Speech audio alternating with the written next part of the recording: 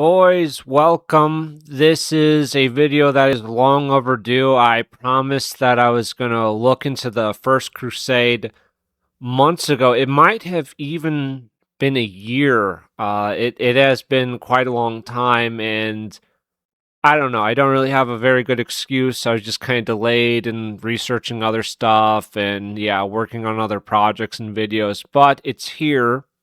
Now, I am not covering like everything with the First Crusade. That would be way longer and for someone much smarter than myself. But I do have three accounts here that I think were quite interesting and informative. I did learn a lot.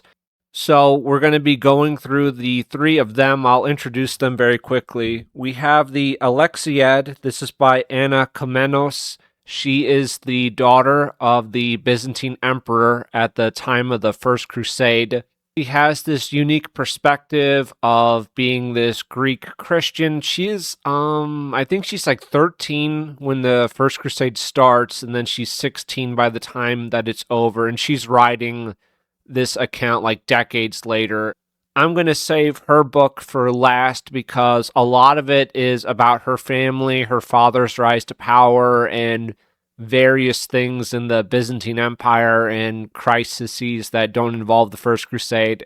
When she does cover the First Crusade, it's certainly interesting, and I'm very glad I read it, but also she's rather brief and sparse in certain parts, and there's certainly a lot of biases there. I think the Byzantines do have some legitimate grievances with the Western Christians, and I'll save hers for last because I think, yeah, she's just a little more outside of our purview, and I'm going to cover all of her writing, not just the stuff that's just about the Crusade.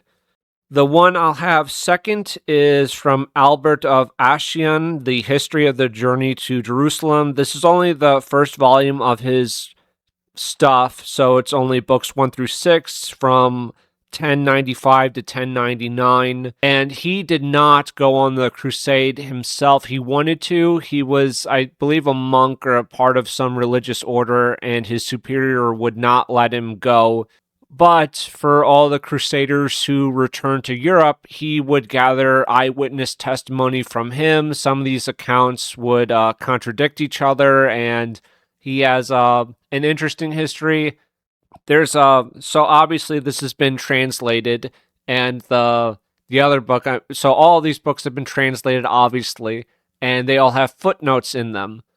The translators themselves like to insert their own little voice in politics, and yeah, we'll get into it. Wasn't really a fan of that. Yeah, it was worth reading Albert's, version of events.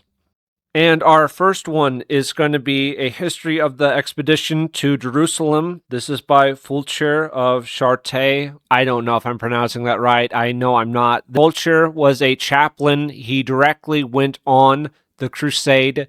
He went with Baldwin, okay, and he's directly involved in events. The stuff that he didn't see personally, he was speaking with people like very recently who did see it, so he's a very good account. He was also at the Council of Clermont, and I'm going to talk about that too. So he is probably I don't know if I would. It seems to me that he's probably the best account that you could go with for this, and he goes until 1127, so far longer than Anna Komnene. She has a wide range history as well, but for him discussing life in the Crusader states after the First Crusade, he's excellent. I think, yeah, he's probably the best for that. Now, all of these authors have their own biases. Obviously, what they say, and more importantly, what they don't say, or how they interpret events is very telling, and you kind of have to piece together what you think is the truth and go with that. So, yeah, I did enjoy that. That was fun. Some other accounts, there was an unknown author who just wrote something called The Deeds of the Franks. They think that the author was probably a Norman knight. I did not look into that. I just wanted these three, and I'm pretty satisfied with what I've learned about the First Crusade, so I probably won't do more research into it. There was a account about Raymond of Oglier. This guy was a chaplain to Raymond IV of Toulouse. This was more critical of Bohemond. Bohemond was a controversial figure who we'll get to. I'm going to say who we'll get to a lot. Like a lot. So be prepared for that. And then we have Fulcher's account, we have Albert's account, we have the Alexiad. There's a few more that you could get into for the First Crusade. There's even some like Muslim sources, which I think aren't completely devoid of value to look into, but yeah, I'm satisfied with what I've learned. So we're going to have timestamps down below. I thought about breaking this into like 3 videos, but I thought, screw it. We're just going to make one. I'm going to do a timeline thing before we get into each account to give you guys kind of a brief overview. I would say, Fulcher's account, it's not really long. It's not terribly long to get into. It's a lot of information. It's interesting stuff. So if you want to learn more about the First Crusade, go for it. He's pretty good.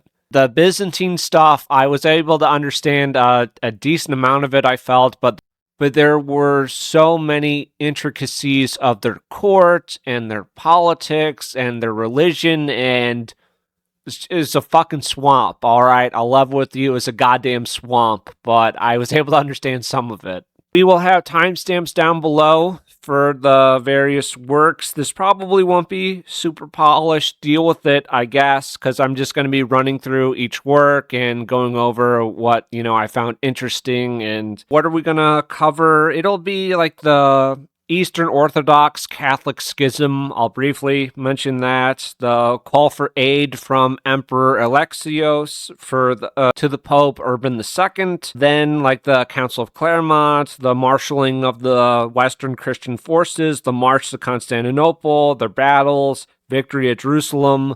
Fulcher goes past that point, and yeah, that's basically it. Not going to cover everything, but we'll touch on what I found interesting. Now, the media typically portrays the Crusades as like basically a Holocaust. It's basically the Holocaust in terms of evil white men doing evil white man things.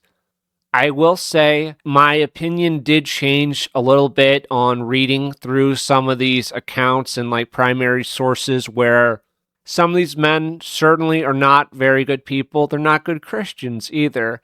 But I would say the majority, it seems like, of those who went on the crusade were deeply pious men who, some of them were enriching themselves for sure. But they really did believe in what they were fighting for, and they were trying to build something better, and they did succeed for a while. I do have more of a tempered opinion of it, but I would say ultimately, First Crusade, it was a good thing. The people that went on it, majority speaking, good people. There's absolutely a lot of brutality. I was surprised about some of the things that were admitted in the primary sources about just some of the actions that the Crusaders would take. But at the same time, they weren't exactly out of left field for military practices going on in this time period. And it was like some pretty brutal shit. But at the same time, it's not like, the Muslims that they were fighting against weren't doing this stuff. And it's not like it was unheard of, like an unprecedented holocaust of blood and murder. It's not that. But from a 21st century perspective, when we're talking about like, the Geneva Convention and, rights and, they surrendered, so I guess they should be let go. It was a little different back then. And I just wanted to learn more about the First Crusade because I knew nothing about it, and how the media portrays it certainly isn't correct. And then also this guy, John J. Stancliffe, pissed me off. So here we are. I wanted to read these books to prove him wrong, and I think I did. Yeah, so yeah, I'm happy about that. Anyways, now I'm going to lay out a timeline of events. If you're, hey, White Pill, I have no fucking clue what the First Crusade is, or the timeline, or the factions in play. So, okay, I'm going to do some setup. We'll start that right now. The division between the Eastern Orthodox Church and the Roman Catholic Church, I didn't really get into this stuff, but it had been building up for quite some time. But the official date, I guess, or the one that's more accepted from, again, I didn't do a ton of research, but it is important, so I need to mention it. The Great Schism, as it is called, happened in 1054. The date of the First Crusade, when people started marching, was 1096. So this is within a generation, 2 generations of the time of the First Crusade. So it's really important. Relations between the Catholics and the Orthodox were not good, and this is some attempted reconciliation between the two sides. Seems to be that there's a lot of issues between Constantinople not wanting to recognize Rome as being the primacy or the leader of the Christian world. Rome obviously doesn't want to do this for Constantinople. The Eastern Orthodox, I think they call their bishop, their leader of the church, the patriarch, right? Not the pope. And there's some conflict there between recognizing jurisdiction and such and so forth, right? So we have the Great Schism, which is leading up to the First Crusade. So we have the Byzantine Empire. They have lost a decent amount of territory over time, right, to various now Muslim forces. They don't have Egypt anymore. They don't have Jerusalem. And they're being attacked more and more in the east. They're also being attacked in the west, but let's just focus on the east for now. And then in 1071, we have the Battle of Mazinkert, which is very, very bad for our Byzantine friends, where they lose to the Seljuks, the Seljuk Turks. And this opens up Anatolia to further Turkish raids. Anatolia, modern-day Turkey. So at this point, 1071, modern-day Turkey, that's all under Byzantine control, I think, for the most part.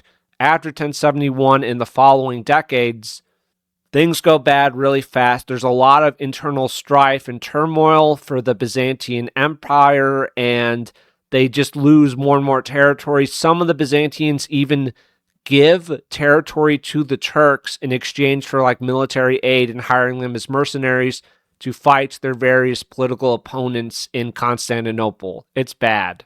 There's not going to be a lot of visuals. I don't think there should be a lot of visuals, but there will be some maps up now where it'll show you some of the difference. I don't know if these maps are good or not, but they lose a shit ton of territory to where most of Anatolia is now under Turkic rule, right? And they even tried to siege Constantinople. They didn't take it, but things are very, very bad for the Byzantines. And then in 1081, we have Alexios Komnenos. He takes the throne. And 1081, Alexios Komnenos, he takes the throne. However, by 1084, they lose Antioch, which is basically, okay, you're coming up from the Levant, Jerusalem, and then you're going up and you're making a left. It's modern-day Turkey. Antioch is right there at the turn, okay? All right. Really important city. It's a great stronghold and everything. They lose this in 1084. They also lose Smyrna, which is apparently also a important place. And yeah, it's 1091 when the Seljuks lay siege to Constantinople but get repelled. Also in this is long ago, but in the 600s, they ended up losing Antioch for a while and also Jerusalem, so that's all around the 600s. The Muslims, oh, that's another thing, where the media will portray these horrible, greedy, conniving Christians and these peaceful Muslims living here in harmony. The Muslims are attacking each other constantly. There's not a lot of brotherhood with them at all. Yeah, so some Muslims took Antioch from other Muslims, and then they ended up reconquering Antioch in 969, but then they lose Antioch about, I don't know, it's a little over a century later.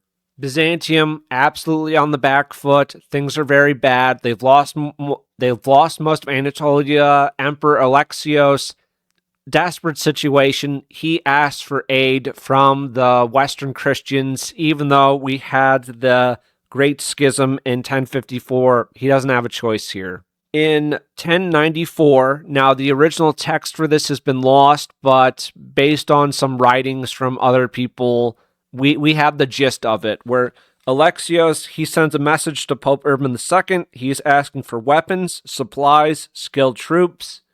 He brings up the suffering of Christians in the East, like the lack of Christians being able to make their pilgrimages safely because of attacks from Muslims and being held for ransom and being enslaved.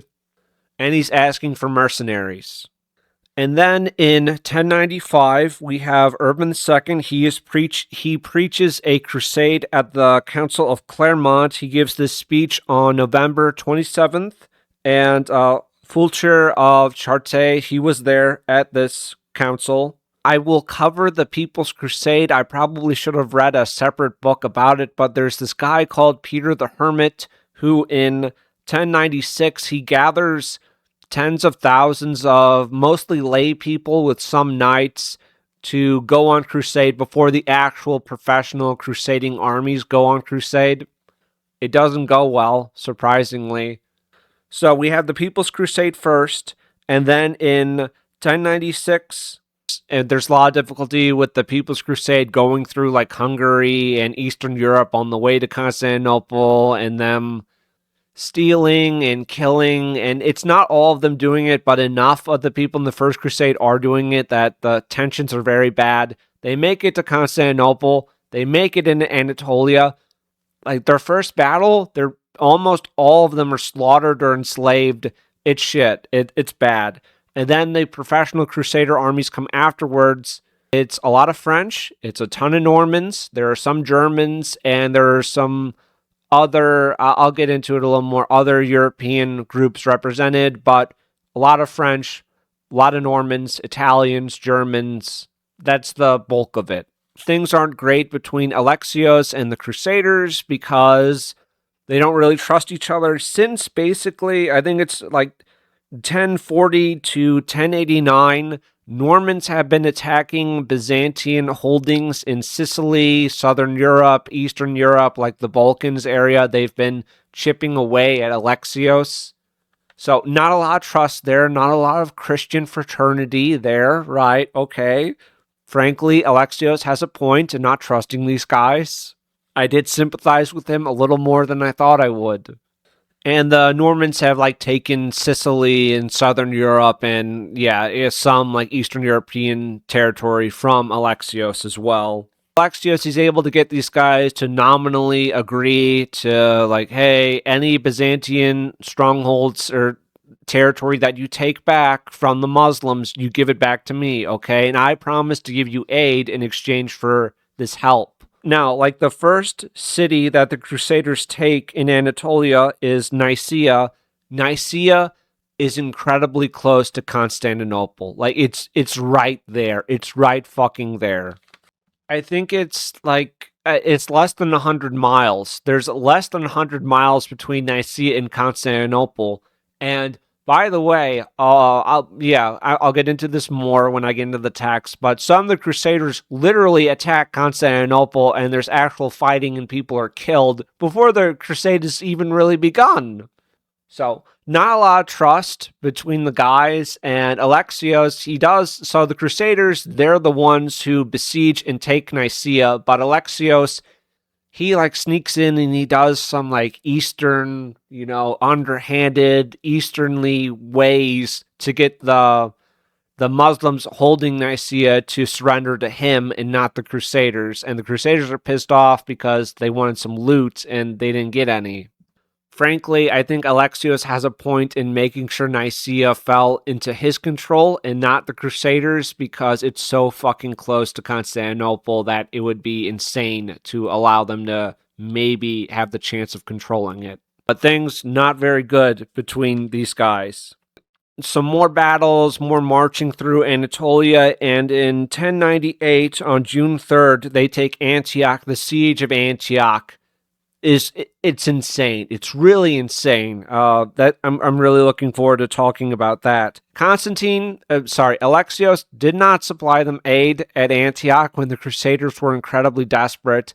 The Crusaders never forget that, and they also refused to hand Antioch over to Alexios. There is no more aid. There's nothing from this point on between those two factions. And then we have a little over a year later, in 1099, July 15th, Jerusalem is taken, the First Crusade is ended, the Christians are victorious. There's so much more in between these little bullet points, and we're now going to get into it. So that's a brief overview timeline. There's the Seljuk Turks. There's also the Armenians, there are Syrian Christians, the Greek Christians, the various Western Latin Christians. Not all of them get along. The Egyptian Muslims, the Caliphate, the Fatimids, I think that's what they're called. Actually, when the Crusaders were marching down on their way to Jerusalem, the Seljuk Turks were in control of Jerusalem at first, but when the Crusade started, the Egyptians rushed in and they stole Jerusalem, and the Egyptians actually sent some aid to the Crusaders when they were fighting the Turks, and then the Crusaders arrive at Jerusalem, the Egyptians are in control, and they go, oh, I know we were kind of like friends and buddies before, but fuck off. Jerusalem, it's ours, it's under Egypt's control, get the fuck out of here, and yeah, so big shit show there. So hopefully that helped a little bit in explaining things. Maybe it didn't, but now we're in Fulcher of Chartres' account. So here we go. No more delay. Let's get into it, boys. A History of the Expedition to Jerusalem, 1095 to 1127 by Fulcher of Chartres. So I'm just flipping through. I'm not into like Fulcher's account yet. This is more of the translator setting things up. We had the Council of Clermont in November 1095. 1096, they are in Italy. He notes the disorder created in St. Peter's Basilica by the partisans of the anti-pope Guibert of Ravenna. Yeah, there's like two popes going on at the moment. I have no idea what this shit is. I think Catholics kind of downplay how often there's more than one pope, because I was actually doing, I've read a few books on Richard II, and I might do another like history book video in the future about that, because it's kind of interesting stuff. Which is in the like late 1300s. But guess what? In that, there's also a second pope. So how often is there more than one pope at a time? I think a decent amount. And I don't know, Catholics, I think they downplay that a little bit. But anyways, moving on.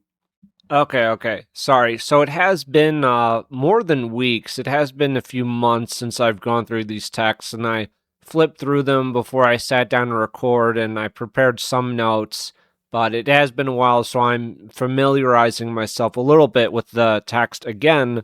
But here we have on 35, he talks about the Franks. They're beginning to feel more at home, and they were having, homes here, children, grandchildren, inheriting property. Some became wealthy. The former Crusaders were solidly established in native people. What they lacked and needed, although Fulcher was too unsophisticated to realize it, was a modus vivendi and a sense of community of interest with the local Arab and Turkish population of the Near East, whose lands they had entered and with whom they now shared a common destiny. Really? Fulcher was just too unsophisticated to realize that these Western Europeans really now had a shared common destiny with these, Arabic Muslims, and if we could only just hold hands and, kumbaya, we really would have had a liberal democracy in the Middle East. Wow, I never thought of it that way. I love our translator. As would be expected, Fulcher had no charitable sentiment regarding either the Turks or Arabs. For example, when some Turkish women were captured in Kerboga's tents before Antioch in 1098, he says the Franks did them no evil but drove lances into their bellies. Based. Fulcher says simply that the Franks were stained to the ankles by the blood of the slain and that not even women and children were spared, that these people might have had rights in their homelands did not occur to him. He regarded them as cruel and pitiless, as heathen and as enemies of Christ. That's interesting. He didn't regard these Muslims as people who had rights in their own homelands. Now, do I believe our translator here would extend that to white people in Europe and that they have rights in their own homelands? Or is it only kind of for brown people when it involves white people being mean to them? I wonder. I kind of wonder if you would apply this evenly to all peoples or only to, not white people. Would that be extended to us? I wonder. And oh, by the way, how did these lands become Muslim? How did these become their homelands, like Anatolia, right? When the Turks, after the Battle of Mazinkert, were taking Anatolia and, ruling over it, were these Christian lands beforehand? Like the Greeks and the Syrians and Armenian Christians, were they their lands? And then, like, these Muslims, they just kind of walked in and, hey, no one was here, so I guess it's ours now. We'll take it. Is that how it went, translator? Is that what happened? Really, truly, is that what happened? One questions. He was indifferent to distinctions between the Sunnite and Shiite Muslims or between the caliphates of Baghdad and Cairo, as indifferent indeed as were Muslim writers to religious distinctions among Christians. So we have a tiny bit of fairness between our author that, I guess the Muslims didn't really care about the Christian divisions either. Okay, but still I don't know, why didn't we build a liberal democracy in the Middle East with these people, right? Because their countries are just awesome. The majority-ruled Muslim countries, they're just awesome. And I know people are constantly lining up and they really want to go live in, Qatar or Yemen or, oh my God, Pakistan. Wow, I could go live in Pakistan today. Are you kidding? Yeah, wow, that's amazing. I wish I was there now. Regarding the politics of friendly relations or cooperation with neighboring Muslim states, Fulcher is usually silent. So, in truth, sometimes the Crusaders would ally themselves with Turks or with other Muslims, and they would do battle with, there's this one Muslim who's fighting this other Muslim, and the Crusaders realize it would be better to be friends with this one guy and to take out this more powerful Muslim in the region. So, sometimes they would ally with Muslims. It makes sense. I don't think it's, ideal or great, but it was sometimes practical and the thing to do. So, okay, that's what the Crusaders did sometimes. And then occasionally, this is later after the First Crusade, Crusaders would sometimes battle each other and both sides would have Muslim allies. So, the author mentions this.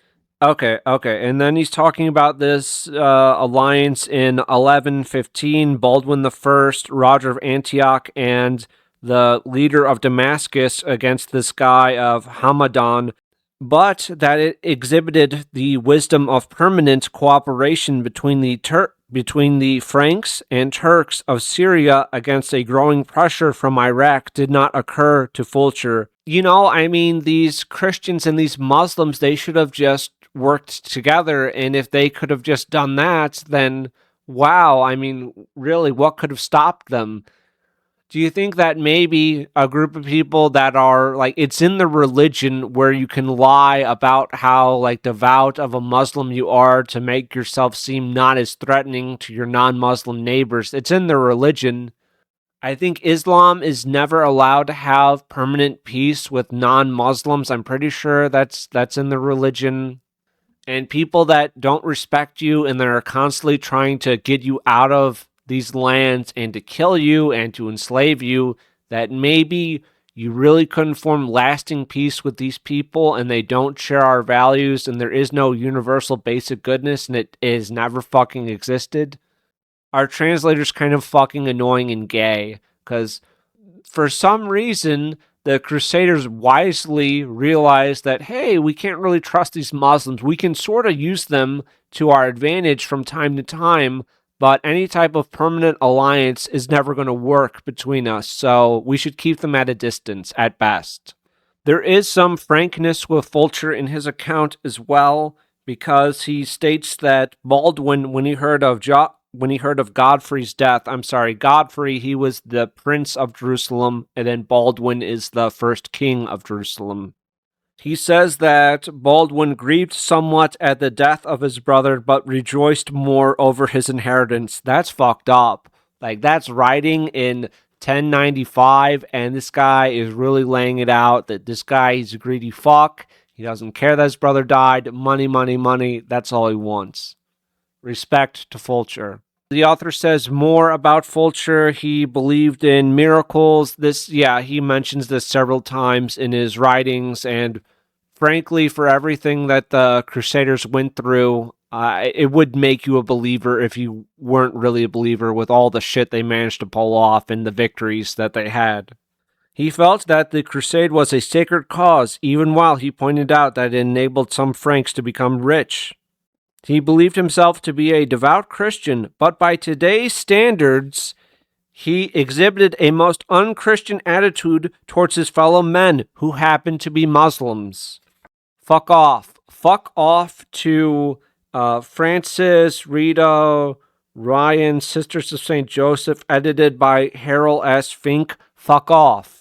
Isn't it like the whole Christian love thy neighbor? Isn't it more like love your Christian neighbor and not your blood enemy that would like to enslave, rape, or murder your children?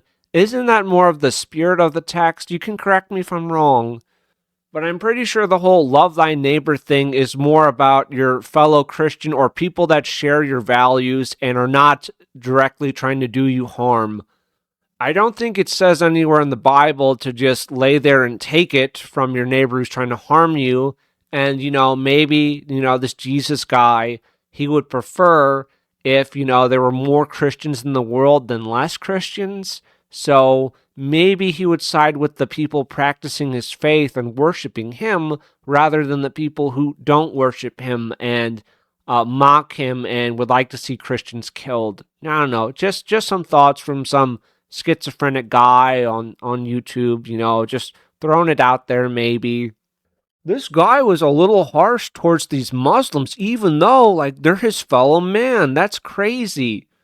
This translator obviously isn't a Christian or maybe some type of, faggy Protestant. Not decent Protestants, because there are some, or faggy Catholic. There are a lot of faggy Catholics now, who probably unironically would be okay with having a Muslim neighbor who mocks you, hates you, and wants to see everything about you destroyed.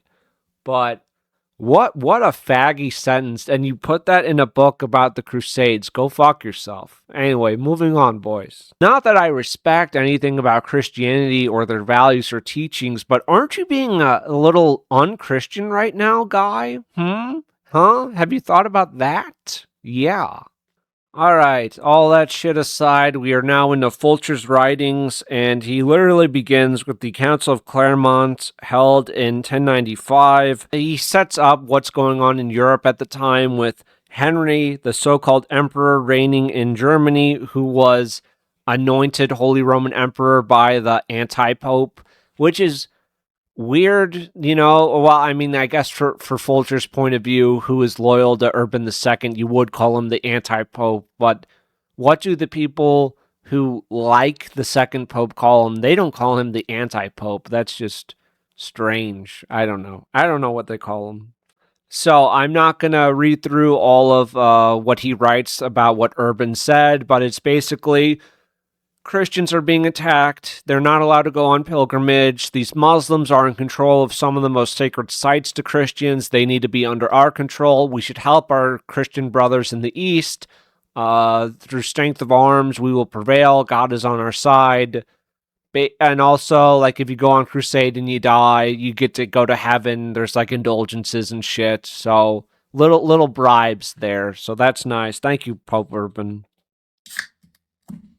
So the great lords of Europe, they're gathering. I don't think Fulcher really mentions the the Byzantines, or maybe he does. I think he more just says that he says that the Pope said that they're going to aid these Eastern Christians, but I think he downplays a little bit the Byzantine role and Alexios directly asking for help. I think he does this because of some of the actions the Crusaders take against the Byzantines, so that's probably what's going on there. I know for Anna, I'm like 99% certain. I'll confirm it when I get back into the Alexiad and I'm flipping through it, but I'm pretty sure that she conveniently leaves out that her father directly asked for aid from the Pope because it hurts their victim narrative a little bit where it's just and then for no reason at all, these Western Christians showed up and things weren't great between us. And my dad had nothing to do for it, and he definitely didn't invite them into the kingdom. Everyone tends to leave out little details here and there. Who are some of the big names that are going on the crusade? We have Hugh the Great, brother of King Philip of France. He crosses the sea. He lands near Durazzo, which is in Bulgaria. The People's Crusade has already happened. They're not like the people in Eastern Europe and Byzantium are not really excited about more Christians showing up. Things are kind of tense. He gets captured and he gets sent to Constantinople where he stays for some time and he is not exactly free, but he's not technically a prisoner, but not exactly free. We have Robert, Count of the Normans. He is a son of William, the King of the English. William, are we William the Conqueror? No, oh my god, that yes, okay, this is William the Conqueror's son because it's the Normans take England in 1066, so holy shit, okay, yeah, alright, that lines up, alright. He says we have Normans, we have English, we have Bretons, we have Stephen, the noble Count of Blois, his brother-in-law, and Robert, the Count of Flemings, many other nobles as well. Stephen of Blois, he is actually the father of Stephen from the Anarchy in England, which I'm reading a book on now, and that's Stephen and Matilda. Matilda, the Empress Matilda, she was the daughter of Henry the First, right? And then Henry the First, his son died, and then Matilda was the only legitimate child left. And then and he's like, okay, my daughter, please, all right, please pass on the throne to her, okay? Please, pinky promise everybody. And they go, okay, yeah, all right, we acknowledge your wishes, Henry. Very based, but they decide, fuck this, we're not going to bow to a woman. So Stephen, who is the son of this Stephen, ends up taking the throne. And then there's this whole anarchy thing. And Matilda, she's the mother of Henry II. So that's off topic, but yeah, this is his dad. That's really cool because they think some of his actions in that English Civil War, where he was very brash and maybe somewhat reckless, but he didn't want to be misstrued for a coward because of some of the things that his dad did or didn't do. But yeah, that's for later. So Fulcher is still in Italy at the moment, and they even had some people at this point when they just arrived in Italy from France return home, weakened by cowardice.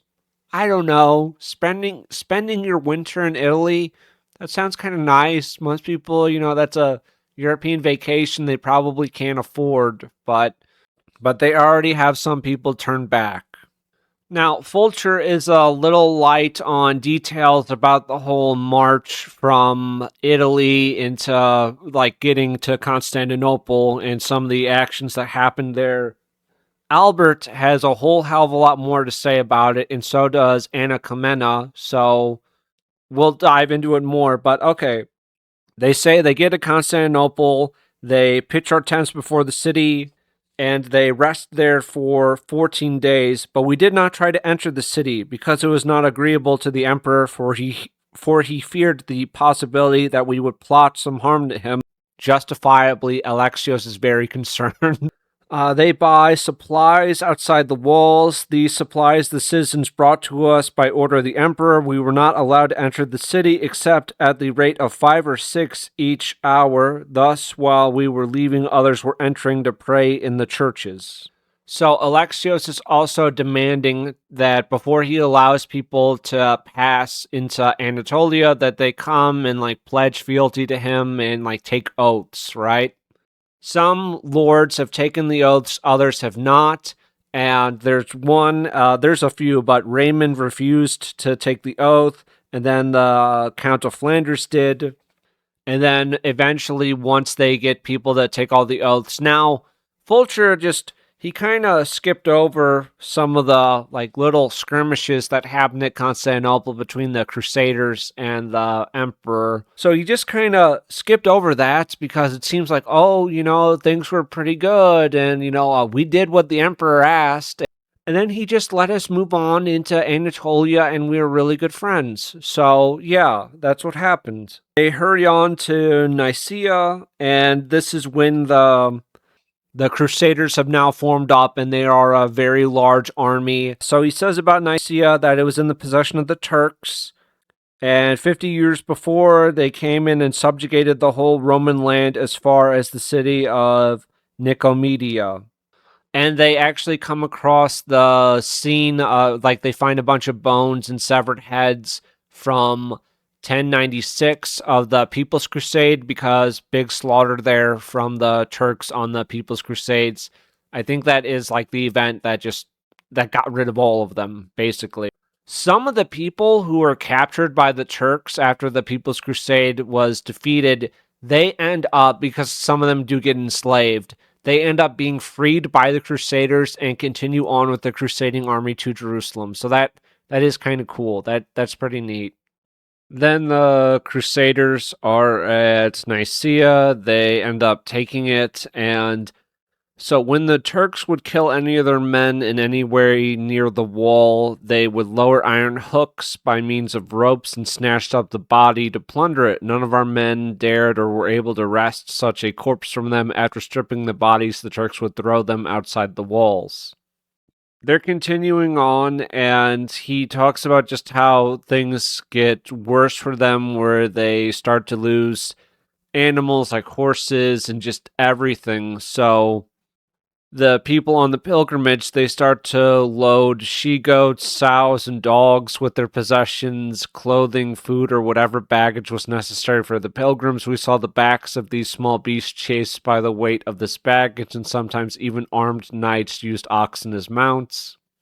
There were present Franks, Flemings, Frisians, Gauls, Allobroge, no idea what that is, Lotharingians, Alemanni, Bavarians, Normans, English, Scots, Aquitanians, Italians, Dacians, Apollonians, Iberians, Bretons, Greeks, and Armenians. If any Briton or Teuton wished to question me, I could neither reply nor understand. But though we were of different tongues, we seemed, however, to be brothers in the love of God, and to be of nearly one mind. For if anyone lost any of his property, who found it would keep it very carefully for many days, until by inquiry he found the loser and returned what was found. This was indeed proper for those who were piously making the pilgrimage. I think that's a nice sentiment, and it was probably true for some of the people on the crusade, but not all of them. There was certainly a decent amount of infighting, and then it doesn't happen very often, but yeah, there was some Christian-on-Christian violence at one point. I think Fulcher kind of dances around it, but it gets brought up by Albert. Fulcher also doesn't really get into it, but there was this city called, Tarsus, okay? And the city of Tarsus ended up yielding to Tancred, right? But then Baldwin shows up with a lot more men than what Tancred has at the city. Tancred, he is the nephew of Bohemond, and Bohemond is the son of a man, I think it's Robert, and Robert was actually at war with Alexios for quite some time, so they're a little familiar, and there's more going on with the whole Bohemond and Alexios. Yeah, the saga continues, but they don't come to blows, but Tancred has the city which he took by himself taken away from him by Baldwin, and that's just kind of how it goes. Even though we're all brothers in Christ, some are more equal than others, you know?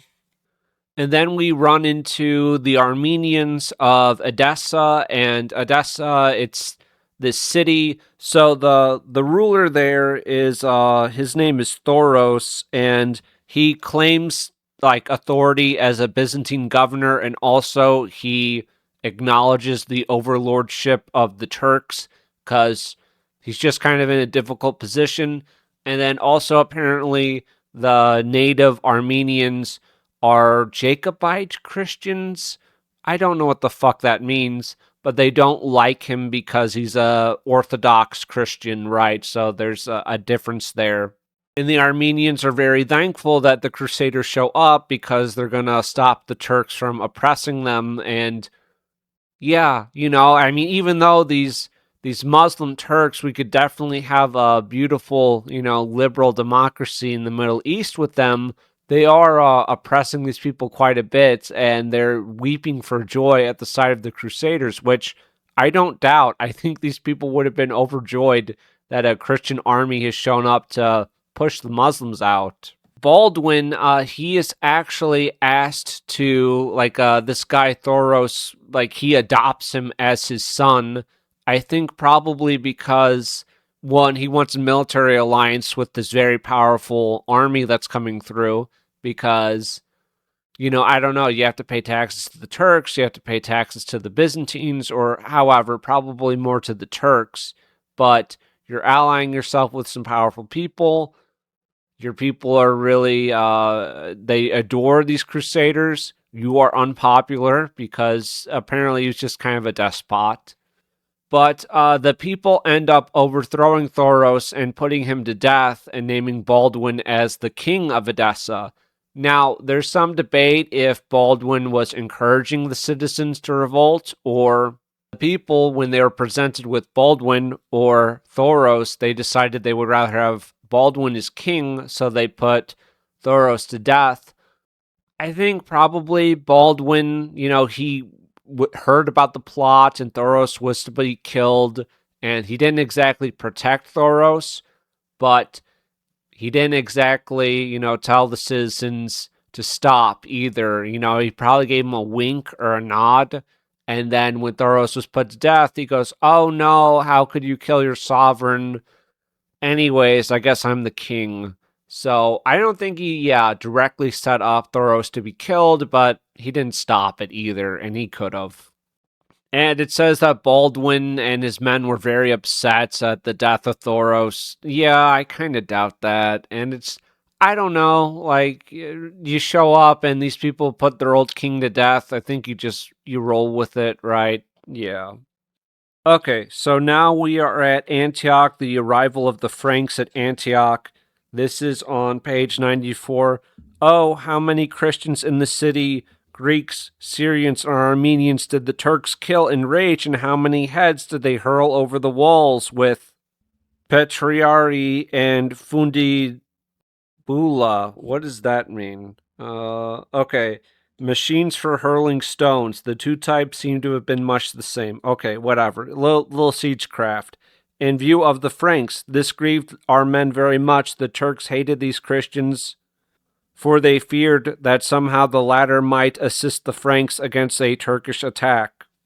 But wait, I thought in our prologue our translator was saying that, gosh, I mean, couldn't we just have...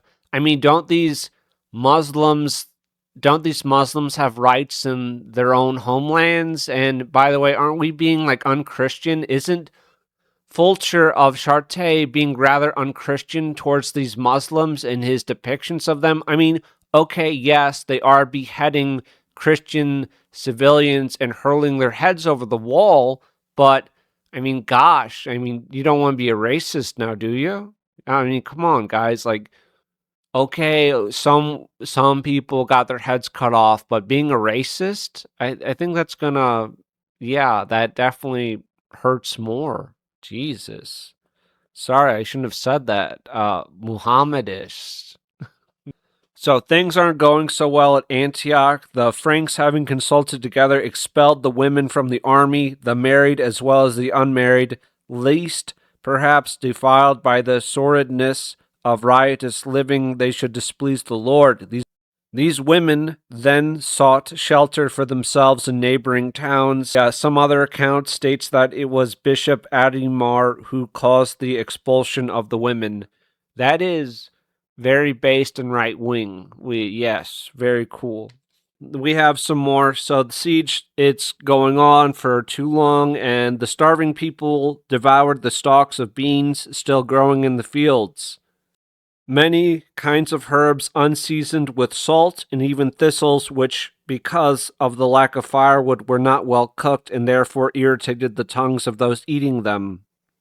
They also ate horses, asses, camels, dogs, and even rats. The poor people even ate the hides of animals and the seeds of grain found in manure.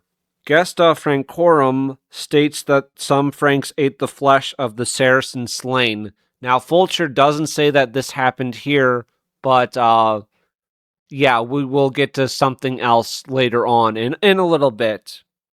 We have Stephen, Count of Blois, left the siege and went home to France by sea. We all grieved on this account because he was a very noble man and was mighty in arms. On the day following his departure, the city of Antioch was surrendered to the Franks. I don't think that timeline is quite correct, but it is. Yeah, it's a bit after Stephen leaves. Now, Stephen, he left, and there was like some other crusader with him. They ended up meeting with Alexios, who was sorta coming to the crusaders' aid, not really. And because of what Stephen said to Alexios that the crusader army had been destroyed at Antioch, Alexios decides to return to Constantinople. Frankly, that seems like a bullshit excuse for Alexios to not give aid, and he probably viewed the Crusaders as much a threat to him as the Turks.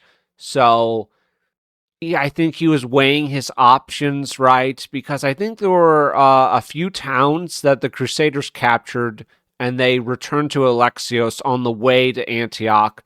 And then Alexios ended up bartering with the Turks and letting the Turks have them for some other concessions.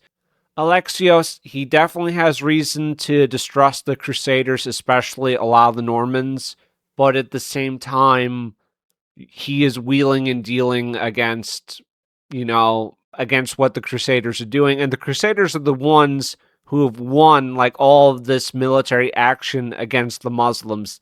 It's all them. The Byzantines have contributed basically fuck all.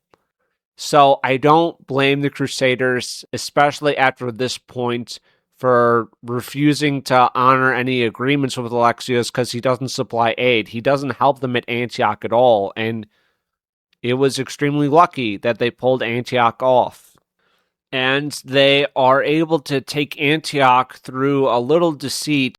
You have a bunch of walls at Antioch, right? And you have towers, and you have one of these tower commanders speaks with the Crusaders at night, and this man is eventually able to be bribed to allow the Crusaders to climb up his like section of the wall and tower, and then from that point, they're able to open the gates and get the rest of the crusading army in. This is the only way that they are able to get into Antioch. If this didn't happen, they probably lose. I mean, that's probably it. So that's how they end up taking the city. And the person who negotiates and bribes the tower guard or commander of the tower is Bohemond. And Bohemond, he says, there's a few different accounts, but Bohemond, essentially the story goes that he says to the other princes that are, laying siege to Antioch, the other lords, that, hey guys, how how about we all like really try to like take Antioch, and then whoever is able to come up with the idea, to take the city and is successful, that person should be granted complete control of Antioch, right? It should just be their domain. And everyone agrees because they're basically fucked, and if they don't take Antioch very soon, then it'll be over for them. So that's how Bohemond gets Antioch, and it's not delivered to Alexios like it was promised, but it's... Could you really demand Antioch from the Crusaders when you contributed no men to the siege? Not really. There's a small, like, Byzantine force there, basically nothing. No supplies, essentially, and you still, like, have the audacity to demand, like, fealty from these guys for this. I don't know. It's not right. In Antioch, it's like built into the mountains itself. I don't really know what the modern day city looks like or anything like that, but I think like the actual like citadel, like the castle part of the city, is like literally in a mountain. So it's certainly not easy to take. And actually, when the Crusaders do get inside the city, they don't take the citadel. The citadel is still held by the Turks.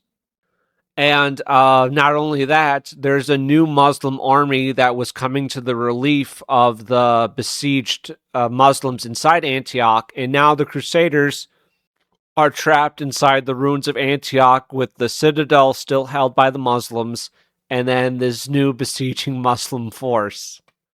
Okay, so the guys that climbed up the rope ladders, they ended up getting inside. Then all the Franks shouted together in a loud voice, "God wills it, God wills it, for this was our signal cry when we were about to accomplish any good enterprise." And the Franks were running through the streets and killing everyone. And then also, when they take the city, they say that a man found a certain lance, okay? And this is supposed to be the Holy Lance, the lance that pierced the side of Jesus Christ while he was on the cross. Longinus, I think that's what the name is. Yeah, the Roman soldier who stabbed Jesus. And they found this in the church of the blessed apostle Peter. Now, they went digging there the first night. They didn't find the lance. And then the next night when they were digging, oh my God, it just so happened that the lance was found where the Crusaders were previously digging. Now, a skeptical man might think that they just buried the lance after the digging began the first night and everyone went to bed, but I don't know. Let's look, if we can have two popes, then we can have this Holy Lance found like this guy claimed it was. So, yeah, take it. White Pill Media doesn't really believe in the Holy Lance, and there are actually quite a few doubters in the crusading army. But for people that were starving and on the brink of total annihilation, finding this Holy Lance was enough to get them through some very difficult times. Then it happened that many of the priests and laity hesitated, thinking that this was not the Lord's lance, but another one dishonestly found by that doltish man. He doesn't even name the guy who found the lance, probably because he doesn't like the guy. Where therefore, after 3 days of fasting and prayers had been decided upon and finished by all, they lighted a heap of wood in the middle of the field in front of the town of Archaeus in the 8th month after the capture of Antioch. The bishops made the judicial benediction over the same fire, and the finder of the lance quickly ran clear through the midst of the burning pile to prove his honesty, as he had requested. When the man passed through the flames and emerged, they saw that he was guilty, for his skin was burned, and they knew that within he was mortally hurt. This was demonstrated by the outcome, for on the 12th day he died, seared by the guilt of his conscience. Jesus fuck, that's so goddamn intense. I love it, I love it, I love it. Holy shit. Yeah, not a lot of, fucking around on this crusade, You don't want to be the guy to find the holy artifact just in case not enough of the laity believe you, I guess. So the siege continues on for a while until the Crusaders, they decide that they need to attack the Turks because they're gonna just lose by starvation.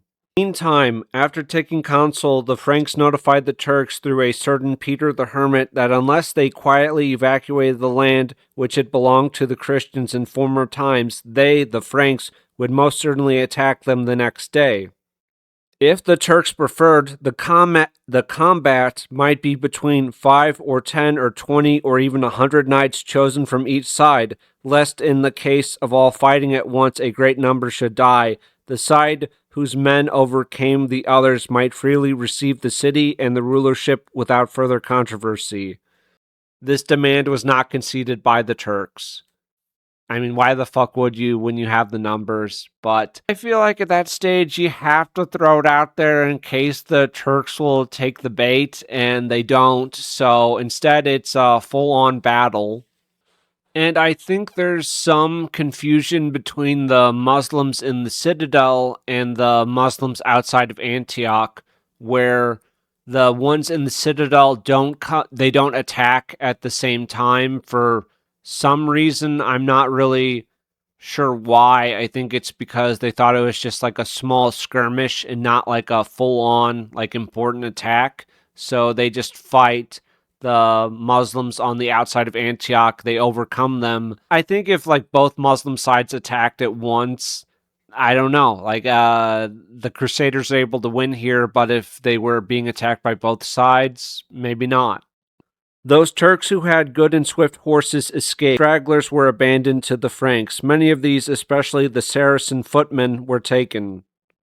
On the other hand, few of our men were injured. In regard to the women found in the tents of the foe, the Franks did them no evil, but drove lances into their bellies. Is there some slaughter of women? I'm not like trying to. Yeah, as much as I'm kind of an edgy boy, slaughtering women, not exactly, a great thing, but also, yeah, civilians do get killed in times of war. I don't think we can point to any major military engagement and say that no civilians were ever killed. And especially not by those on the right side of history, right? Of course. Christians shouldn't fight for their lands or should feel bad about the Crusades because some Muslim civilians were killed, and certainly no Muslims ever killed any Christian civilians ever. Especially, like the Turks beheading the Christians inside Antioch and lobbing their heads over the wall. That definitely didn't happen. Now, maybe that doesn't justify you later on murdering civilians like these women, but the precedent has been set. So after they're able to fight the Turks off at Antioch, they send a letter to Pope Urban. I'm not going to read all of it. Okay, so they were besieged for 3 weeks and 4 days. I guess after they took the city, and then the Muslims basically immediately arrived to besiege them again, to then besiege the besiegers. Therefore, what in this world would seem more proper than that you, who are the father and head of the Christian religion, should come to this principal city and capital of the Christian name and finish the war, which is your project in person? They're asking for aid, they're asking for help. I think in July they sent one of their like leading men to Alexios to ask for aid, and it's like, hey, if you send us supplies, we will give you Antioch. And Alexios did not send supplies, and it's just, I think Alexios, he's a pretty cunning guy.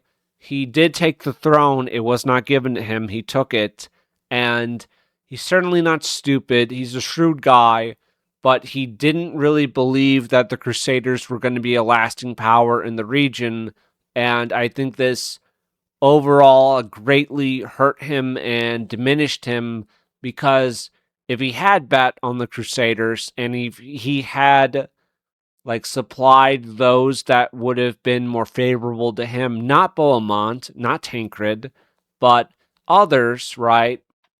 I don't know, like if this great schism or whatever, and I don't know all the differences between the Orthodox Church and the Catholic Church, but if it had been a united front, then, maybe Turkey doesn't exist today, right? Maybe that's still like European, and then maybe we also hold on the Middle East, or I don't know. Yeah, it's just kind of sad. And then we don't have, Muslims invading Eastern Europe and like Hungary and then all that shit. But whatever, it happened. So they talk about them attacking and sieging two cities, Bara and Mara. They captured the former, killed the citizens to a man, and they confiscated everything. They hastened to the other city and besieged it for 20 days. Here our men suffered from excessive hunger. I shudder to say that many of our men, terribly tormented by the madness of starvation, cut pieces of flesh from the buttocks of Saracens lying there dead. These pieces they cooked and ate, savagely devouring the flesh while it was insufficiently roasted. In this way, the besiegers were harmed more than the besieged. Okay, and then they say that they killed all the Saracens from the greatest to the least and plundered all their possessions. I really wasn't expecting such a overt admission to cannibalism, but he really does just say, yeah, there was definitely some cannibalism there. We did eat human flesh, and wasn't expecting that at all, but hey, there we go. They probably did it Antioch, but if they did do it at Antioch, like this other account apparently says, Fulcher doesn't say that. But maybe he didn't personally see it at Antioch because he's willing to like openly state that it did happen here. So why not state that it also happened at Antioch if he did witness it? I'm not sure. Holy shit. Holy shit, man. So they are getting closer to Jerusalem, and we have some of the men go off to Bethlehem. There's like Tancred and who else? Baldwin was there, and the Greeks and the Syrians they come out and they're singing and they're crying and they're coming out to praise these guys because they believe that their long suffering under the Turks is going to be over now that these Christians are here. And after they give the kiss of peace to the Syrians, they hasten back to the holy city of Jerusalem. Now, Fulcher doesn't really mention that. Fulcher doesn't get into the whole Egypt Turk thing because the Turks held Jerusalem, and then when the Crusaders were coming, the Egyptians quickly took it from the Turks, and then, yeah, no longer friendly towards the Crusaders like they were just a little while ago. Like, what do you want me to say? Like, if we have to believe the mainstream media account of the Crusades, now I'm not stating that no brutal shit happened, no what we would call war crimes occurred. They did, and the Crusaders openly admit to it. But would you rather that the Muslims are in control and are oppressing these Christians, or the Christians take over and, you know, I don't know, the Christians take over and rule these lands? It's kind of like, I don't know, like Christians aren't just going to be able to show up in these lands and be really nice and peaceful with the Muslims, and the Muslims will just back off. You have to send some pretty brutal people to do some brutal work and take this land back, and that's what they did. So yeah, I do feel that there are some disreputable people in these accounts for sure, but yeah, nothing like really super out of line for me. The cannibalism, that was certainly a surprise, but continuing on, we're at Jerusalem now. The Crusaders are building siege engines. The Muslims, the Egyptians, are setting them on fire, and a lot of people are being killed. They ended up using a siege tower and made a bridge to the top of one of the city wall towers, and they climbed up it and they were able to take the tower. The second they do that and raise their banners on the tower, then the Franks entered the city. So I have no doubt that many people were killed at Jerusalem. A lot of civilians were killed. not exactly a surprise or unheard of for this time period. They say that there was no place where they could escape our swordsmen, and then they say some Arabs as well as Ethiopians fled into the Tower of David, and others shut themselves up in the temples of the Lord and of Solomon. So he does differentiate between Arabs and Ethiopians. So there might have been some I don't know, I guess the at this time Muslims are getting black slaves from Ethiopia and such. So there very well could have been some Ethiopians in Jerusalem at this time, which means that the Crusaders were killing Jews, blacks, and Muslims when they took the city. And I don't like that at all. God, I hate the Crusaders even more. God, they're really evil now. He says that nearly 10,000 were beheaded in this temple. If you had been there, your feet would have been stained to the ankles in the blood of the slain. What shall I say? None of them were left behind. Neither women nor children were spared. Now, our author doesn't really question this bit at all, and yeah, I don't think the blood ran up to their ankles. It's just it doesn't really work out. Not to be autistic, but mathematically just doesn't really work out. I have no doubt that thousands of civilians were killed. I'm not really going to debate that, but I don't know, when Muslims would capture a major non-Muslim city, and the city wasn't surrendered to them. Was there probably slaughter? Was there raping and capturing people and enslaving them? Yeah, I think for sure that definitely happened, and I'll just fucking shrug at that. I don't know what it was like in the 600s when Byzantium lost Jerusalem to the Arabs, right, to the Muslims, but I can't imagine that it was super peaceful and nice.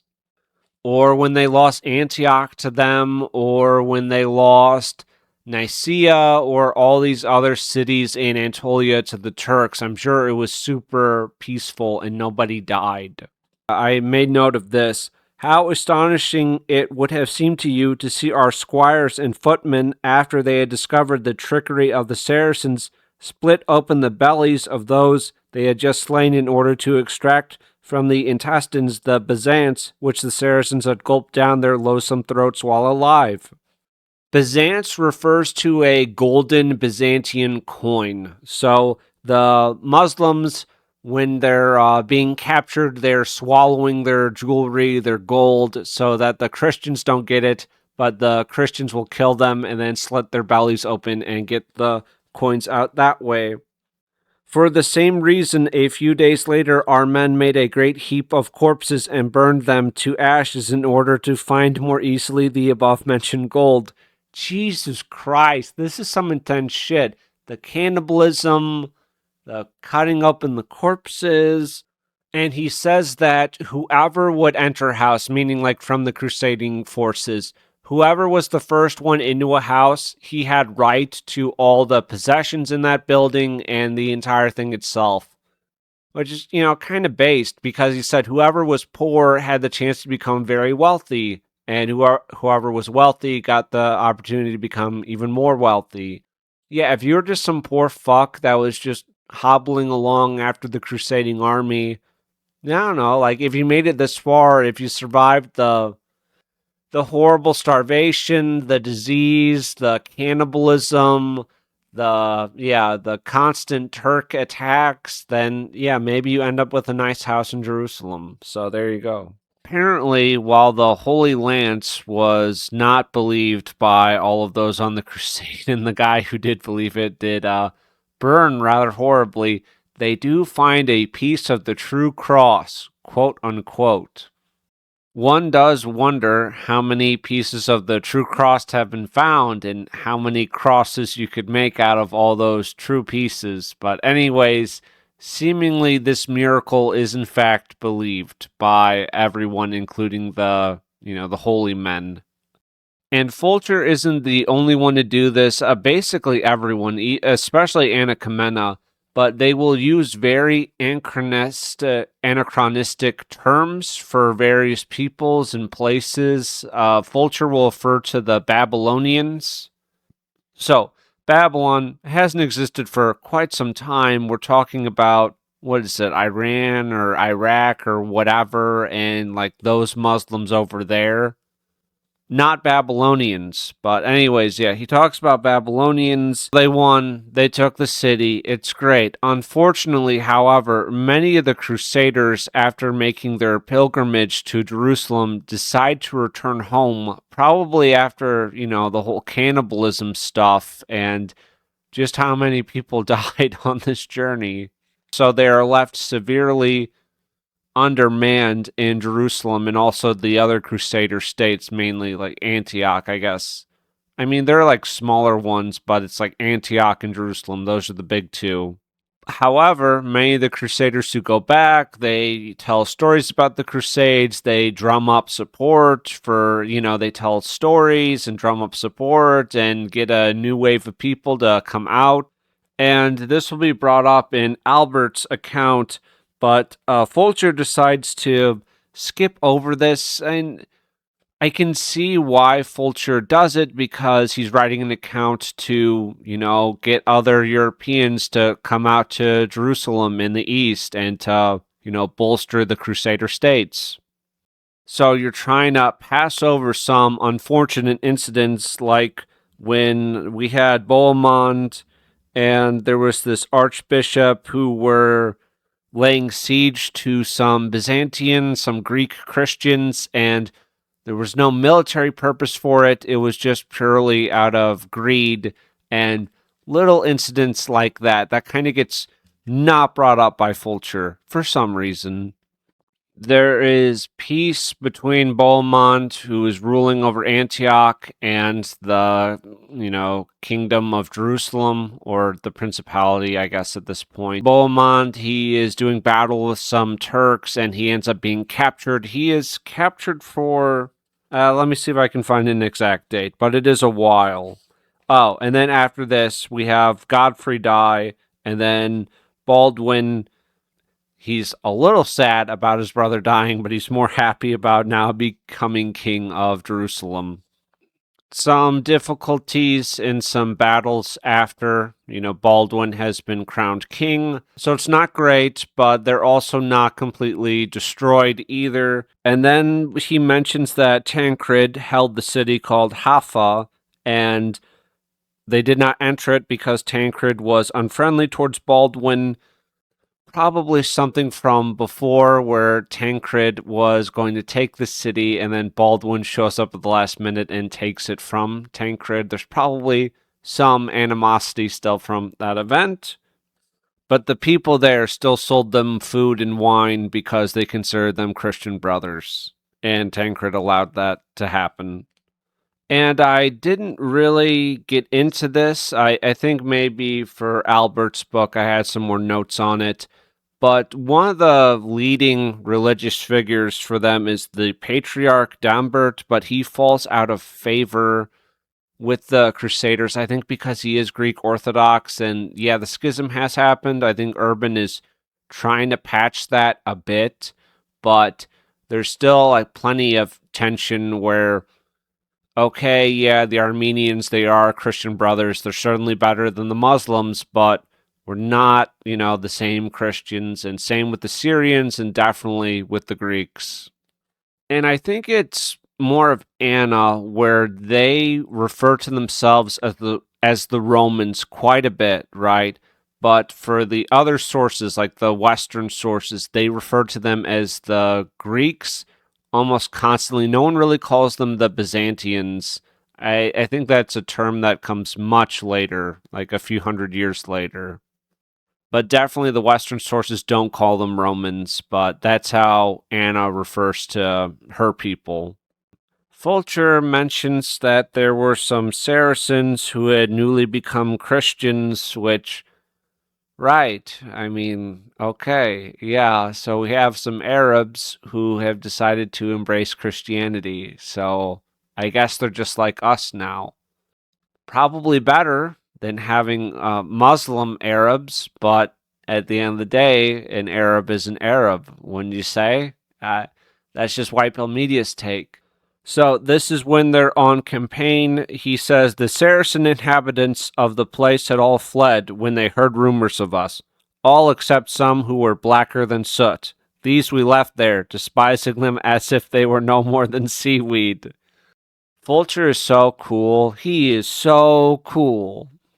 When Baldwin is king, things are still not good between Tancred and Baldwin. Oh, okay, so Bohemond, he is still imprisoned, at least I believe so. So Tancred is ruling in his uncle's place. He does not recognize Baldwin as his overlord or suzerain. I think that's the Eastern term.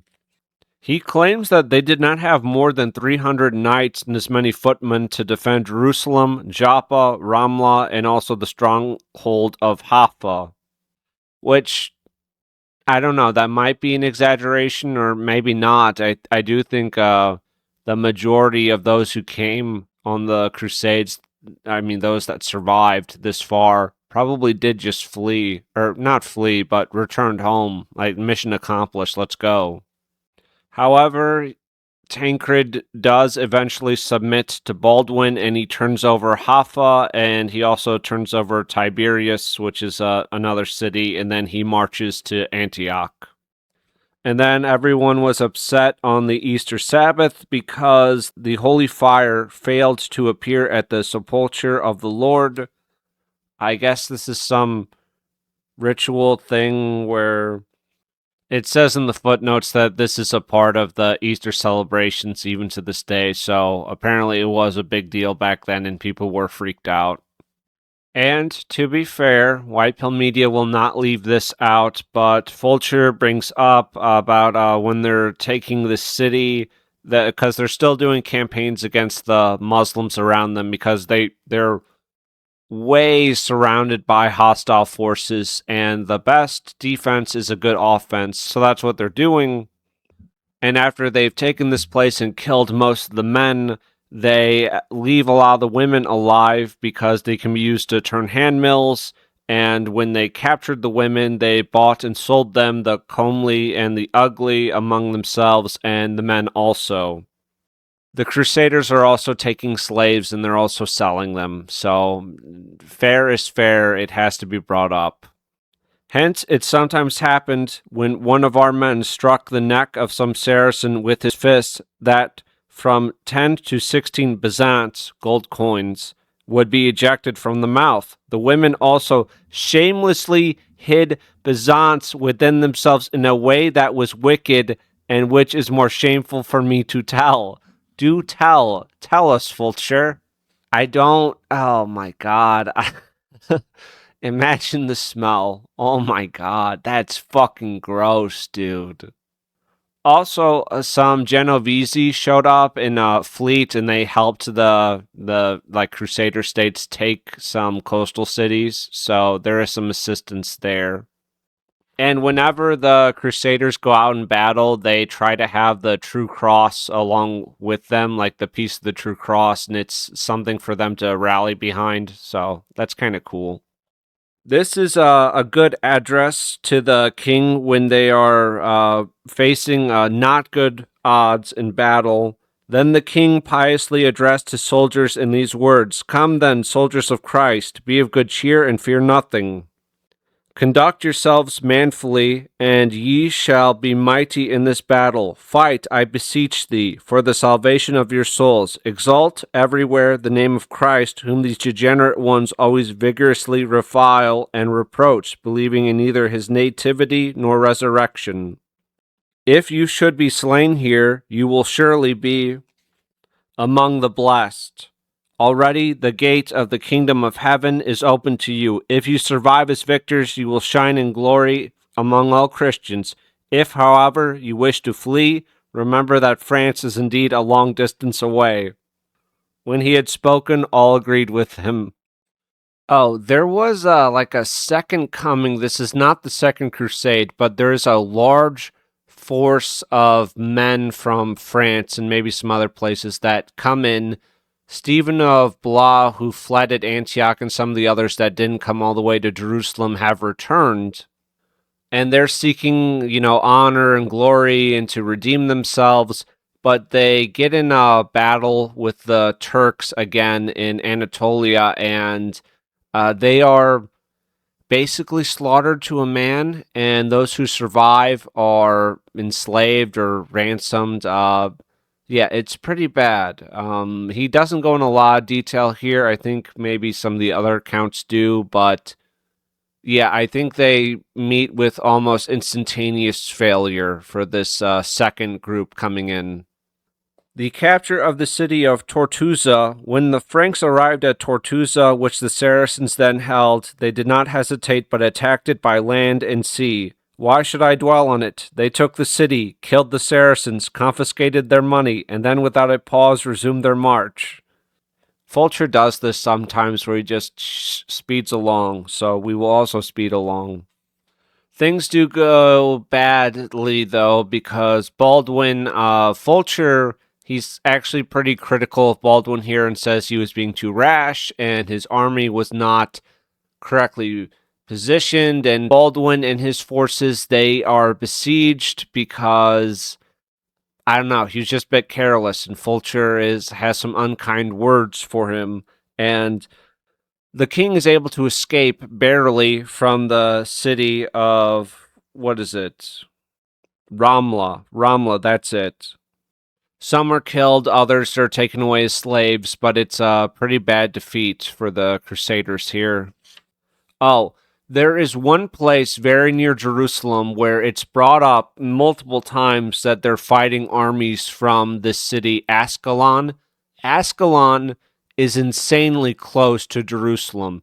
It is so close, but it's still held by the Muslims of Egypt, and it's definitely not settled. In no way near is the crusading states of Jerusalem and Antioch settled. There's still hostile forces right there next to you, and they're constantly fighting all the fucking time, essentially, just to hold on to what they have, and then you're trying to expand as well. Bohemond is free again, and then Bohemond takes over the city of Laodicea, which Tancred had captured from the Emperor of Constantinople. So that's still going on. I know things didn't go, great between the Byzantines and the Crusaders at first, and definitely not at Antioch. But, the Crusaders are the ones that are continuing the antagonism here. And, okay, the Byzantines are doing it too, and it's not a good situation. I don't know. I don't know how the hell you could have really resolved this in a satisfying way, but certainly not this, right? I think just about everyone would agree with that. They crossed the Euphrates, and they are near the city of Haran, and Baldwin gets captured. The king of Jerusalem is captured by the Muslims, and also this archbishop is also captured, but the archbishop of Edessa, he's able to escape later on. But until they raise a massive ransom for Baldwin, they do not have a king in Jerusalem. Baldwin was apparently in chains for about 5 years. Some hostages were pledged, with an oath that Baldwin would redeem them. Yeah, that doesn't really happen. Baldwin then escapes from prison. Fulcher's a little skimp on the details here, and then Baldwin tries to return to his city of Edessa, but he cannot go in because Tancred and his men forbid his entrance. Then there is actual fighting with Baldwin and Bohemond versus Tancred, Bohemond's nephew, on the other side. And yeah, they do go to war a little bit here. They also use Turkish allies in the fighting, and they say that Tancred won the day, but they were able to make peace with him afterwards. I don't know exactly what the deal is between the uncle and the nephew. Maybe it was because Bohemond came back and then he was now ruling Antioch, and maybe Tancred was still really pissed off about that one city from all those years ago, and Baldwin just showed up and took it from him. Maybe. Who can say? Man can hold a grudge if that's what it was. And Baldwin does not stay in the East, but he goes back to Europe and he actually marries the King of France's daughter. So he is, really tied into royalty now. I won't get into like every attack where the Muslims have raised forces and are coming after them, and then the Crusaders have raised forces and they're going into Muslim lands and trying to conquer shit. Just because, I don't know, it gets a little tiresome reading like every little entry. But yeah, when things are really bad, apparently they ring the great bell, and then all the holy men, including Fulcher, he says, I too, barefooted, was praying with the rest, where they would go around and chant and pray for victory. They had about 500 knights in this encounter, and they had not 2,000 footmen, and the pagans, they think, had 15,000 footmen and horsemen, and they were near this place, Ramla, which, that was the scene of where the king barely escaped that one time. Okay. He mentions various livestock like camels, asses, and dromedaries. I had no idea what a fucking dromedary is. A dromedary is apparently a one-hump camel, which exists, I guess, but I don't know. I suppose they still exist. Maybe they're just not like as well bred or as well known as, normal camels. But yeah, dromedary that has one hump. Okay, now you know. Now you know.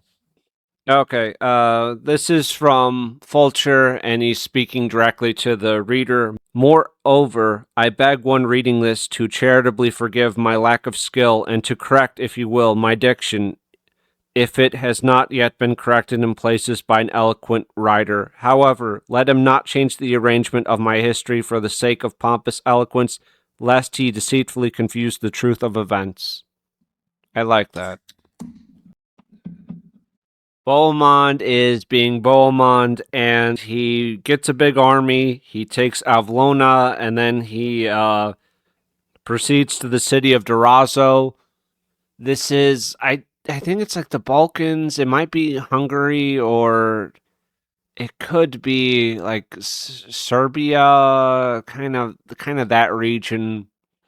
I know I have seen the city name in Medieval Total War II, and I know it's like in roughly that region. Also, apparently, if you play Medieval Total War II and you play as the Byzantines, like their starting princess character is named Anna Komnene. That's neat. That's love of the game. That's a really nice touch. I tried loading in like a fresh like medieval Total War II file and playing as the Byzantines. You can't. They're not one of the playable ones at the start. You have to unlock them, and then I got really impatient, so I did not unlock them. But I'll assume that this is true because I looked it up on the Wikipedia, and apparently it's true. And there's some controversy between two men, a Bertrand and a William Jordan, who had beset the city since the death of Count Raymond, lived in the fortress near Tripoli. Bertrand said the city ought to be mine by hereditary right because of my father, who originally began to attack Tripoli. William, on the other hand, said it ought to be his because since the death of Count Raymond, he has held the hostile forces in check. Baldwin is using the Genovese to help him capture Ascalon, Beirut, and Sedan that year, and Baldwin was making peace between the two counts, that by some mischance, which I do not understand, William Jordan was killed. Really sounds like a whole Baldwin was sick of this shit, and then he plotted to have William Jordan killed, or maybe like the whole Count of Edessa thing. He doesn't directly kill the person, but he just nods, right? He gives them the nod, and hey, if William Jordan dies, tragedy, God bless, who knows what happens. Anyways, I guess you're ruling Tripoli now, and you're my loyal subject. The Turks are attacking Edessa, and Baldwin and Tancred both set out to fight the Turks there. They end up taking Sedan by some assistance from Norwegians. I didn't think Norwegians had anything to do with this shit, but yeah, there's a Norwegian fleet that shows up with 55 ships, and their leader is actually the joint king of Norway at the time because his brother and him are co-rulers. Tancred dies in 1112, so he got a little entry here. Fulcher also notes that they were entirely free from war during that year, so that's rare. And while things seem on the upside for the Crusaders, they are still like they lose a city, Neapolis, and it's they took it but destroyed it with the help of the Saracens, who they ruled over in the mountains. So kind of like the Muslim situation where you have a Christian minority or a decent amount of Christians in the cities that you control, but the second like a Christian army would show up, they would immediately throw in with that army and do everything in their power to overthrow you. Same with these Muslims who the Crusaders allowed to like remain there and work the lands as they did before, but the second like a Muslim army shows up, they immediately try to assist the Muslims in overthrowing their Christian overlords. Some notes about the king of Damascus, who is a Muslim. He sides with the Christians to battle against the Turks because, yeah, bit of a rock and a hard place for him, and it's decided that, he decides that he could do better with the Christians as neighbors than with the Turks being in power. Albert definitely gets into it more, and Fulcher just he really doesn't get into it very much at all. But there's something going on with Arnulf, who was another like very important religious figure on the First Crusade. We have the arrival of the Bishop of Orange, and he deposes the Patrick Arnulf. Even though I think he was kind of popular with the Crusaders, but I don't know. There's some stuff going on there. Culture writes a bit about the geography, about the Red Sea, and all these places. Very important biblical places. He's writing about the geography, the history, the mythology, the religious importance of these places. It's interesting. And Baldwin, when returning from campaign back to Jerusalem, he gets food poisoning and he dies. Just like that, the king is dead. It's rather inglorious, but there you go. And then we have Baldwin II, so it's not a direct descent, but it's a kinsman of Baldwin. This kinsman, he was actually made the Count of Edessa. So Baldwin, he was the original ruler of Edessa. Then he became king of Jerusalem. His kinsman, he put him in charge of Edessa, and now that kinsman is now ruling Jerusalem. Is Baldwin II. Oh, and they are being attacked from some forces from Ascalon, and the king of Damascus, who they were just allied to not very long ago, comes to the aid of this new Muslim army to assist them in battling the Crusaders. But our translator thinks, why couldn't we just make a lasting peace with these people? Oh my God, how unchristian of these Crusaders when you have an ally for probably less than a year, and the second the winds change, he would immediately try to stab you in the back. Shame on the Crusaders. Shame on them. Shame on them. Things are okay at Jerusalem, but they're going very bad at Antioch, so Baldwin II, he has to rush to Antioch, and he brings the True Cross with them to assist them in repelling the Turks. Fulcher also claims that Baldwin became king of Antioch. This never happens. The footnote explains that after the death of Roger, who was Baldwin's brother-in-law, in 1119, the defense of Antioch was put upon Baldwin, and he was in control of it basically until the arrival of Bohemond II in 1126. And some holy men, they argue about whether the True Cross should be sent out, should have been brought to Antioch or not, even though they were Christians and they were in need. or should just be used, kept in Jerusalem for us to safeguard, and you can imagine some petty squabbles about it.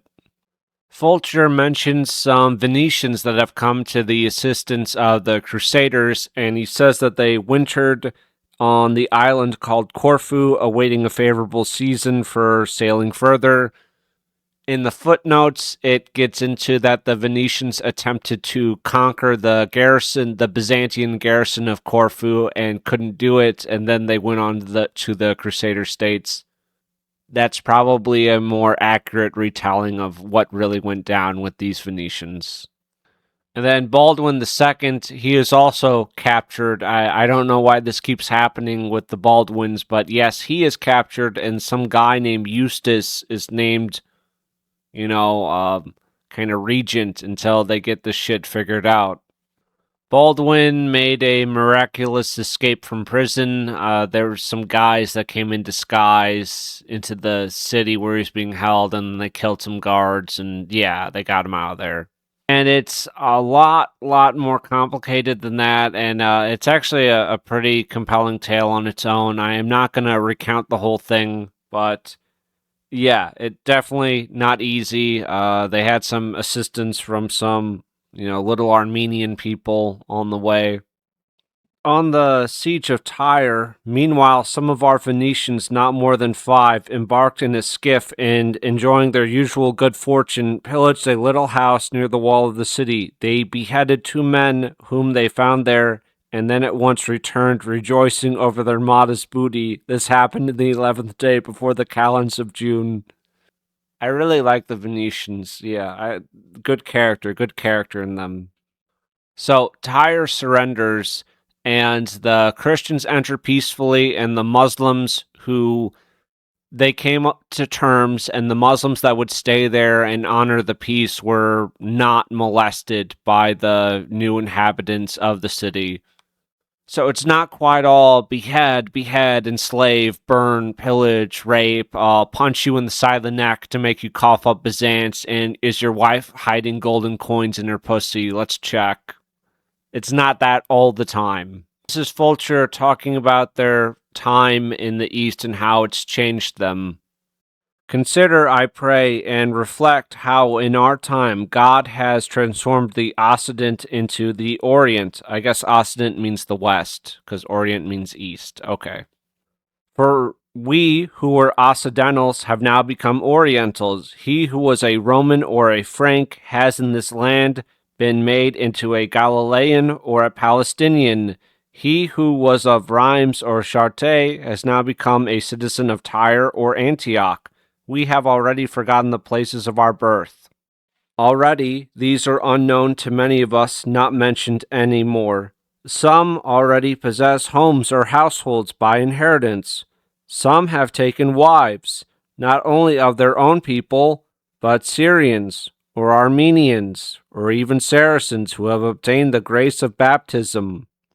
Now, White Pill Media isn't our smartest soldier, so I probably misread this section because it sounds a lot like these very base right-wing crusaders were engaging in race mixing in, the Middle East, and that can't be right. So I must have misread this. We're just going to keep on going. I didn't read that. If I did read that, then I read it wrong. I fumble over my words a lot, so retard White Pill Media, he said, something that wasn't true, so we'll just keep going, because that didn't happen. This can't, my crusaders, my right-wing crusaders, Saracens who have obtained the grace of baptism, that's not right. No, that ain't right. These crusaders, they were evil. Everything the media said about them was true. The king is released from Aleppo. He had been kept in prison a little more than 16 months, and then they siege Aleppo. They don't take Aleppo, and they have to retire. So the Venetians, after the siege and capture of Tyre, decide to return to their homes, right? And Fulcher writes this: At that time, it was made known to us that the Venetians on their homeward journey after the capture of Tyre had laid violent hands upon the islands of the emperor among which they had passed, namely Rhodes, Methon, Samos, and Chios. They threw down the walls, carried off the boys and girls into miserable captivity, and took away with them money of all kinds. So, White Pill Media is willing to come out and say that this was an evil action and the enslavement of white boys and girls is not redeemable. So, never said that, all the people involved in this shit were good. I definitely didn't say that. These Venetians, I don't know. They're kind of they're a little hard to read where they're really good allies one minute and then the next minute it's yeah, we could enslave those white kids right over there, couldn't we? So yeah, we could. There was this king Borsiquinius who was a Muslim, and they drove him back across the Euphrates, and there was an exchange of hostages. The king gets back, he pays a cash ransom for his 5-year-old daughter who had been held as a hostage. How bad are things in the Crusader states that the king has to put his 5-year-old daughter up as a hostage? Jesus Christ. He then gets into like cryptids and mythology. He does believe in dragons, griffins, all that stuff, which I don't know why that's really a surprise. But yeah, he writes about dragons and elephants, and not that elephants are mythological, but elephants are not safe from dragons despite their great size. Yeah, some more conflicts with the quote Babylonians unquote, and then about the basilisk and the king of serpents. He's also talking about the ocean, and then we have the arrival of Bohemond the Younger, the son of Duke Bohemond, and his reception in Antioch. The king goes to Bohemond II immediately, and he turns over all the lands to him, and he gives Bohemond one of his daughters in marriage to, further their ties. The last entry, literally the last entry, is about this pestilence of rats in the year 1127, where a bunch of rats have appeared in the region of Palestine. And the translator believes that this abrupt ending to the text seems to indicate that Fulcher stopped writing soon after this time. Presumably he died or became incapacitated, otherwise he would have mentioned such event as Baldwin's expedition into the Wadi Musa, the arrival of Baldwin's choice of son-in-law and heir, Count Fulk of Anjou, the next spring, or the death of Patrick Gourmand and the election of his successor, Stephen of Chartres, also in 1128. So his last entry is about a bunch of rats showing up and people are getting very sick and then he dies. So there you go. Definitely some interesting stuff. He is certainly more of a skeptic, especially about the whole Holy Lance thing. Albert of Ascian, when we get to him, definitely less skeptical about some parts. He's more of a real believer type of guy. Overall, I was pretty surprised about the amount of shit which they just laid out in the open about like punching Muslims in the side of their necks to make them cough up gold coins, about the burning the bodies and cutting them open, to find gold. The cannibalism, I don't know. I always, I just kind of assumed that they would try to pretty it up as much as they could to make, the campaigns and fighting in the East sound more appealing to those back in the West. But, I'm pretty, I'm thankful that they were truthful about those events.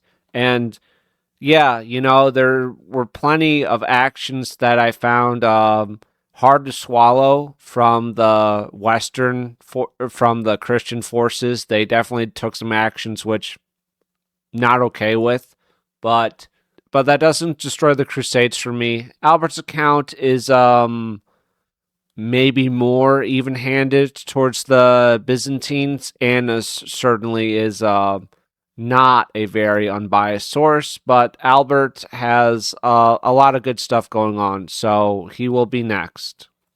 But Fulcher's account, yeah, I think it's well worth it. The translator was definitely an annoying little fag, but I still think it's worth reading the text. It's certainly interesting. Now we are on to Albert of Aachen, History of the Journey to Jerusalem. This is Volume 1, Books 1 through 6, The First Crusade. This is translated by Susan B. Edgington. We don't like her. She's English, but more importantly, she's a woman, and that is a problem. While Fulcher went all the way to 1127, here we end at the capture of Jerusalem, July 15th, 1099. We begin with the routes across Europe in 1096, the Siege of Nicaea, the Siege of Antioch, and the march south, March through July of 1099. That's how this has been categorized.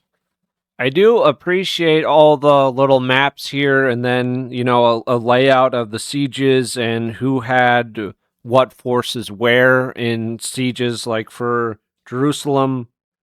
That's all good and well done. However, I don't really love he is informative about a lot of things that Fulcher kind of just danced around, but he is also kind of like a whiny voice, and you can hear it in like what he's recording.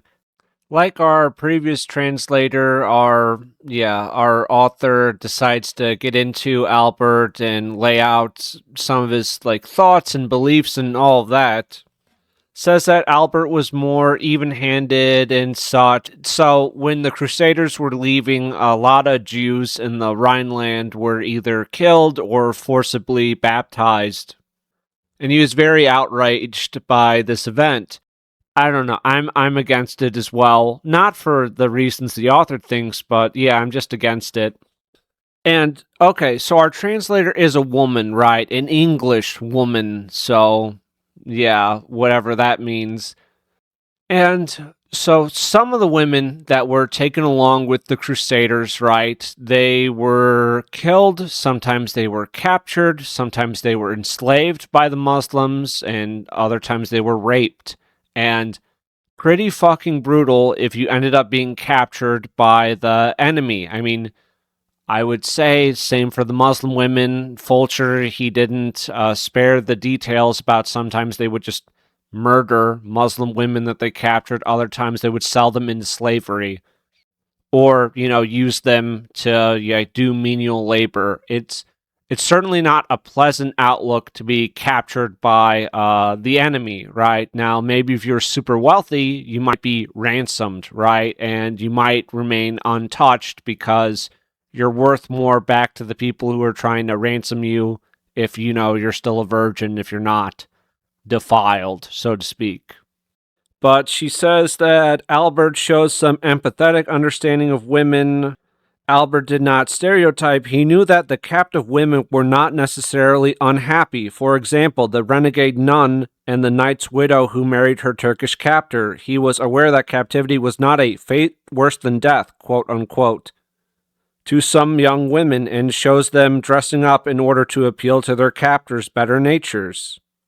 So we're talking about women who their male protectors have been killed and they're about to be enslaved, if not murdered, by these Muslims. So some of them, in desperation for their survival, dress up to attempt to appeal to the Muslims so that they will not be murdered, but instead might be, taken and raped instead, right?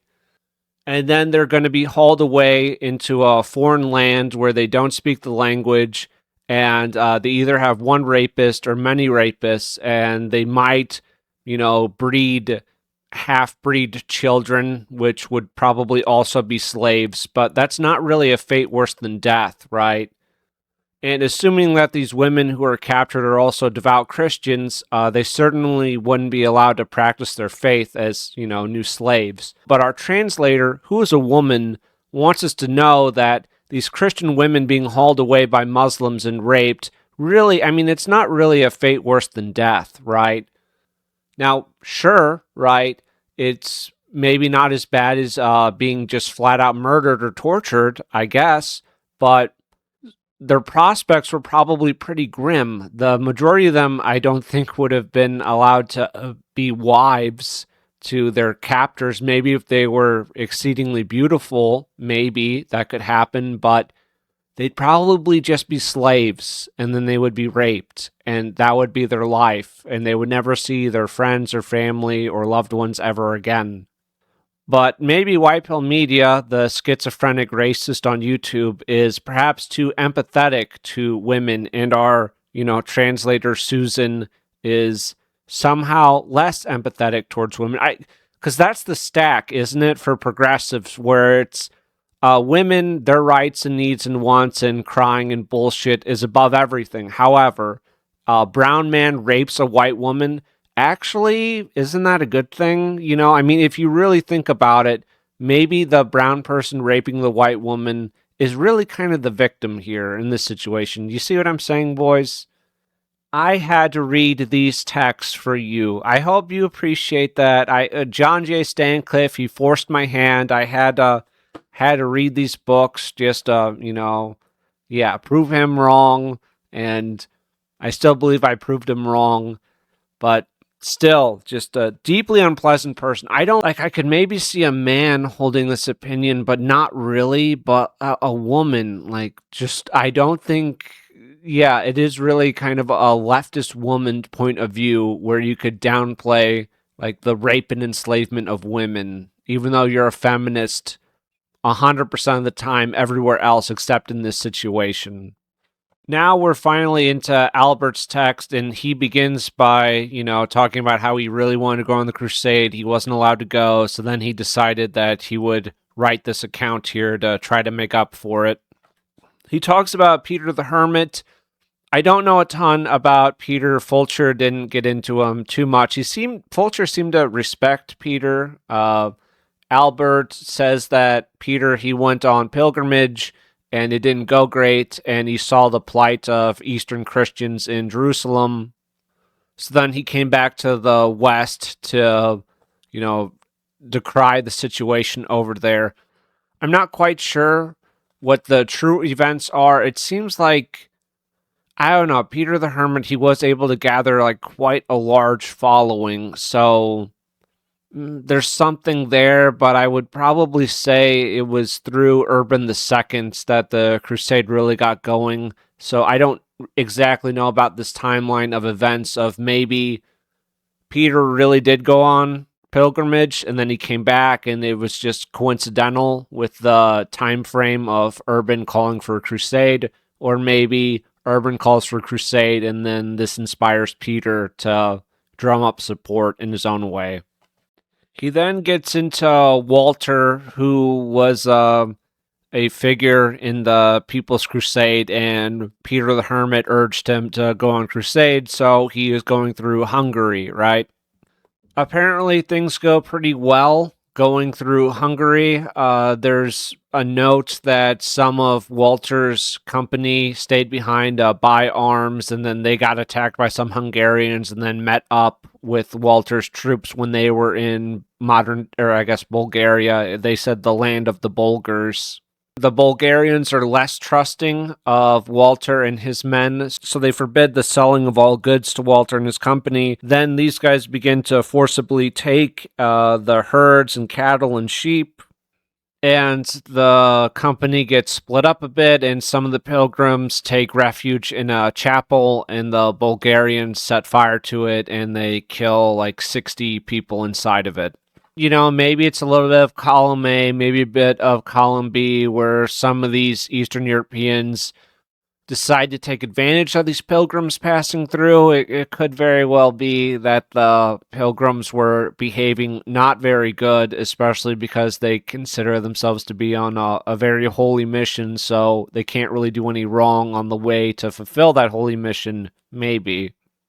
And then apparently, according to what Albert has written here, the Duke of Belgrade was planning on attacking the forces of Peter the Hermit, And Peter refused to believe it because all of these Hungarians and Bulgarians are fellow Christians. They're not capable of such a crime. But then they catch sight of the weapons and spoils hanging on the ramparts and walls, which had belonged to Walter's 16 associates, whom the Hungarians had delayed a little while and then dared to rob by a trick.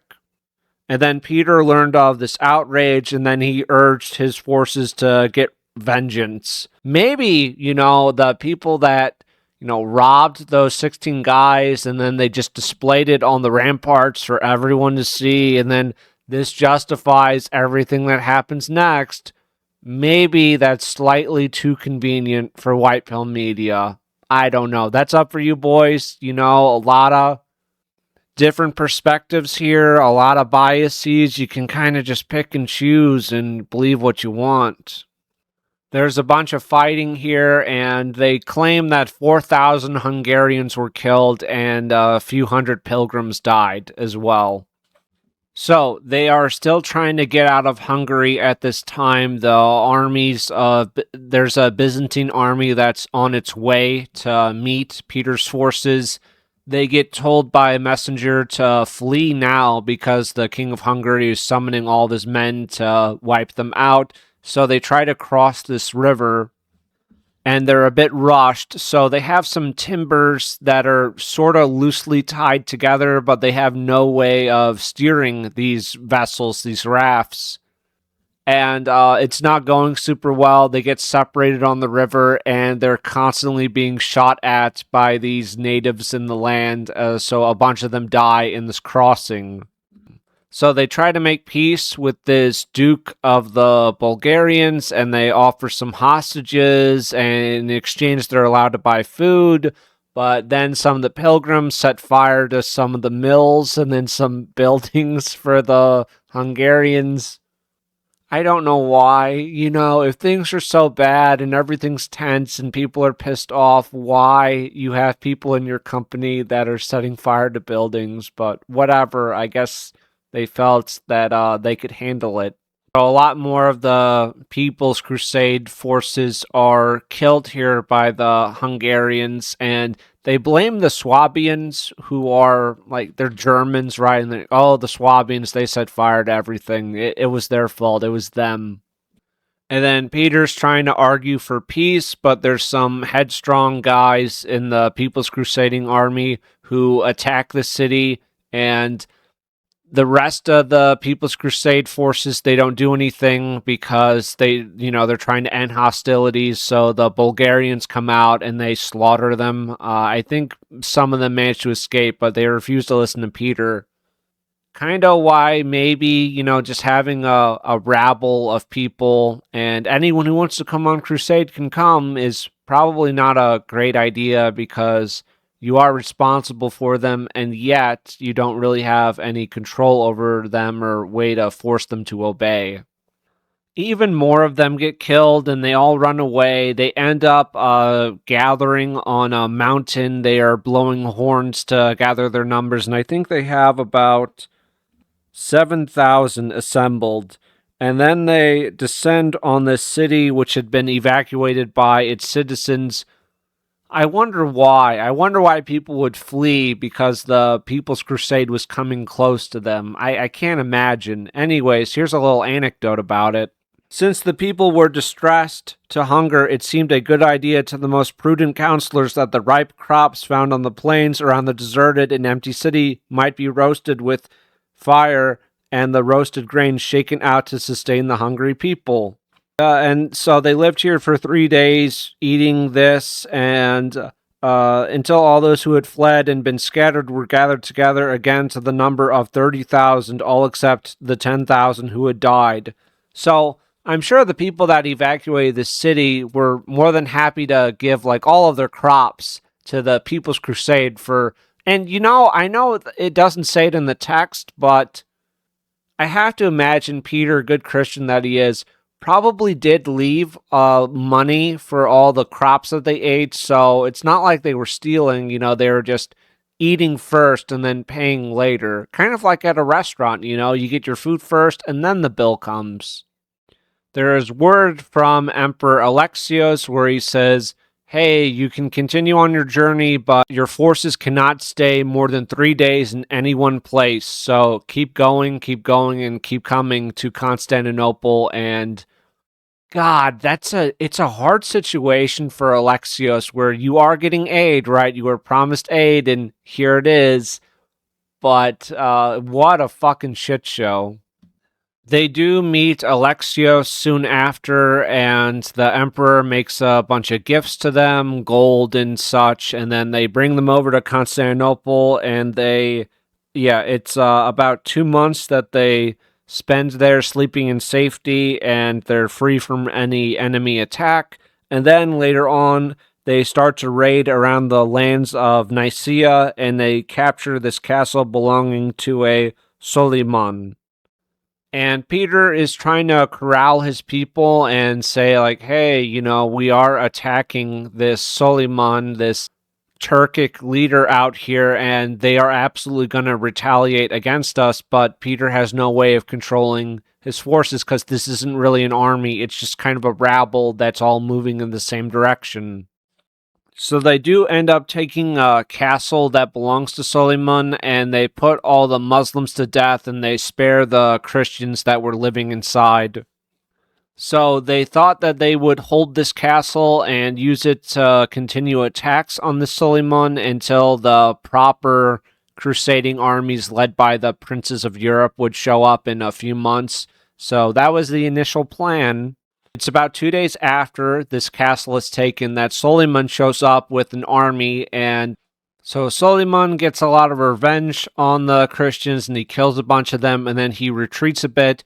Peter at this time is in Constantinople. He's not with the army, and he's speaking with the emperor, asking for aid.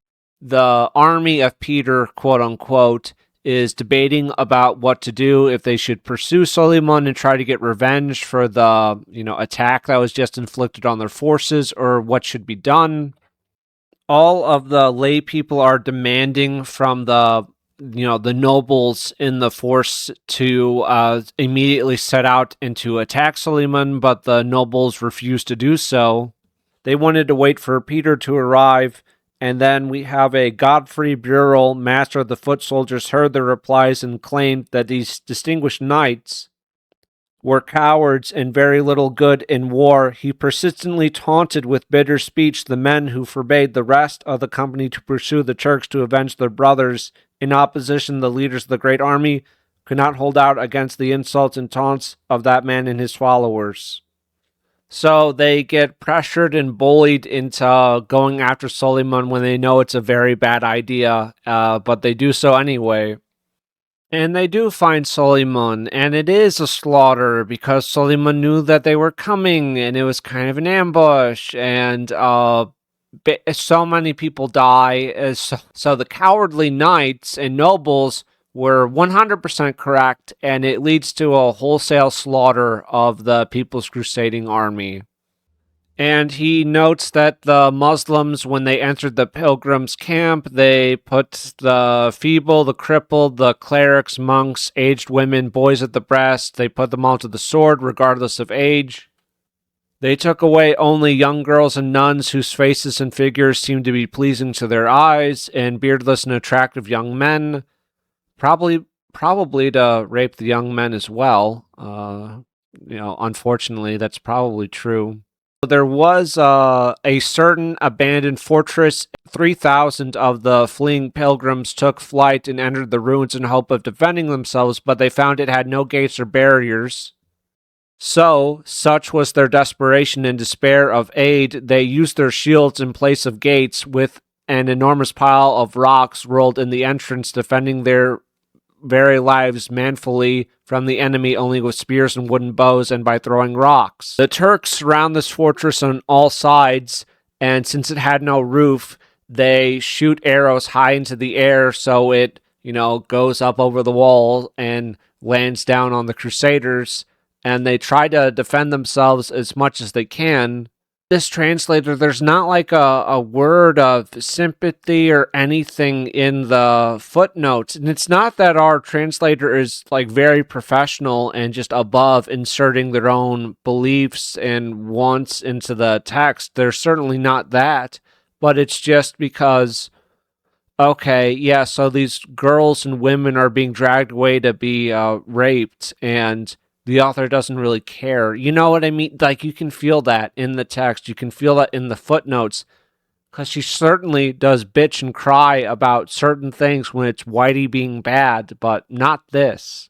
Alexios, even though he doesn't get a ton of credit, I will give him credit here because they learn 3,000 survivors who are holding out in these ruins, and Alexios immediately comes to their aid with an army from Constantinople, and they're able to rescue those who have survived. Regardless, if you think Alexios is not good and he was on the wrong side and he didn't help the Crusaders, and I do think he had some moments where I don't like his behavior, he does go out of his way to save these guys. I'm not saying that they deserve to die, but I am like a bit angry where it's like, hey, these experienced military leaders are saying we really shouldn't pursue the enemy right now. That'd be very bad and dangerous. And then they do it, and then it's a horrible slaughter like everyone thought it was going to be. And of course, I don't like that it happened, but it's still like, goddamn, you kind of just walked into that one. There's a priest that comes after Peter the Hermit. He is called Gottschalk, who is a German by birth, and he has 15,000 people from Lotharingia, eastern France, Bavaria, and Swabia. And these guys violated the proclaimed peace little by little, stealing wine, barley, and other necessities from the Hungarians, finally seizing sheep and cattle in the fields and killing them. They destroyed those who stood up to them and wanted to drive them out. The others committed several crimes, all of which we cannot report. Yeah, apparently they tortured a young Hungarian man by stabbing him with a stake through his private parts. So you could say that I'm a bit on Team Orthodox. Fulcher, he was not with the People's Crusade. He came in the armies afterwards, so he wouldn't have had like a direct primary account of this stuff, but you can't help but sympathize a bit with the Orthodox Christians for this stuff. The Hungarians promise them if they throw down their weapons that they will be allowed to be spared. This new army says, okay, they do it, and then the Hungarians rush in and they massacre them and decapitate them, and very few were spared from this martyrdom. Frankly, if I was a Hungarian, I might be a little sick of this shit and these Western Christians coming through my lands and always starting shit. I might be somewhat tired of it. And in the city of Cologne, there was a massacre of the Jews there, and they claimed that this was the beginning of their crusade and a service against the enemies of Christianity, which I don't think is cool at all. Like, oh man, that's terrible. That's awful. That's really upsetting. And there's another massacre of the Jews in Mons. And apparently Jewish mothers with children at the breast, how horrible to relate, would cut their throats with knives, would stab others, preferring that they should die thus at their hands rather than be killed by the weapons of the uncircumcised. Oy vey. Can you believe that? There's this Count Emico in the city of Mons who is leading these people in, slaughtering the Jews. And we have this Bishop Ruthard, who I think he got paid a lot of money by the Jews to shelter them in his bishop's palace. So the lay people eventually get sick of this shit and they burst in the palace and they cut them down. Okay, can I sort of see that as like a leader, as a religious leader, that you don't want to see a slaughter of innocent people? Okay, sure, I can kind of see it. At the same time, Jews, it's not like Jews are like brothers in faith. They are fundamentally opposed to everything that Christianity stands for. There really is no relation. Christianity, you believe in Jesus Christ. They do not accept Jesus in any way, shape, or form.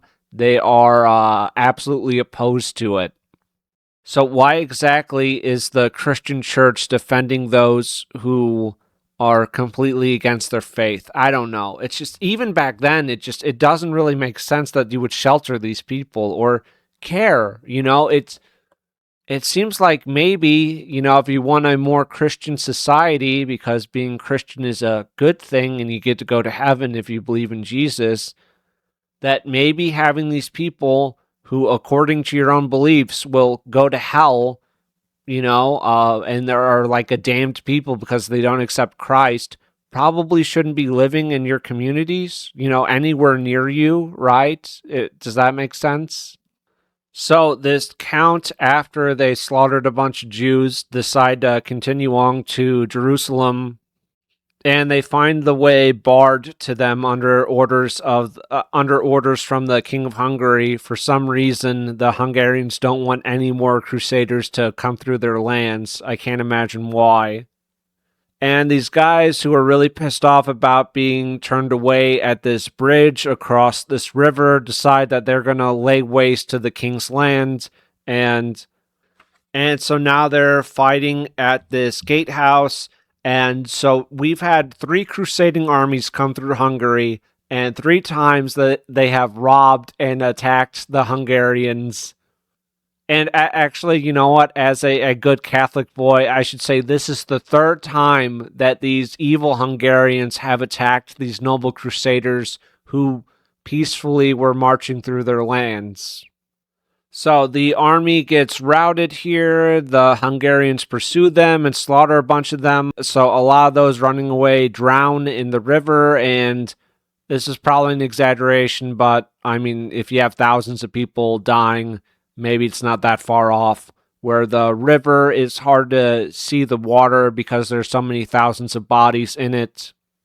And Albert says, in this, the hand of God is believed to have been against the pilgrims who had sinned in his eyes by excessive impurities and fornicating unions, and they had punished the exiled Jews who are admittedly hostile to Christ with a great massacre, rather from greed for their money than for divine justice, since God is a just judge and commands no one to come to his yoke of the Catholic faith against his will or under compulsion.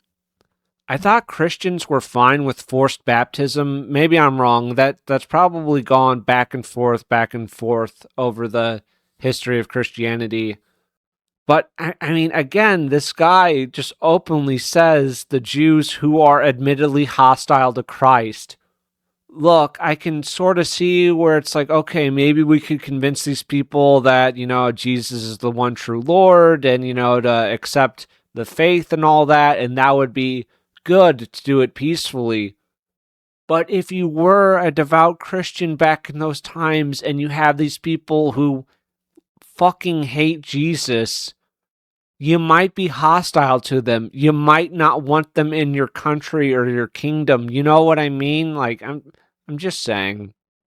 Then we have the Duke Godfrey and his brother Baldwin, and they are now on their way for the crusade.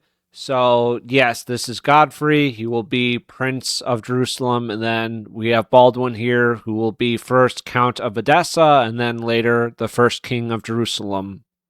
So they send messengers to King Koloman of Hungary. They are trying to, be very peaceful and to have a treaty with these guys to pass through their lands and to reconcile. So there's no fighting at first, and they're just trying to peacefully make their way through. Ultimately, the King of Hungary says that unless there are some very noble hostages given to him, then there's going to be no passage granted to anyone. So Godfrey agrees and says, okay, my brother Baldwin, his wife, and then all of my brother's household are going to be given as hostages. Baldwin resists this, and he begins to argue violently, and Godfrey is worried about this, so then he decides that Baldwin should assume care of the army and that he himself will go as a hostage in his brother's place. So Baldwin says, no, I'll become a hostage instead. So he is sent across into exile for the safety of his brothers. And Godfrey, he appoints heralds to announce throughout each and every household intent that no one under pain of death should touch anything or carry off anything by violence in the kingdom of Hungary or cause any insurrection, but should purchase everything at a fair price.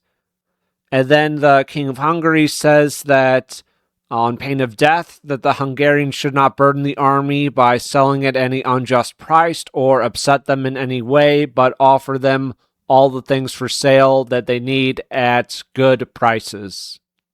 So the King of Hungary, with some forces, are marching on their left side with a strong troop of cavalry, and he is with Baldwin and the other hostages. Our Hungarian friends, fourth time is the charm, is keeping a extremely close eye on our crusaders. And so they are marching on, and they are on the bank of the Sava, which is, I guess it's a river. And then the crusading army, they hear that the army of Constantinople is present, and they're here to prevent the pilgrims from making their way through Bulgaria. Godfrey gets his brother back. The emperor wants assurances from the crusaders, so Godfrey gives some assurances that they will obey the emperor's commands in all things, and that they're not going to seize anything by unjust force. There is a bit of tension because Hugh the Great, who is the King of France's brother, is not like held in chains in some dungeon, but he is being held by Alexios in Constantinople, and of course these nobles who are Norman and French mainly are not pleased by that. So Godfrey demands the release of these prisoners. They are exchanging messengers back and forth. Alexios has not made any move to give up the captive princes. The crusading army is very upset by this, so they decide to break the oaths that they've given to Alexios, and they begin to plunder everything that they can, and they delay in this area. It's Salabria, and apparently for 8 days they devastate that region. Alexios sends two important men, Rudolf Pelledu and Roger, son of Dagobert, and basically asking to stop looting, and they should send hostages to Alexios, which he's asked for in the past. For the meantime, the crusading forces decide to not loot anymore, and they go to Constantinople. They find Hugh, Drogo, William the Carpenter, and Clarembold, who had been freed by the Emperor, and they come to meet the Duke, so everyone's pretty happy. I guess this just shows how bad of a situation Alexios is in, where he has to give in to their demands, right? Because he's still asking for aid after all the bullshit that has gone on with this is the fourth crusading army. He still needs aid from these guys to help him with the Turks, so he's going to try to make it work. Alexios tries to assert himself a bit, so he denies the license for the Crusaders to buy food, and then the Crusaders begin to loot the land around Constantinople, so Alexios caves in once more. Godfrey is not willing to meet directly with Alexios because he's afraid of being taken captive, which maybe, it does seem like because of how Hugh the Great and those others were treated that, it's possible that he would be taken captive until he made, certain promises and oaths and such. So the Emperor isn't pleased that Godfrey still won't come, so he decides to remove barley, and then fish from sale, and then bread, so then Godfrey will be forced to come see him, and then he sends some Turcopoles, they're like half Turk, half Greek. I'm sure our translator would really like this. They're basically the offspring of Turkish fathers and Greek women that the Turks captured and raped, and then you have these half-breeds called Turcopoles, who are like mounted horse archers that serve as mercenaries, basically. So Godfrey and his men, they destroy the palaces and towers where they had stayed as guests, and they just smashed all this shit here to do damage to Alexios. Alexios asks Godfrey to meet with him again and promises him hostages if he does so. And then we have Bohemond has some envoys show up because not all the Crusaders are here yet. And Bohemond, as I said before, he is the son of Robert Guiscard, the Duke of Apulia and Calabria. And Bohemond, along with his father in the early 1080s, waged war on Alexios along the Dalmatian coast with a lot of success, and Bohemond apparently said to Godfrey that, hey, withdraw from Constantinople and go to these cities, and then when I show up in a few months, together with our combined forces, we will be able to take over Constantinople and force the emperor to do what we want. Which, frankly, doesn't seem out of character for Bohemond, and he probably did promise something like that. Kind of seems like the Hungarians had, the right idea of forcing the Crusaders to send hostages first, and then you had an army accompany them all the way along until they were safely out of your lands. So Alexios gives his son, his heir, John, as a hostage to the Crusaders. How fucking bad is Alexios' position where he is giving them his heir as a hostage? Fulcher doesn't mention this at all, at fucking all, especially the parts about the Crusaders attacking the Emperor. That's conveniently left out.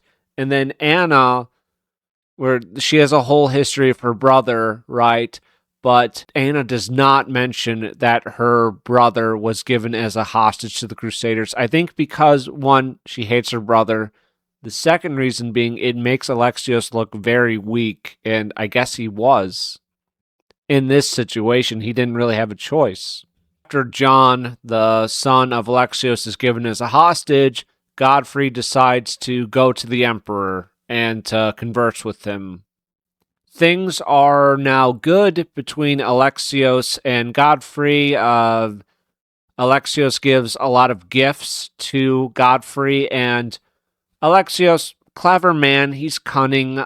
So what he gives to the Crusaders in gifts, the Crusaders then spend on goods like food and supplies, which goes directly back into Alexios' coffers, and then he can give more gifts to the Crusaders. So I don't begrudge Alexios that. I think he's a smart man for doing so. And after all this is done and there's more goodwill between them, the hostage John is sent back to Alexios, and their people then move on to Cappadocia. I did question why they couldn't just, move around Alexios and just avoid Constantinople. One, it's they need the supplies for sure. It would be bad to have a hostile force directly behind you as you're engaging with the Muslims to your front. And then also just securing enough ships to transport your men across into Anatolia. It would be a pretty huge undertaking. So it makes sense that they can't really avoid Constantinople and the hostilities with Alexios. And then Bohemond arrives, and he is before Constantinople, and eventually Bohemond agrees to take oaths to Alexios. And Tancred, being a little sneak, even though his uncle pays homage to Alexios, sneaks by, and he's trying to avoid paying homage. This does not work. Then after that, the Crusaders are all united, and they make their way to Nicaea. Oh, there is also a man, Tat-e-Chios, who is a man with a cut-off nose who serves Alexios. Anna talks about him a bit more. He has a cut-off nose. I think Anna states what is the reason, but he did something wrong, but he's still a servant of the emperor. I don't even really want to imagine what that looks like, having a cut-off nose, but so the Byzantines have a small force present at the siege of Nicaea, but they're certainly not leading the siege. The Byzantines do a bit more as well, because there is this lake which is on the western side of Nicaea, and the Byzantine ships blockading it is crucial to the eventual success of the siege. So the Byzantines, they're not doing nothing for the siege. They are contributing in a decent amount. I still feel like Alexios, like, again, like, autistic guy in the year 2026, if I was the emperor of the Byzantines, here's how I would have done it. But still, it doesn't help the situation, which is already very intense. You've already, like, fought with these guys and literally spilled blood. The situation isn't made better by denying these guys all the loot from Nicaea. It makes sense for you to take direct control of the city, right? Because you cannot allow them to have a stronghold that close to you. However, I think they should have been given some loot or something, right? Something should have been done. I'm not gonna get into the play-by-play of the whole siege and everyone who died there, but there is a lot of detail about who fell at the siege and how it's progressing. And that is one thing where it was something for sure back in the day and not now, where you would have leading men like powerful knights and nobles who would fall in battle, and you really did have like the aristocrats leading, and they would also bear the brunt of the brutality. Now, if you were a knight and you had a horse, good odds that you could escape on your horse if things were going badly, or if you were captured, you would be worth a ransom, so they would be inclined to keep you alive, which is different from the footmen, right, who at best maybe you get kept as a slave or you just get murdered. But still, a decent amount of the aristocrats are killed at the Siege of Nicaea. And they keep trying various siege engines. Some of them are more successful than others. They are eventually able to collapse a tower by a few different methods, but by like putting a bunch of wood at the base of the tower and then burning it and then getting the fire so hot that it, breaks the foundation away, and then the tower eventually collapses. So, Nicaea does surrender to the Crusaders. They ended up capturing Suleiman's 2 young sons and his wife. They're able to get the army back together because the army had split up for a bit, and the other half of the army is able to come in, rescue those who had been captured, and fight off the Turks. Several bad days when they don't have enough water, and many men and women die from dehydration, and some pregnant women, because of course you would bring pregnant women on your crusade with you. That makes sense. So they go into labor prematurely because they're so dehydrated, and a lot of the children that they give birth to, they just die. Some of them are like half alive, but I think, the majority of their children die. And then when they do get to water, there's a few men and some beasts who drink too much and die from it. And there is some debate about Godfrey, who was out hunting, and Albert says that Godfrey ended up cutting his own leg through his own clumsiness. And then we have a later writer, I think it's William of Tyre, and I think he's English, who omits that Godfrey's wound was the result of his own clumsiness. And then we have this episode where Tancred, he pitches his tent close to the city of Tarsus. He presses for the city surrender among the citizens, and he's using a combination of threats and persuasion. So Tancred is able to take the city of Tarsus, but this is not good for Baldwin, who shows up before Godfrey does, and he's very insulted by the sight of Tancred's standards at the top of this tower. So they make a treaty and pact of friendship with Baldwin, who will eventually become the king of Jerusalem. The citizens decide that they're going to side with Baldwin and therefore Godfrey, so they take Tancred's standard and they throw it off the tower into like a marsh, and then Baldwin's standard is put up in its place.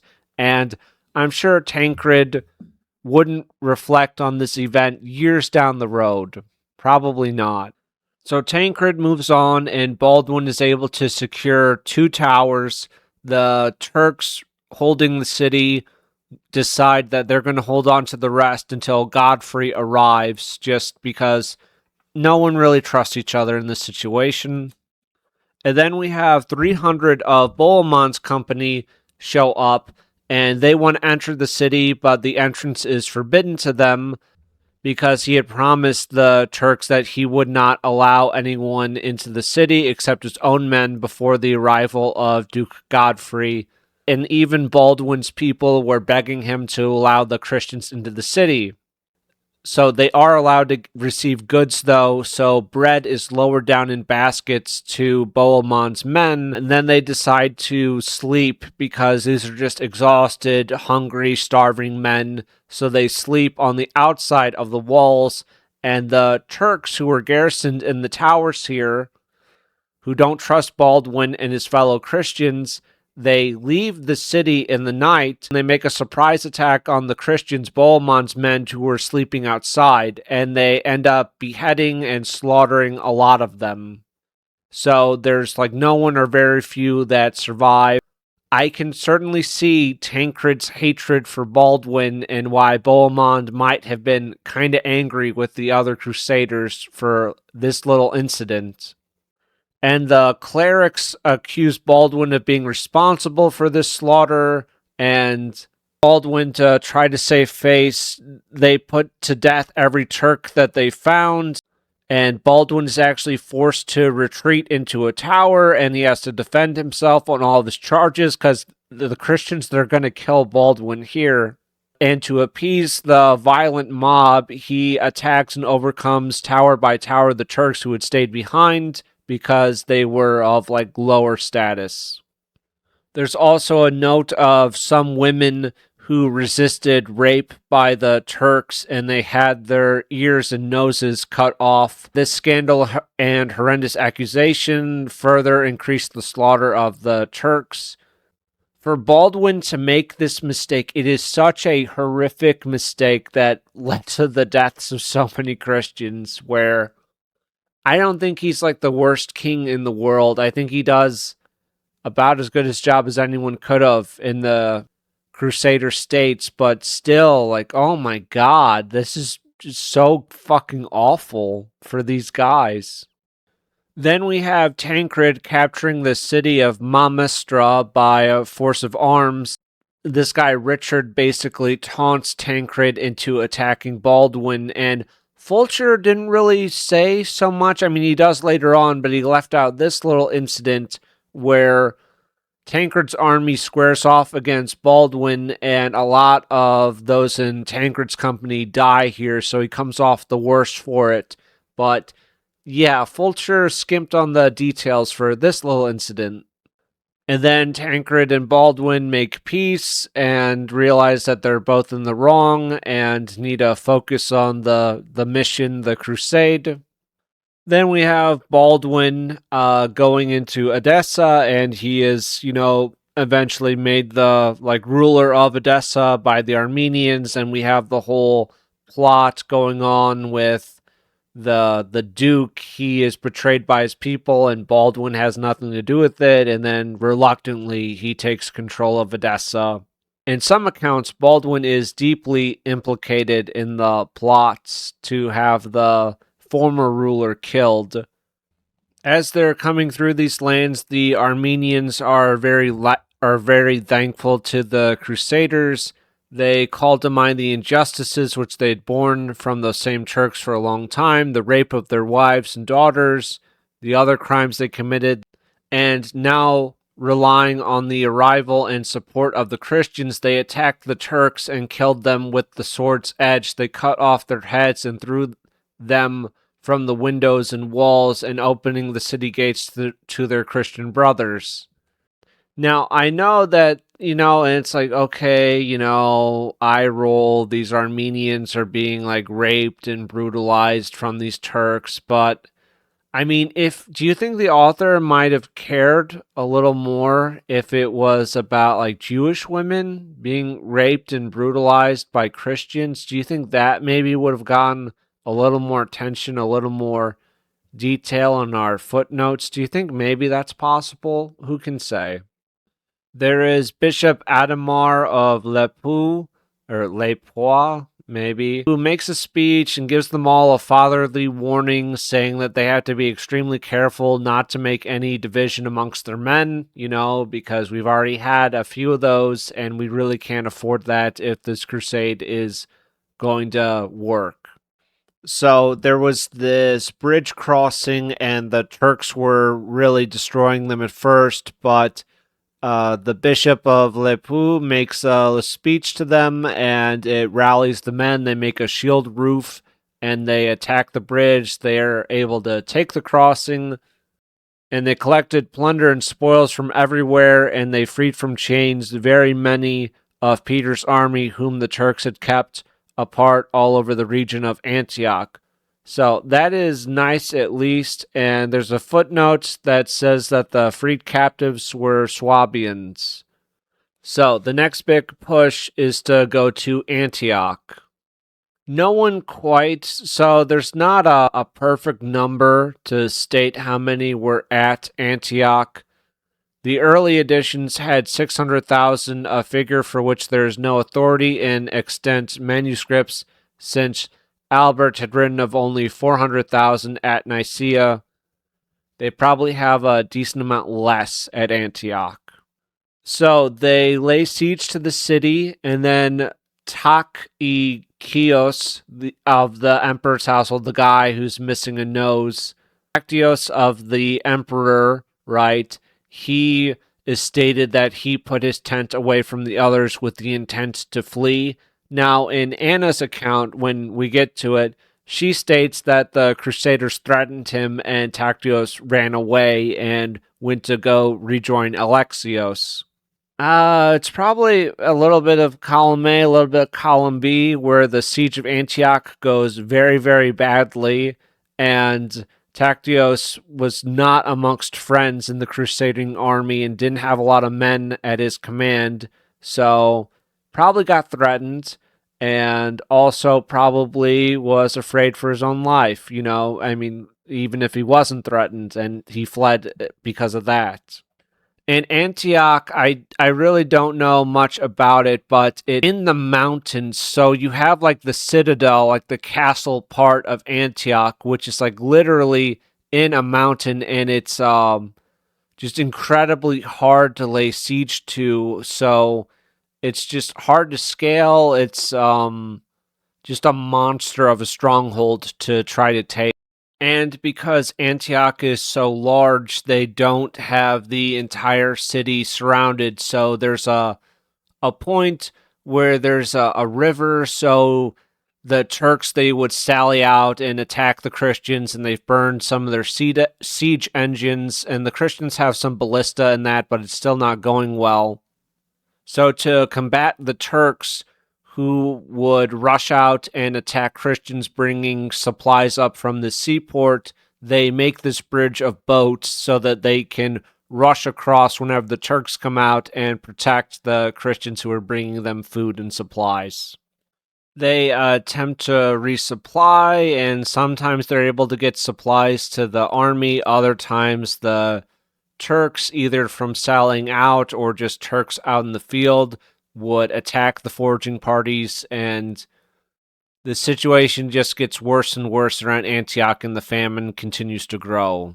Albert refers to the humble people suffering the most, which, go figure, it's not great being poor, I guess.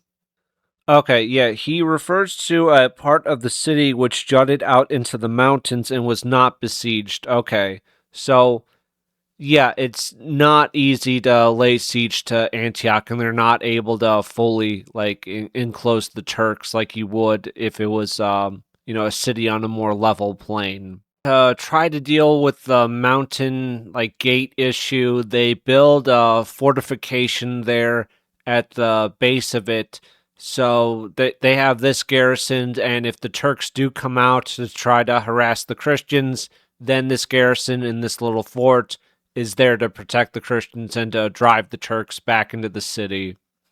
The Christians were able to capture a Turk who was a part of a very high-ranking family in the city who actually had command of one of the city's towers. The Turks offered them a great amount of wealth for the ransom of their relative. The Christians refused. All they wanted was the citadel. They want the city, the city, the city. Eventually, the Turks inside the city realized that this is a very volatile situation, so they forced the family of the one who had been captured out of the tower that they control. And then the Christians, seeing that they can't get anything for they're not going to get access to the city for their hostage, decide to execute him, and they drag his corpse in front of the walls of Antioch. They think that adultery is making them weaker, and it's because of their sins that's why they haven't taken Antioch. So they have those who have been found guilty of adultery put in chains. Some are flogged, others are shaved and branded for the correction and improvement of the whole army. Godfrey is now in good health again, and he goes out to try to get some supplies, but he does not bring back much plunder, and Raymond and some other princes also go out. They also don't bring back much plunder. Oh, and the embassy of the Egyptian king to God's people. The Egyptians come to the Christians at Antioch, and they ask for peace and for an alliance against the Turks because, again, the Egyptians and the Turks have been fighting for a very long time, long before these guys have shown up. Some knights are chosen to attack the enemy camp, and since most of them are lacking horses now, they are riding pack horses. Others are riding mules or donkeys, and they cross over the ship bridge because they're going to try to attack the Turkish camp. So Antioch, they're still not inside Antioch, and there's a very large Turkish army that's coming to crush them, like hammer and anvil style. And while all this is going on, Bohemond, our favorite Norman, he has been speaking with the Turk who is in command of one of the towers of Antioch, and since they're having no success, or very little success, it would take Antioch probably would have broken them if it wasn't for Bohemond. So he's convincing this guy to let them in and, to surrender that tower, which will allow them to take the city.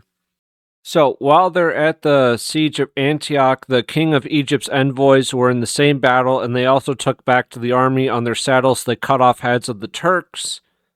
The Christians also parade the severed heads of the Turks to those still inside the city. So everyone likes to cut heads off, but yes, the Egyptians are here, even though that term doesn't, you know what I mean? Like, ancient Egyptians are not the same, like, ethnic group as these modern Egyptians, so to say. Albert reports how some of the Turks, because of how bad things are getting for them inside the city, decide to defect to the Christians and claim that they always wanted to be Christian. They just never knew how. And so they try to find refuge with them. I don't know. Maybe some of them are genuine. Probably not. It's probably more of a fear of cannibalism or being beheaded, but whatever. So there's a description of the city of Antioch. It enclosed the northwestern slopes of Mount Silpius. Its walls climbed from the Orontes Valley up the slopes and along the ridge. Near the highest point was sited the citadel, from where Yaghi Siyan overlooked the city. The ground fell away steeply both before and behind the citadel. Okay, so that's why the citadel, it's not just... The Crusaders can't really do an effective, full encompassing siege because of just the layout of it. This is just more of an anecdote that I found funny and something that Fulcher did not bother to include in his narrative. We have Nicias, who is an Armenian prince from the region Turbicel. He sends a pavilion of wonderful handiwork and ornament to Duke Godfrey in order to acquire favor and friendship. But we have a man, Pakrad, who ambushes these men bringing the pavilion, and he gives it as a gift to Bohemond. When Godfrey and Robert found out that the tent was taken and given to Bohemond, they suggested a peaceful way that he should hand over what he had unfairly received. But Bohemond flatly refused their suggestion and request. The angry princes, on advice of their nobles, once again asked for the stolen pavilion. Bohemond declared that he would never give it up. So they are about to duke it out, and then Bohemond decides to give up the tent, and peace is made with each other. You gotta love it. You gotta love the guys almost coming to blows over a pavilion. And the footnotes state that Godfrey and Robert of Flanders, had been enemies in Europe. I really don't know too much about them or what their situation was in Europe. While Antioch is going on, there is a Turk on the way, Karbukha, and he is actually coming to attack Edessa, but Baldwin goes out to meet him, and he puts him to flight to save Edessa. And Karbukha decides that when Antioch is settled, then he can come back to Edessa and lay siege to it, and he continues on to Antioch. So this is the part where Stephen of Blois, for some reason, declared that he was very unwell and could no longer stay in the siege. He wished his brothers well and left them on this pretext of illness and set out towards the coast for Lesser Alexandria. When he left, 4,000 men of war followed him who had been of his company. This is a pretty harsh blow, and everyone's pretty surprised by this. In some accounts, Stephen's departure is viewed much more harshly, and then Stephen does have a martyr's death in 1102. I think also Hugh the Great, the King of France's brother, who did not, complete the crusade, they return, and they're a part of that force that Fulcher mentions, who, they get slaughtered by the Turks, and they accomplish incredibly little, at the head of this large army that has come to reinforce the crusading states. So they do die a martyr's death, but they flee here. And in Albert's account, he states that Bohemond was very straightforward with the other nobles and says, hey, look, I was talking to this guy in one of the towers, and this traitor promised that he would hand the tower over to me, and if this works out, you just give me Antioch, all right? That's my request for taking the city, right? Other accounts state that Bohemond is a little more crafty, and it's more of whoever comes up with the idea to get through to Antioch, and whoever plan works, that person, they get the city, okay? And in here, he's not portrayed quite as underhanded. Albert also says that the Turk in charge of the tower, that Bohemond ended up capturing this Turk's young son, and this is also, the main reason why the father was willing to betray the tower to him. I'm not sure how true that story is. The Turk agrees to help them get into the city, so the Turk lowers some ropes down for the men, and this is too good. I'm sorry, I'm going to have to read all of this out. This is Godfrey and Robert encouraging the warriors chosen for this task, lest they dread the first ascent of the walls. The men were chosen straight away for the ascent of the walls, but their hearts were struck with fear and very great doubt, and each of them was reluctant and very much against being first in and climbing the walls. Godfrey and Robert saw that the men were becoming alarmed in this way, and they could not establish which would go first, because the men did not trust the Turk's promise and thought these were stratagems of deceit, and so they spoke angrily, putting new heart into them in this way.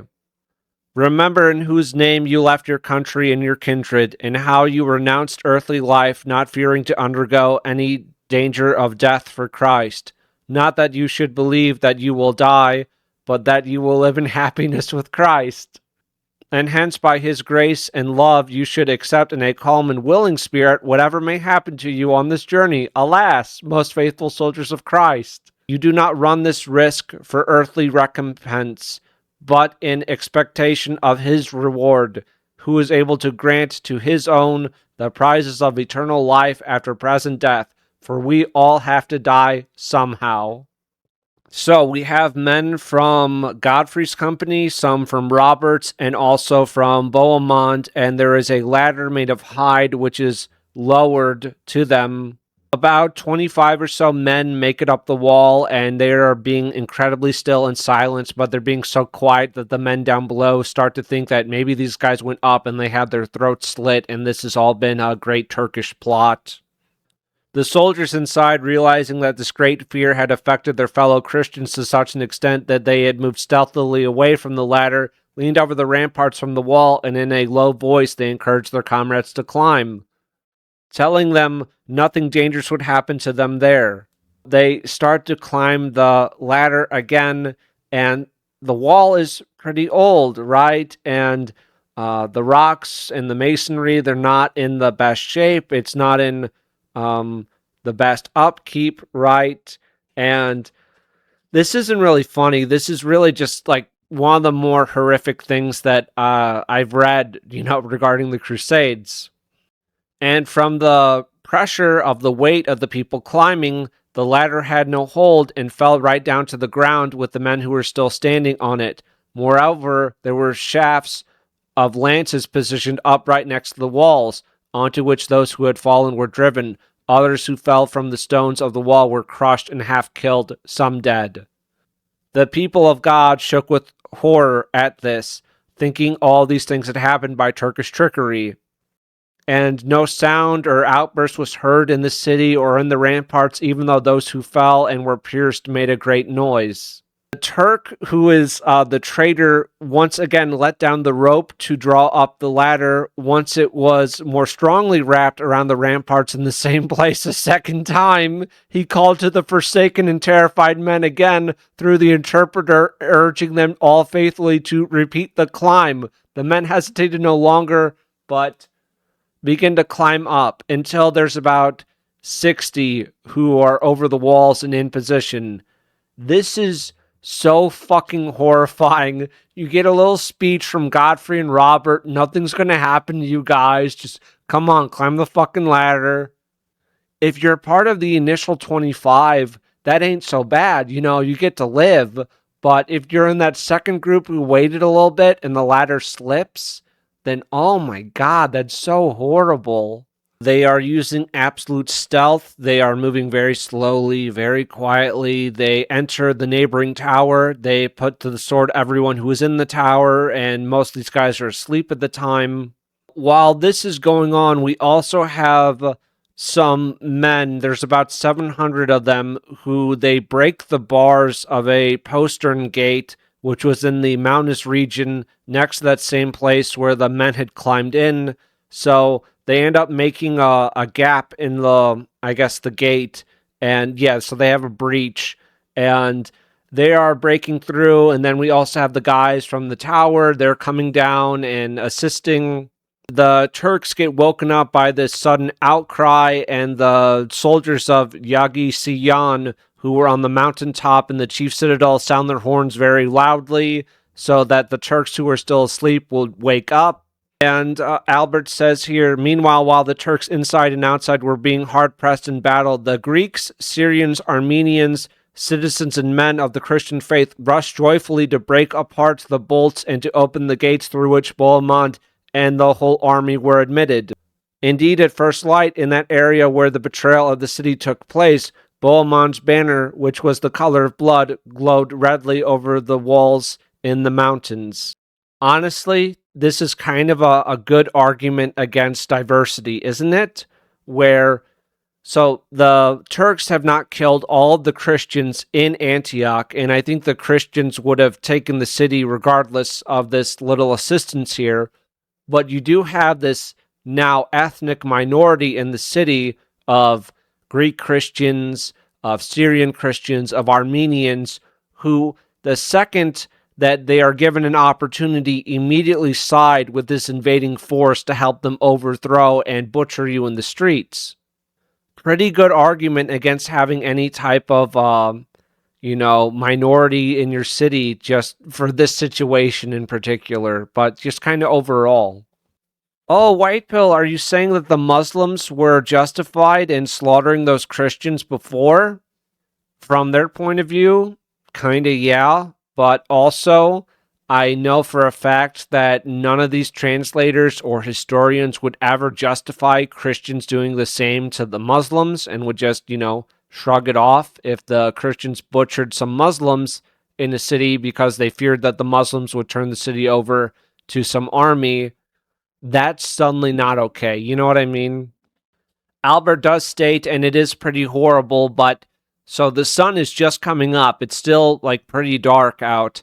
And while they're killing a lot of the Turks in the streets, the Crusaders also make some mistakes. And Albert says that they do kill a fair amount of Christians because we have the Saracens coming up to the Christians and pretending to be Christians, to have their lives spared. And then they would try to attack the Crusaders, so then the Crusaders are just killing everyone who's not a fellow Crusader. Yeah, so there's a lot of dead civilians here, and obviously this is pretty fucked up and bad, but I don't know, like ethnically, like if you're looking at an Armenian versus a Turk, they probably look kind of similar. Same with like a Syrian, so it's not a good situation. Some of the Turks try to flee into the mountains, and they would fall from above with their horses and mules down the slopes and the very difficult and impassable cliffs, and everyone perished with broken necks, legs, and arms, and all their limbs in an incredible and amazing fall. They take the city. However, there are very few provisions here. So they actually were at Antioch for 9 months, and there's like nothing left. This Antioch was, it might have fallen given a little more time, and then also if there wasn't this, Turkic force coming to relieve them, then there's a chance that it would have fallen without Bohemond's scheming. And we have Yaki Siyan, who is the king of Antioch. He decides to flee into the mountain, and it says that he dies here. He just like falls and dies, so maybe that's true. And then on that same Saturday morning, which was the third day after the city was captured, all the barbarous nations and legions of the Gentiles appeared with a large amount of equipment, which Karbukha had drawn together from all the kingdoms, lands, and places of the eastern region. So they don't have much of a respite before they are now besieged inside Antioch, and it's still like a shithole, right? They don't control the entire city. The Turks inside the citadel shoot at them with bows and arrows and shit, and there's just not much they can do about it except try to, stay out of range of their arrows. The Turks take up position on the cliffs and in the mountains around the chief citadel so that they can encourage those still inside the citadel to hold out still. And Godfrey goes out to do battle with the Turks. It doesn't go well for the Crusaders, and they are pushed back inside the city, with many of them being killed. So the Christians before had set up that little fort to try to hem the Turks inside Antioch, and they were holding on to it still when the new Turks had arrived. But they keep getting almost overwhelmed, so they decide to burn it down and retreat into Antioch rather than surrender it to the Turks. Everyone is starving inside of Antioch. Now, Albert does not mention cannibalism here, so there's probably some, because he really gets into just how desperate the situation was. So maybe it wasn't affecting the more higher rank people, but probably the common people, they probably engaged in it a bit. They don't have a ton of guys. They've lost plenty of people, so some of the towers are left unguarded, and the Turks realize that one of these towers are unguarded, so they actually are able to get some men up on the wall, but they don't have enough time to get more of their men over it. before the Christians spot them, and there's a brutal struggle, but they force the Turks out, or well, they kill them all, and no more Turks can get in through that way for now. Some of the low people try to sneak out of the city and go down to the port of, I believe it's Saint Simon, and most of them do not make it back alive. They are butchered by the Turks, and the Turks also attack the sailors at the port and set fire to many of the ships there. So, yeah, they can't even really sneak food in anymore. We have some more men flee from Antioch. William the Carpenter and the other William, Albert doesn't say who is a favorite of the Emperor of Constantinople and who would also marry the sister of Bohemond. They end up fleeing from the city in the middle of the night, and they actually meet up with Stephen of Blois and tell Stephen about it because Stephen was just there, quote unquote, being sick, and they tell him the situation, and now the three of them are plotting to return to Europe. Oh, I forgot to say this. So the Crusaders also build a fort inside the city, which is directly opposite the citadel to try to keep the citadel in check so that those guys cannot just rush out instantly and do battle with them. But because these prominent men have left, the others are greatly disheartened by the course of events. They say that Alexios was in the city of Philomelium, and this is where Stephen and the two Williams meet up with them. But they convince Alexios that, oh no, Alexios, the crusading army, they must be destroyed by now. So yeah, don't even bother to, try to assist them. I don't believe Albert's account here where he claims that Alexios had raised an army of 400,000 men. I think at best you would probably go investigate further and not just take the word of a few men who had run away, right?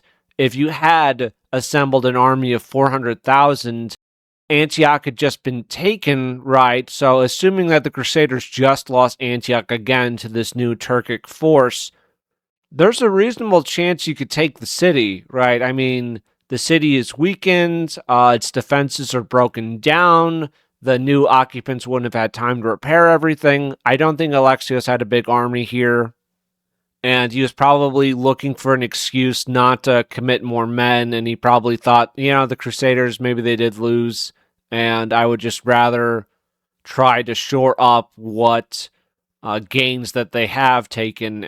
So in the footnotes, it states that the one who discovers the Holy Lance was a cleric, a Peter Bartholomew, but Albert does not name him in his narration. I guess that's indicative of what Albert really thinks about the Holy Lance. I mean, why would you not bother to name him in the text? You know what I mean? I don't know, that's odd.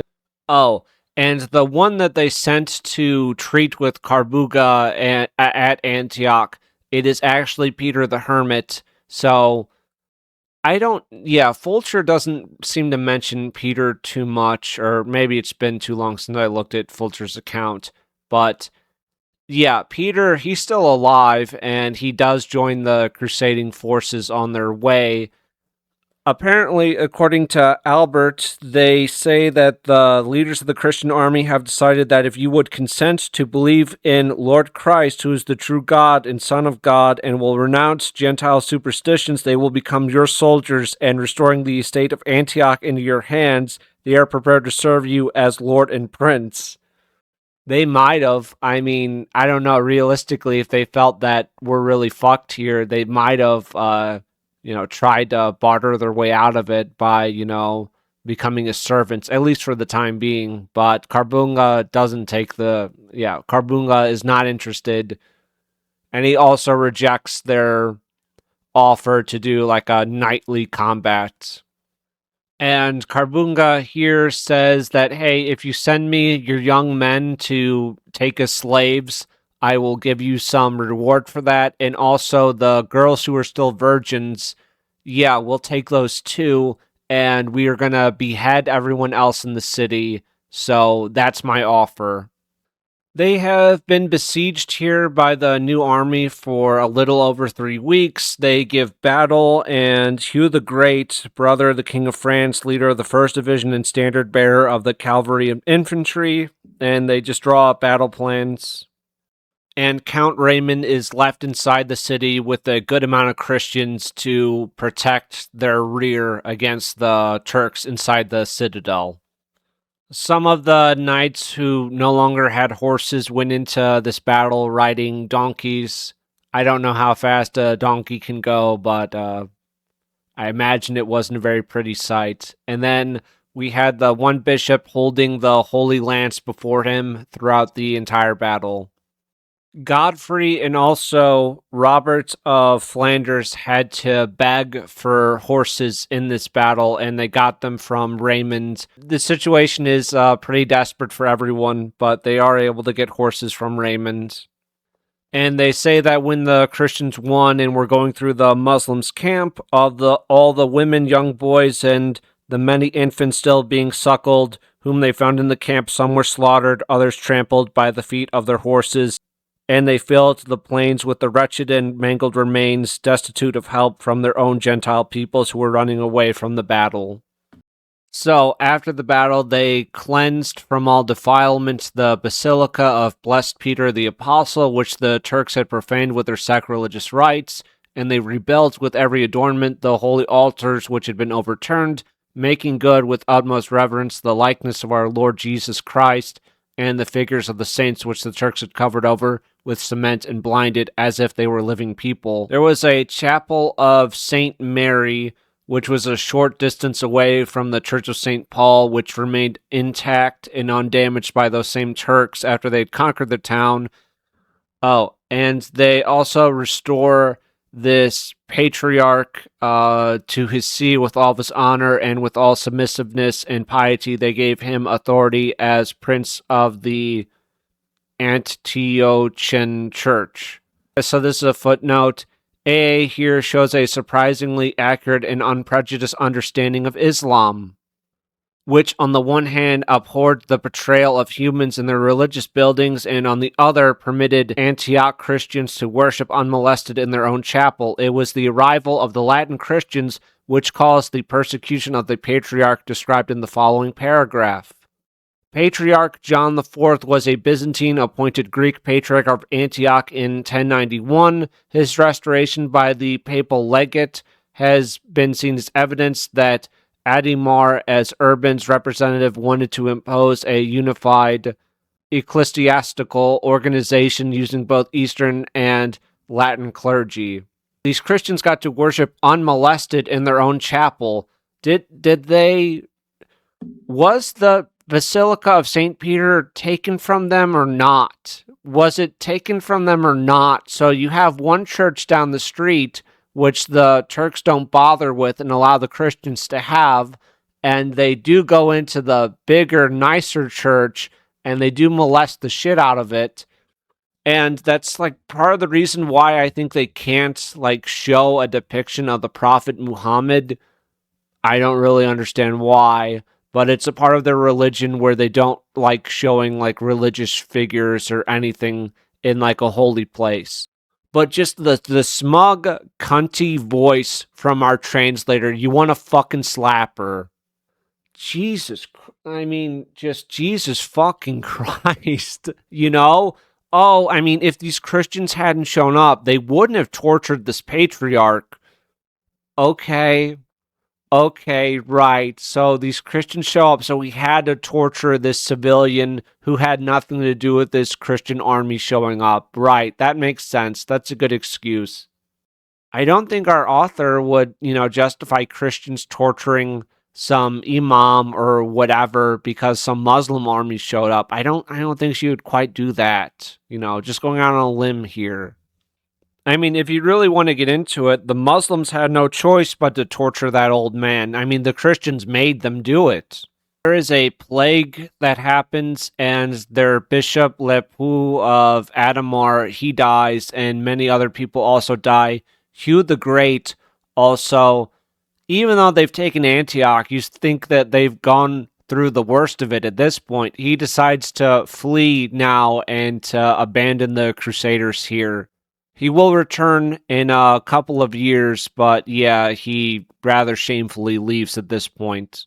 There is also a Muslim prince of Azaz who sends Godfrey his son as hostage if he would help him against this other Muslim ruler of Ridwan, and the Crusaders decide that yes, it's worth it to assist these Muslims here, and even though, we're never going to trust these people, it's in our interest to get involved, at least in this situation. And apparently, Bohemond and Raymond were very envious and angry because the Prince of Azaz had sent to Godfrey first and entered an alliance with him and given his son to Godfrey as a hostage. So they refused to set out on this expedition to help the prince. I'm just saying, Bohemond, you got Antioch. You got fucking Antioch. That's probably the second nicest city you could get after Jerusalem. So maybe shut the fuck up and just go help. Let's not forget the tent stealing incident. When Godfrey realizes that the other two aren't coming, he sends them a little message that if you don't show up, we will be enemies from this point on. And since the rest of the Christians are mobilizing, they decide that, yeah, they do need to go and assist in this defense. Baldwin is in Edessa, and yeah, there's some of the Armenians try to malign him in certain ways, and he hears about the plot, and he has some of these people mutilated, and he's also hard up for cash at the moment, so he gets these people to pay him a shit ton of money, so now he's no longer poor. There's some not super interesting details about, like, this Armenian that Baldwin trusted, and then this guy took some of his men hostage, and then various negotiations and people getting their heads cut off. Later on, Bohemond, rather sneakily, he does attack and slaughter some of Count Raymond's men who are in control of a tower in Antioch, so now Bohemond controls the entirety of the city. We have the Siege of Ma'ara then, and this was 5 weeks, and he does, talk about the cannibalism there, and he says this, I thought this was a good quote, "There's no sharper sword than long drawn-out hunger." We have the Holy Lance thing, and Albert is more kind to the interpretation that the lance was real. Yeah, I'm not sure why the Crusaders decided at this point to reject the power of the lance. Maybe they felt it was, putting too much authority in some people's hands inside the army, or what exactly. But yeah, for some reason, the lady decides to turn on the Holy Lance. The Crusaders are laying siege to the city of Jabala, and Bohemond, he decides to abandon the siege and to return to Antioch because he's afraid it might be stolen from him, and yeah, kind of father like son, I suppose, and then also nephew like uncle later on. And there's some debate about the Crusaders ended up breaking off the siege of Jabala and going to Count Raymond, who was apparently in distress. Some accounts state that Raymond was lying and he took a bribe from the citizens of Jabala to lure the Crusaders away. I'm not sure. Maybe something like this did happen. There's certainly not a shortage of infighting and murder amongst the Crusaders, so that very well could have been the case. Yeah, I wouldn't say it's a 0% chance that this did happen. And they decide to not associate with Raymond, and Tancred, who was with Raymond, ends up breaking off contact with him because Tancred was supposed to get some money in exchange for his military service, and Raymond is not paying up. So now he's being buddy-buddy with Godfrey. And Raymond apologizes to the other Crusaders, and they accept him back. All except Tancred, Albert notes, were on good terms with Raymond after this. Tancred, frankly, he has legitimate beef, right? If he's not being paid, yeah, he has a right to be pissed off here. So I'm not going to hold that against Tancred. They end up abandoning the siege though because they're just not able to take it. Raymond tries to convince them because some Christians died here that I'm not going to leave until the city is taken in vengeance for him. He just wants the fucking fortress for himself, but they are not convinced and they decide to leave the siege now. They are on the way to Jerusalem. They try to besiege the city of Tripoli. It's kind of a hard siege. They are able to make peace with the ruler there who gives them a guide for the way to Jerusalem. They pass by this town of Jubilai, and the ruler of Tripoli asks them not to attack it, so they don't. I think maybe if Tripoli was a little easier to take, then they 100% would have taken the city. But in this situation, they're just happy to be able to pass through without like leaving a hostile force at your rear. They also make a treaty with the city of Beirut. That's like still a city on the map today, isn't it? I don't know exactly for what. Israel has probably bombed it a few times. That's probably what it is. They also talk about being in the region of Sidon, and a lot of their people get killed by poisonous snakes. And the only remedy they really have for this is to like make a bunch of noise and vibrations as the army passes through to scare the snakes away. And not all the Muslims are submitting to the Christians as they come through. The Muslims of Sidon, they also try to come out and attack them, and they kill some of the Christians, but they repulse them pretty well. And this was too cool not to mention. So, okay, this is on page 204. Pitching camp there to stay on the level plains of the fields, for a spring flows there, which is raised up on a walled and arched structure in such a way that it produces so much water by the rush and abundance in the source of its flow that the whole army could not exhaust the supply. This is a Roman aqueduct. This was built what? I how old is this at this point? Like 1,000 years, 800, 900 years. It's that's incredible. That's so incredible. And you have this crusading army, and they're marching through, and you have this Roman aqueduct in the background. I guess it's still functional, right? The people are still using it, but that's incredible. That's great. They also have two routes available to them. They can follow one leads through Damascus and the River Jordan to Jerusalem. The other way keeps to the right, and you stay next to the seashore on the way to Jerusalem.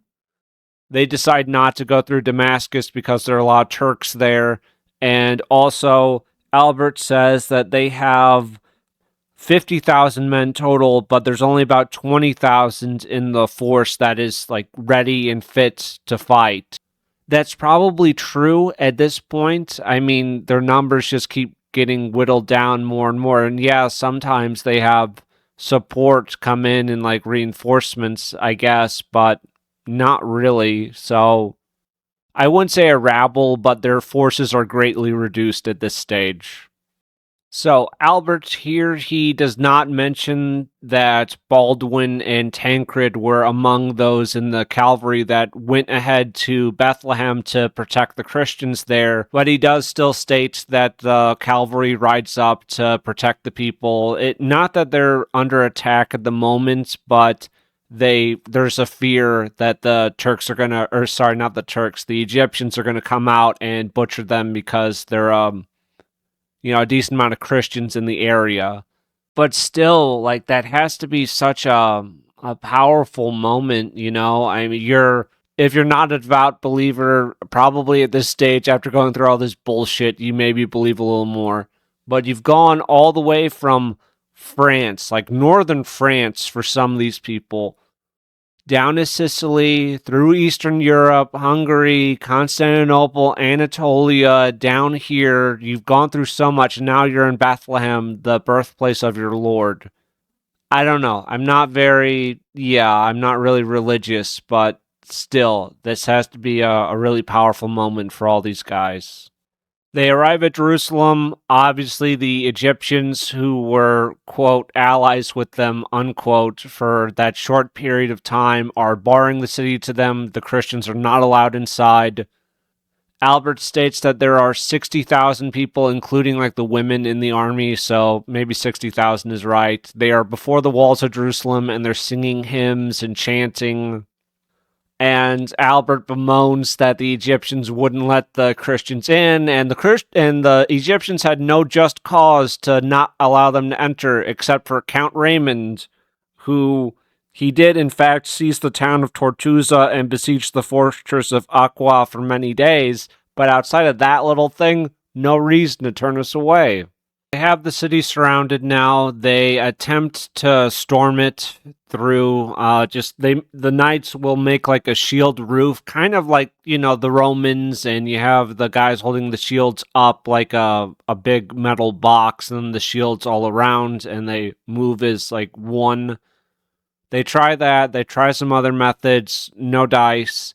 They realize that the only way that they're going to get in is through siege engines, siege towers, rams, heavy equipment, but they lack the timber necessary to construct these weapons. They are able to find some a few miles away, and they bring the timber back on the backs of camels. And then after this, it takes about 4 weeks. They have an engine, a ram, and mangonels, and they bring this in front of the Tower of David. And they also gather a bunch of supplies to put around the engine, like hides and things like that, to make it resistant to fire. We also have the Saracen fortress of Ascalon, and also there's this city of Ramla, and when the Christians go foraging, they are ambushed by some of the Saracens, and many of them are killed. And then also there's a big problem with drinking water near the city, because in preparation for the Crusaders, the defenders went out and they blocked up a lot of the wells, so it's a serious concern. The only water they can get is pretty disgusting, and Albert says it had leeches and it was often muddied, but somehow they persevered. Not all of them, though. Some of the poor people, they did die from dehydration. I don't know why I'm laughing. That's horrible, but that happened. And then the clergy get together and they have a 3-day fast. They announce a 3-day fast for everyone. On a Friday, all of the Christians make a procession around the city and then came to the Mount of Olives, in the place where Lord Jesus rose into heaven, and going in procession from there, they halted in complete devotion and humility in another place where he taught his disciples to pray, Our Father. There in that same place on the mount, Peter the Hermit and Arnulf of Chartres preached a sermon to the people and laid to rest the very great discord which had grown up among the pilgrims from different causes. Indeed, since both princes felt remorseful after their spiritual admonition, Count Raymond and Tancred sued with harmless love the dissension which had prevailed between them on account of the sum of money which had been agreed and which the Count had unjustly refused to pay Tancred. They also go and assemble on the next mountain, Sion, in the Church of the Holy Mother of God. The clerics, wearing albs and reverently bearing relics of the saints, and many worthy laymen were hit by arrows from the Saracens who were watching their movements on the city ramparts. For the town is very close to this Church of Sion, just the distance of an arrow flight. In this place as well, to arouse the Christians' anger, they fixed crosses in mockery and abuse, upon which they either spat or they did not shrink from urinating in full view of everyone. They bring up the siege engines to the wall, but opposing engines are brought up by the Saracens to counter them. They are using 3 mangonels to launch stones at the walls and to try to bring them down. The Saracens, to combat this, I couldn't believe it, but I guess this was a legitimate tactic when, stones were being lobbied at your walls. They brought out sacks of straw and chaff and ships' ropes of great size and closely packed, and fixed them against the walls and ramparts, so that they would cushion the attack and blows of the mangonels and not harm the walls and ramparts at all. The Duke, he sees this hindrance being made, and he takes burning arrows out of the fire and puts them in his crossbow, and he shoots them in the tri-stuff, burns up all the Saxon ropes, and the attack continues once more, smashing the walls and ramparts. I mean, I guess it makes sense. In like a ship's rope, that is going to be very thick. So if you had enough stuff, it seems kind of crazy to me that it could cushion any type of blow from a giant stone being launched at a wall, but I guess it worked. Otherwise, why bother trying to do it, Yeah. They use the ram not on a gate, but they use it on the wall itself, and they're able to knock down the barbican, which is the outer wall, and they do get access to the ancient inner walls for the engine. The Saracens are able to set it on fire, and the Christians are getting water from their camp, and it's a huge effort, but they're able to put the fire out. And they have their great siege engine constructed, and they're bringing it to the place where the ram was attacking. They decide to burn the ram because it's such a great size that it would be incredibly difficult to move it out of the way, so they're burning it so it won't be in the way of their siege tower. And this is a little bit autistic, for White Pill Media, but playing Rome Total War, Medieval 2 Total War, siege engines in those games, it was really about just transporting troops onto the city walls, which, yeah, the siege engines did do that. But what they're doing here and how they were also really used was you had guys up top with bows and arrows and missiles, and they would throw rocks. And they would, it would be above the city walls. That's how tall the engine would be. And you would just take care of the enemy guards on the ramparts and clear the way. So that's something that wasn't really present in those games. But that's what they're doing here. And while this is going on the other side of the city at Mount Sion, you have Count Raymond and his men. They also have an engine there, and they're raining down hell on those on the ramparts too. And apparently the Saracens expelled all the Christians from the city as the crusading army got closer. Frankly, right, probably a good idea on their part, just with what happened at Antioch. And it makes sense, right? And it's just kind of this liberal 21st century mindset. It doesn't really work when you're confronted with, life or death and your tribe versus their tribe. And then suddenly, no, we're not all equals. And you're put in a situation where it's your tribe or their tribe. And we have two messengers for the Egyptian king who perished by different kinds of death. And I will read this out. One of them was speared to death by an overeager young soldier. The other one was brought alive and unharmed to the Christian princes. He ends up revealing that he was bringing a message that the, Saracen king in Egypt was going to arrive in about 2 weeks to liberate them and defeat the Crusaders. And what they do to this guy is, after this and other reports, the messenger was handed back to the soldiers, and he was put into the throwing arm of one of the mangonels with hands and feet bound so that he would be thrown over the walls after the first and second charge. But the skin of the mangonel was too heavily weighed down by the weight of his body and did not throw the wretch far. He soon fell onto sharp stones near the walls, broke his neck, his sinews and bones, and is reported to have died instantly. Jesus fucking Christ. The footnote says that another account has the story of the captured spy, though in his account only one was sent. His fate, however, was the same. Fulcher did not mention launching a guy through the air and having him, die in this manner. That didn't make it into Fulcher's account. Maybe he felt somehow that was too brutal compared to everything else that he wrote about, the punching people in the side of the throat to make them cough up coins and then slitting their bellies open and burning their corpses. But, oh no, the mangonel, that was too far. The people inside Jerusalem, they end up making 14 mangonels. They put 9 of them before Count Raymond's tower on Mount Sinai. and they are able to get the tower pulled back from the ramparts because it's about to come down from the force of all the, blows from the mangonels. No one under Raymond's command is willing to go into the tower again. It just can't hold up to the pressure. And they say because Godfrey's tower was better protected with wicker panels and such that the stones didn't damage it nearly as much as Raymond's was damaged. And the Crusaders apparently had a golden crucifix on top of this siege engine, and it had a little statue of Jesus in it, and the Saracens really wanted to knock it down, but they were unable to. They end up trying to burn down this tower, but it's covered in like skins and hides, and it's like coated in material so that the flames really don't catch. But the tower's still taking damage from the mangonels, so they push the tower even closer to the city wall so the mangonels don't have a good angle on it.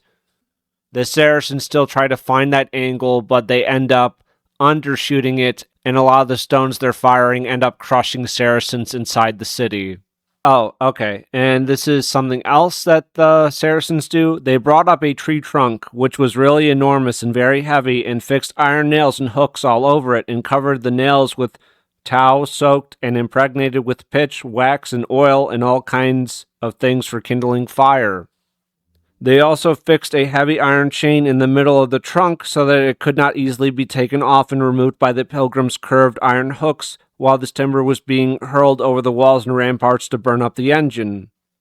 They set the timber on fire with a type of fire that cannot be put out with water.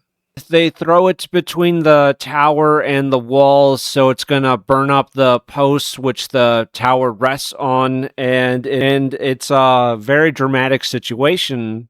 Apparently, what the Saracens were using was Greek fire, and the native Christians knew that it can't be put out with water, so what you do is you use vinegar. So very quickly they're able to get some vinegar, and they're able to put the fire out. And then there was a great rush of pilgrims to this quenching of the tree trunk. They seized the chain and embarked on a tug of war with all their might, those outside the walls pulling, those inside holding it back. But the strength of the Christians prevailed by God's grace, and so the chain was snatched from the Saracens and kept by the faithful. This is just so fucking epic. Like, I know, obviously, because of the people running Hollywood, we're never going to have, like, a First Crusade adaptation, but holy shit, just the fucking visuals on this. The Muslims hurl this giant tree trunk over the wall, it's burning up the siege engine. They can't put the fire out with water, they have to rush and use vinegar, and then so the Saracens can't pull it back up and then reuse it, you have the Christians running forward, and there's a literal tug of war with this great iron chain, and the Christians win. That's incredible. While all this is going on, the struggle with the chain, everything, the Christians have their mangonels firing and driving the Saracen defenders away from the ramparts. We have two brothers, Lithold and Engelbert, who are inside the siege tower. They stretched out beams and pushed them over the ramparts from the second story where they were, and climbed down and first into the city in strength of arms, putting all the guards on the walls to flight. When the Duke and his brother Eustace realized that these men had already entered the city, they came down at once from the upper story, and soon they were also standing on the ramparts and assisting them. When all the army saw these things, and that the princes were already in possession of the town, they shouted an incredible din, put ladders against the wall on all sides, and hastened to climb in and enter. There is such a mad rush to get into the city that some Christians are trampled by other Christians on horseback, and pretty bad if you made it this far and that's how you die. But at this point, Albert starts getting into how there was a great slaughter from the Christians upon the Saracens, which I have no reason to doubt. I assume many, many people died. I don't think it quite went up to your ankles.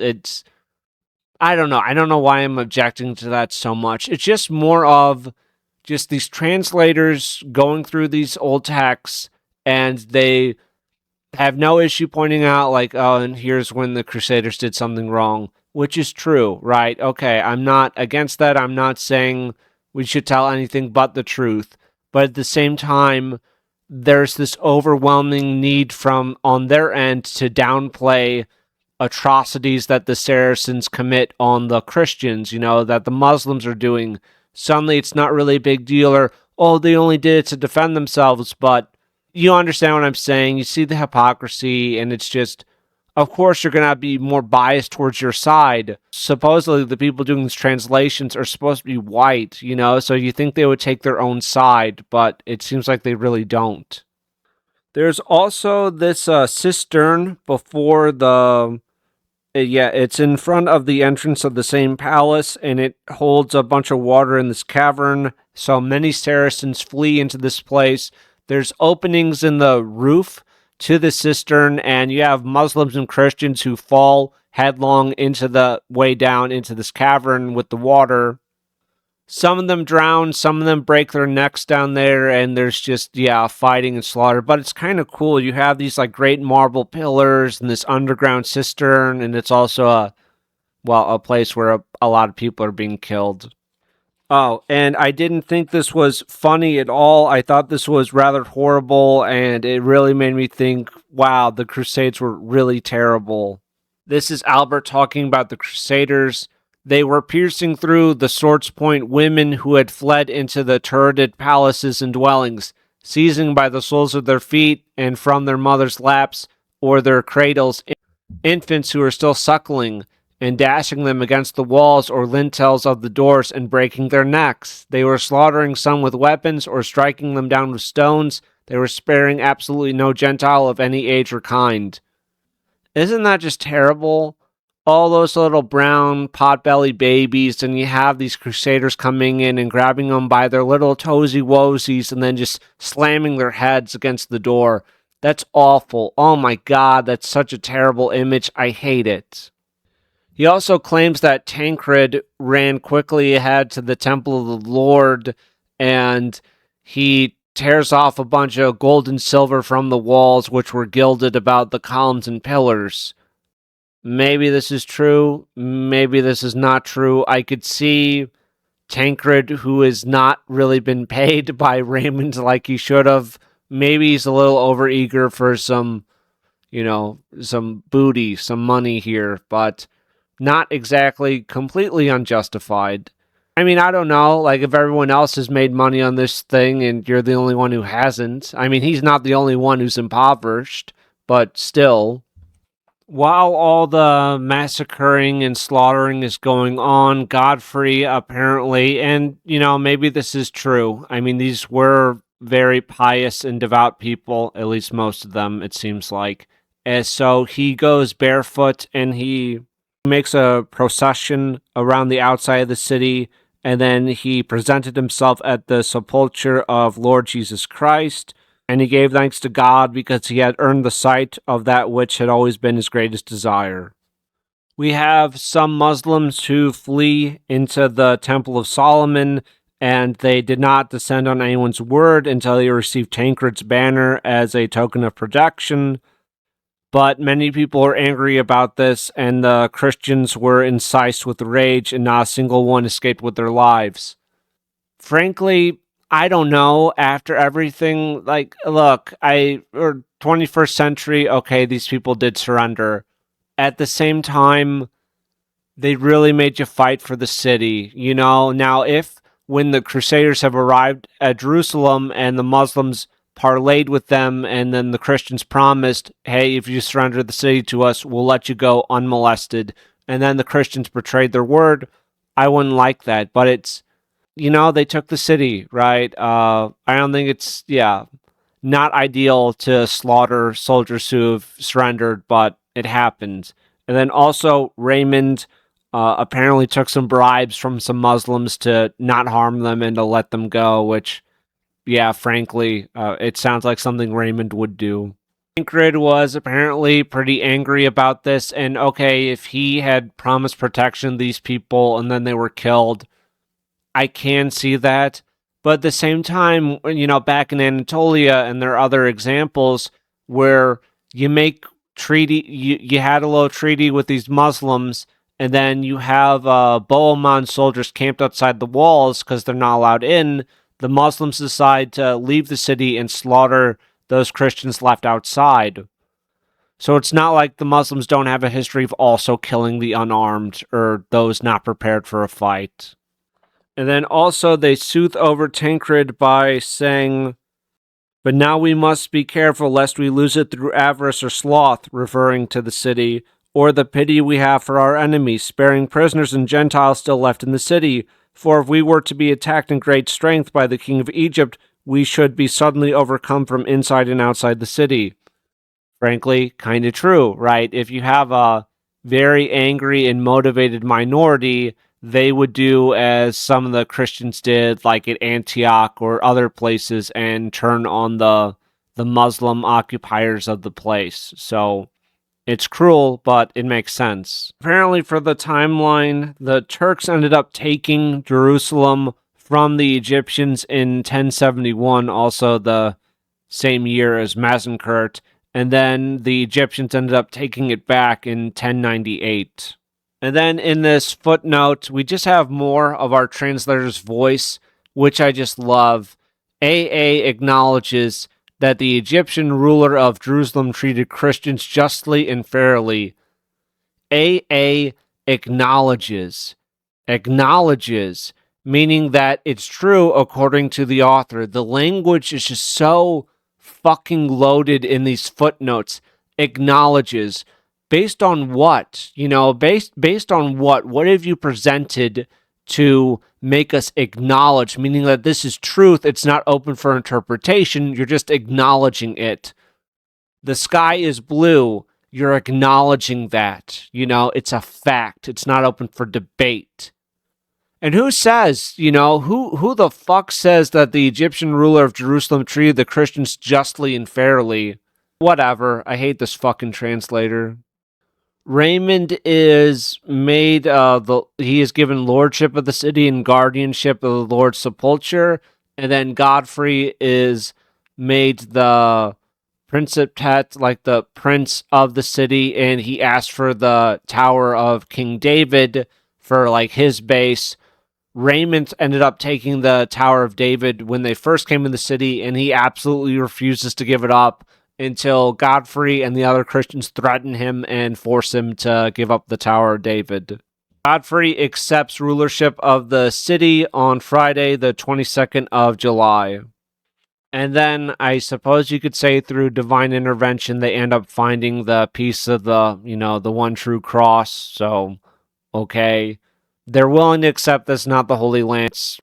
Arnulf is made the religious leader of the city.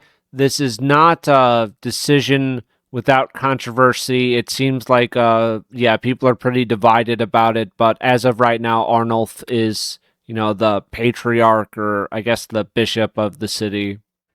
The Muslims are gathering in force at Ascalon to make war on Jerusalem. There's also a mention of Ethiopians here, so yeah, I guess they did bring in the, black slaves, or I guess that's what they would have been, up to fight, so there you go, yeah, the Crusaders were fighting Jews, Muslims, and blacks.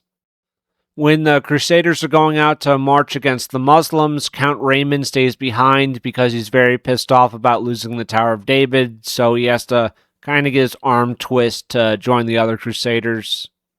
And apparently the Muslims sent a bunch of animals, like a herds, towards the Christian formations to disrupt them. And then apparently other accounts as well also report this, where the animals are kind of just stupefied by the Christian army, and then they start following the Christians, and they're mingled into their ranks. And whenever the Christians stop, they would stop. It's fucking weird, and it sends up a lot more dust, right, into the air, so the Muslims think that the Christians' army is a lot larger than it really is. The Christians win the day. They end up driving the Muslims back to Ascalon, and they actually pursue them to the very gates of Ascalon. And I'll read this out. The very last, and those slower to escape, seeing here and there the dangers to their lives and the difficult entry of the gates, and that they were shut out of the city by closed gates in this horror, of weapons hurried to climb palm trees and some of the branches of olives or figs, so that they could at least hide and be saved by the thickness of the branches and leaves. But the Christian foot soldiers were too close and saw the wretched men in the trees, and once discovered, they suddenly shot them with arrows, and like birds struck by a flying bolt, they fell, dying to earth from those same tree branches, and gathered closely to cover the ground. That's kind of a cool image, too. They try to take Ascalon, but they are unable to, and it says that the Crusaders do eventually take it in 1153, but yeah, it's a forward operating base for Egypt, and it's always a very serious threat until it's finally vanquished, over 50 years later from this point. A lot of the Christians now return home, and Godfrey bids them farewell, but he also asks, please tell people about this, tell the stories of this crusade and the triumphs, and send more Christian men to the east. We desperately need men. So Fulcher, I'm not sure if his numbers were exactly correct when he said there was 300 or so, or a bit more than that, left to defend Jerusalem, but it was probably pretty low numbers. And then Bohemond, he has attacked a city called Latakia, which was inhabited by Greek Christians, and this was also supported by a naval attack from Pisans and Genoese. Still, I mean, that's yeah, I don't have any defense here. I'm sorry. I got nothing to defend well, it's not all the Crusaders though, right? It's just Bohemond, Bohemond, Raymond, probably, yeah, not the most ideal people on this crusade, so they're kind of the ones that act up the most. Other Christian princes promise war with Bohemond if he does not withdraw from the siege of Latakia or whatever. Bohemond doesn't withdraw from the siege, so they arrive, and Bohemond makes peace with the other princes, and he hears about their victory at Jerusalem because he stayed in Antioch, so he's being caught up with everything that happened at Jerusalem. And that is where we end things with Albert. Certainly, he has some different takes than Fulcher. I think he sheds some good light on certain events which Fulcher danced around.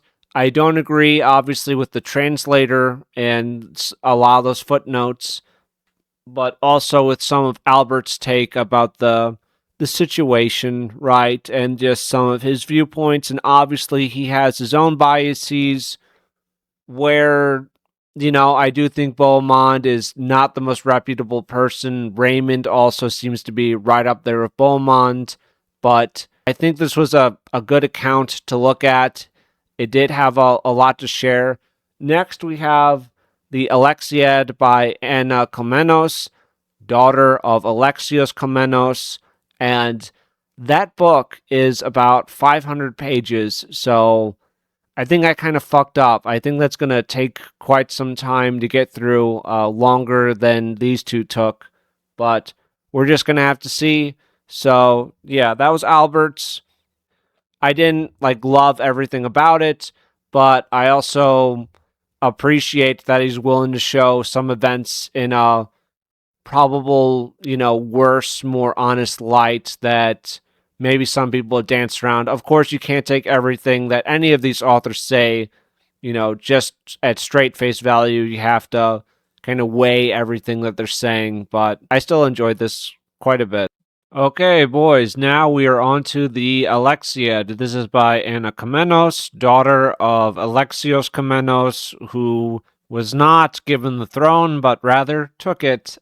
Now, Anna's work does concern the First Crusade at a certain point, so I am going to put a timestamp down below if you want me at just the parts where it concerns the First Crusade, because a lot of her work is about just her father and her family's history, what's going on in Byzantium, and it is largely completely unrelated to the First Crusade.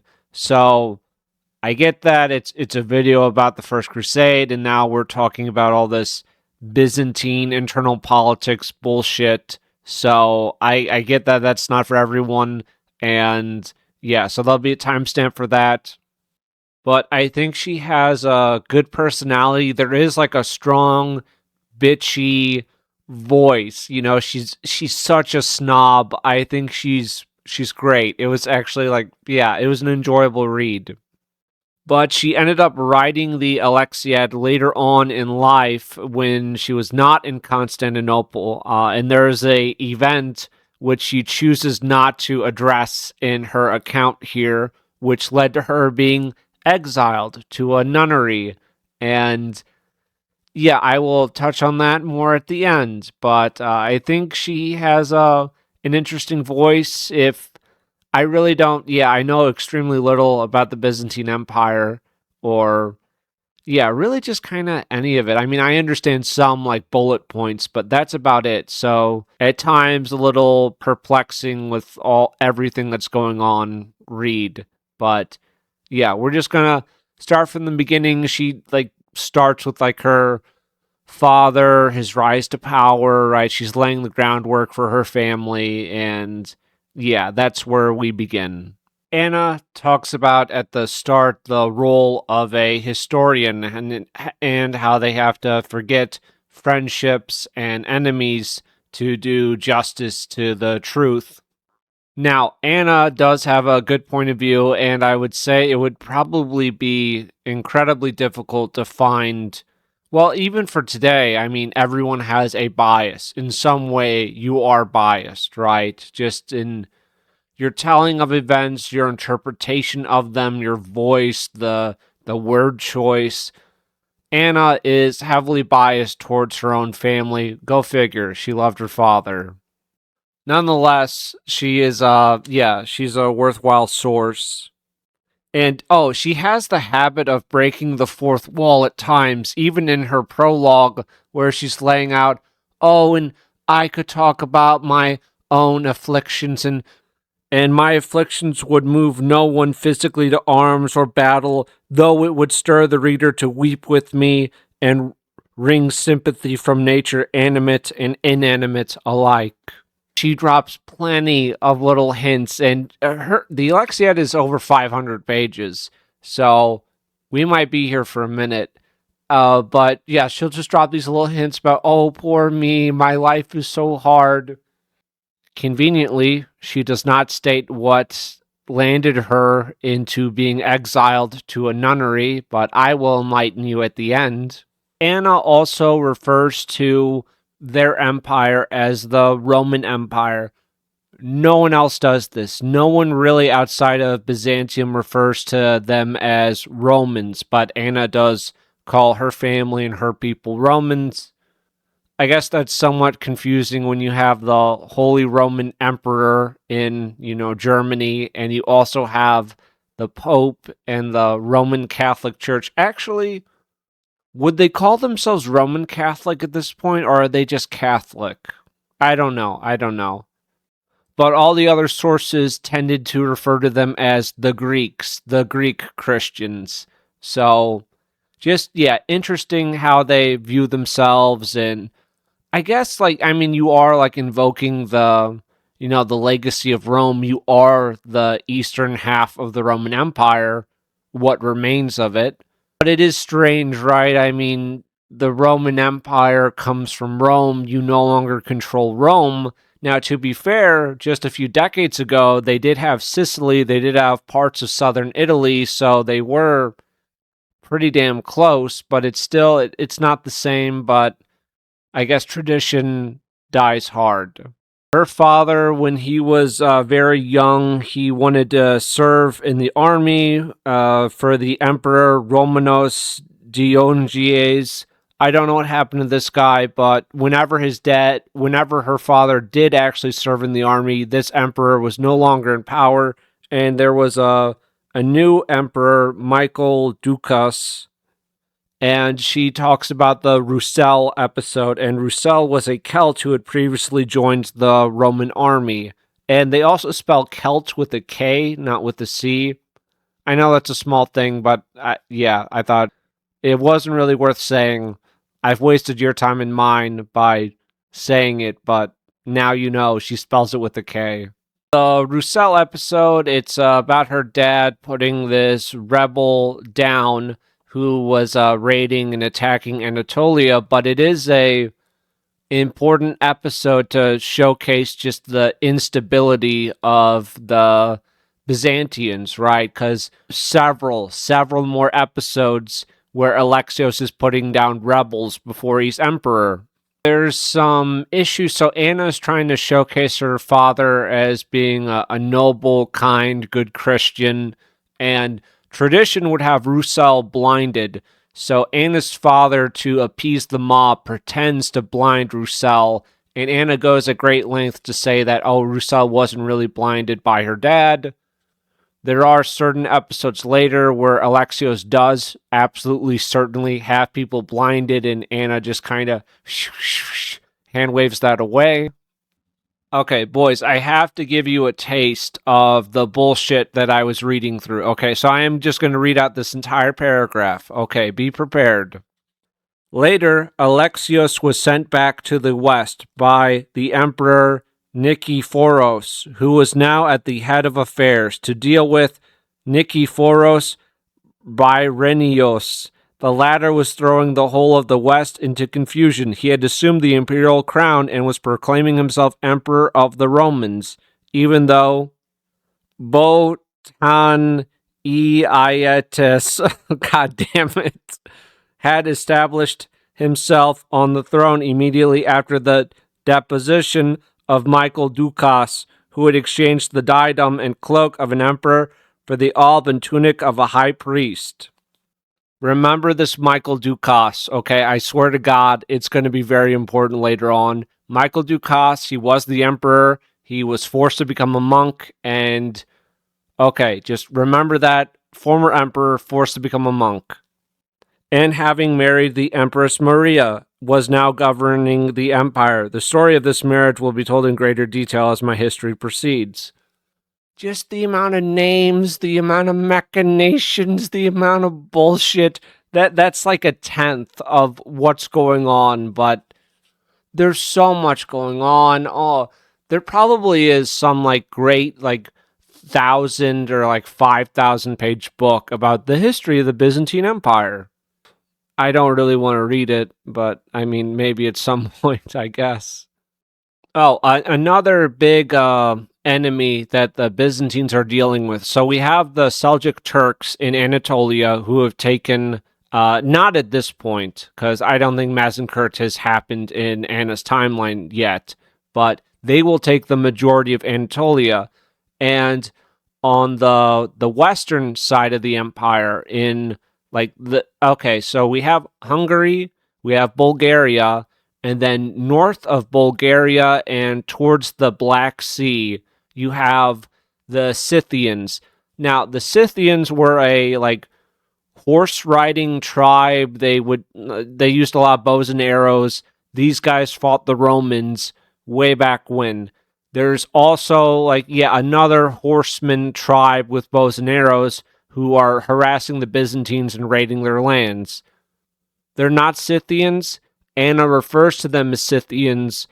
They're not. They're just a tribe you know what I mean? It's like, it's a different tribe. It's hundreds, maybe even 1,000 years after the Scythians. Maybe not that long, but a few hundred years. So it's like, I mean, they all kind of do it where we refer to the Egyptians and the Turks as, the same, and they're not the same.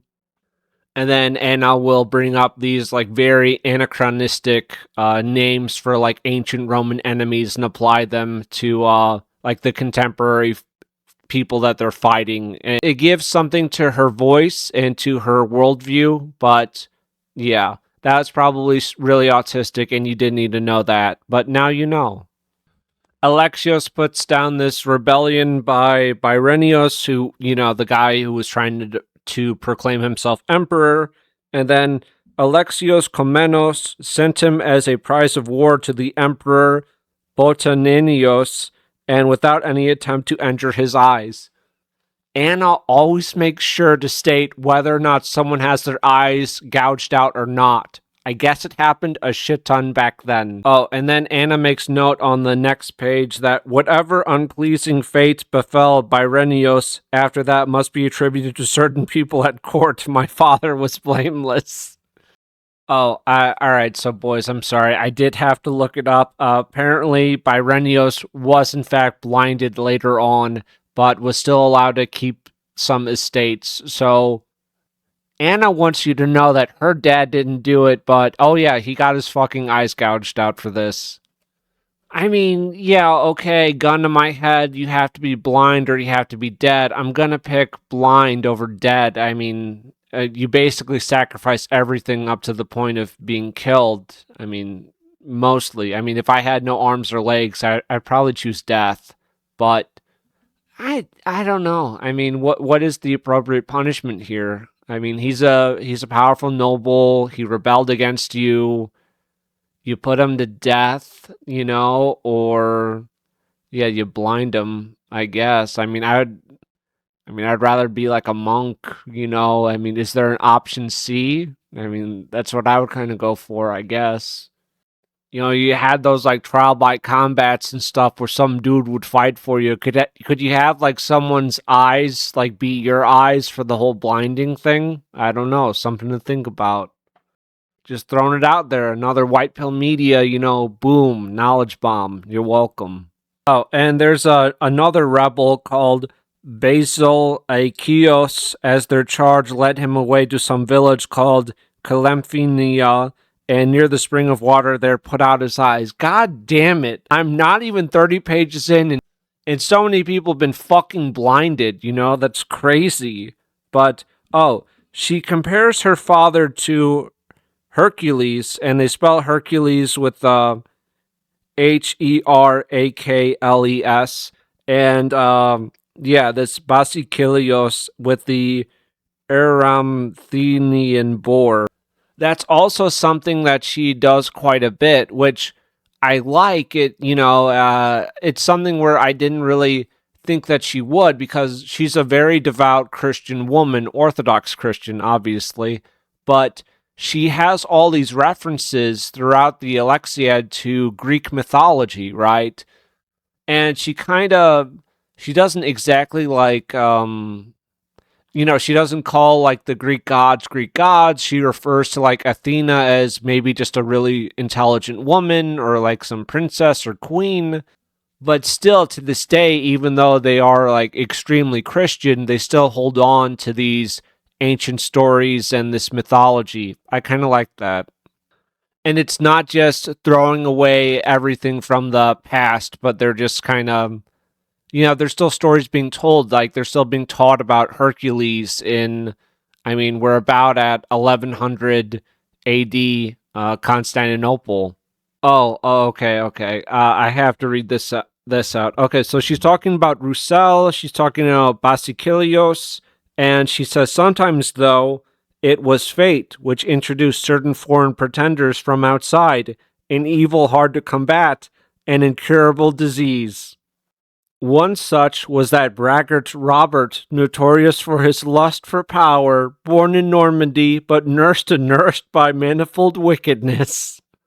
So, a previous emperor, Michael Ducas, betrothed his own son Constantine in marriage to the daughter of this barbarian. She always refers to the Normans as barbarians, and really the majority of like the Western Christians as barbarians. To this barbarian Robert, and from that sprang the hostilities which followed. So that thing, like, I don't know, 5 minutes ago where I said, remember Michael Ducas, the former emperor who was made to become a monk? Well, that guy, he was deposed, but before he was deposed, there was supposed to be this arranged marriage between his son, Constantine, and the daughter of Robert. This is Robert Guiscard. This is the father of Bohemond. And Bohemond, he's the uncle of Tancred. It's a long line of bullshit, but yes, so this is the father of Bohemond, who, he's a very powerful lord. He says this Robert was a Norman by birth, of obscure origin, with an overbearing character and a thoroughly villainous mind. She says that he was like handsome. He had fair hair, broad shoulders, eyes that all but shot out sparks of fire, and a well-built man. One looks for breadth here and slimness there. In him, all was admirably well proportioned and elegant. He's basically a Chad, I mean, that's what she's saying. Basically this barbarian Chad guy. I don't know how much of her, for some reason, I'm not sure if Anna is being completely unbiased here when she gets into the genealogy and history of Robert of Guiscard. But some of it may be true, where Robert, he ended up leaving Normandy, traveling south to Lombardy, and from there ended up through like a marriage alliance and whatever, he ended up getting some lands. No idea how much of this is true, but he was probably a rather ambitious, power-hungry young knight, and maybe he did some not great things, not very chivalrous things to acquire money and power, but yeah, this is also Anna's perspective. And Anna, when she says that she thinks about this, Constantine, as for me, when I remember this young man after so many years, I am overcome by tears, yet I hold back my sorrow. It shall be reserved for pride of place, lest by mingling my own lamentations with the historical narrative, I confuse the history. Oh no, Anna. Yeah, I mean, before this, you were being very unbiased and historical, so, please don't let that get in the way now. Oh, no. Naturally, once Michael Ducasse is no longer the emperor, the whole arranged marriage thing is off the table. Constantine, he's not, like, exiled. I mean, the son of the former emperor, he still has a place in Constantinople. He's not killed or blinded or anything. But, I mean, this is no longer the emperor. And also, there was no marriage between Constantine and Helena, which was the daughter of Robert. Now, it just so happens that Michael Ducasse, who, became a monk after he, was no longer the emperor, there just so happens that a monk shows up, and I'm not making this up, a monk shows up in Robert's court and claims that he's the former emperor, Michael Ducasse, and he beseeches and he begs Robert to do what's right and restore justice by enforcing the claims of his daughter and what would have been his future son-in-law. So he has no choice but to attack the Byzantine Empire. Don't you see? He's just trying to restore Michael Ducasse to his former throne. And Robert, being the good Christian that he is, of course, he decides to help this monk. Okay, and there is something where Robert's daughter is actually still in Constantinople. I don't think anything was going to happen to her, and I don't think her life was in danger. She was going to most likely, just be sent home, right? But yeah, so his one daughter is in Constantinople. And it's around this time that we have the Holy Roman Emperor, Henry. I think it's Henry I'm not sure. She just refers to him as King Henry, but this is the Holy Roman Emperor who gets excommunicated, and there's the whole, second pope thing going on that Fulcher touched on a little bit. Anna, naturally, doesn't like the Catholics, so she is more in favor with the Holy Roman Emperor Henry, and also her dad ended up bribing that Henry for a brief period of time. It didn't really pay off for Alexios that much. But she says this about the Pope. The Pope is insulting and attacking the envoys of Henry, apparently, and so he's cutting their beards and their hair with scissors, and the other with a razor. And finally, he did something else to them, which was quite improper, going beyond the insolent behavior one expects from barbarians, and then sent them away. I would have given a name to the outrage, but as a woman and a princess, modesty forbade me. I love how she just fucking says that shit. The book is littered with that. Oh, okay. What was done on his orders was not only unworthy of a high priest, but of any man at all who bears the name of a Christian. Even the barbarian's intention, let alone the act itself, filled me with disgust. If I had described it in detail, pen and paper would have been defiled. Oh, and I don't know if this is true, but Anna goes on about one, the arrogance of the Latins, two, that power in like the Senate and the whole administration, the senior archbishopric, was transferred to Constantinople. Is that true? I kind of feel like the Senate being transferred to Constantinople was kind of, yeah, a part of like real history. So maybe Constantinople does kind of have a claim on some of this stuff. Like, I ain't no Orthodox boy, but I don't know. I mean, I'm just saying that kind of sounds like that is a part of history, but whatever, moving on. There was a bit of fighting between Robert and the German Emperor and even like the Pope and his forces. So we had that. I believe Henry, the German Emperor, came out worse for it this time. And then she says Robert set out from Salerno and arrived at Otranto. There he stayed a few days waiting for his wife, Gaeta. She went on campaigns with her husband, and when she donned armor, she was indeed a formidable sight. I think this is a backhanded female way of saying that Robert's wife was very mannish and ugly, so I do appreciate that from Anna.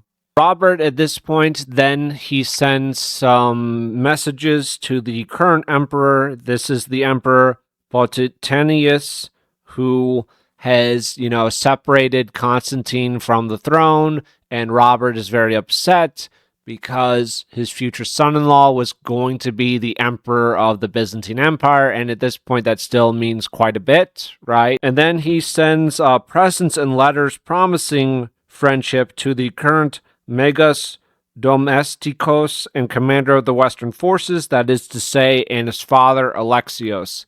Yeah, they use that one. There's a shit ton of titles for the Byzantines. There's so many fucking titles and offices and all that stuff, but and then she just mentions on page 44, my father, you see, had seized power, as I shall describe in detail later, and had driven Botanites from his throne, and sent for Constantine, Ducas' son, who, of all men under the sun, was the most illustrious, and had given him for the second time a share in the government. But Whitebill, Anna's father, such a noble, good Christian soul, how could he rebel against his rightful emperor who was appointed by God? That doesn't make sense. Well, I'm glad you asked. Okay, so first off, we have Robert. He is crossing the sea and he is landing at Dverghold, whatever. It's in like Eastern Europe. I think this is like one of the cities in medieval Total War II. Always fucking under attack if you play as Byzantine. It's always being fought over. So that's going on. And then we have her father, Alexios, and Anna brings up these two servants. We have Scythians called Borelios and Germanos, who were basically like fucking court eunuchs that were always trying to stir shit up at court. And Anna says here that her father had written to the general in charge of protecting the West, who was gonna like lead the defense against Robert, because this is like going on at the same time.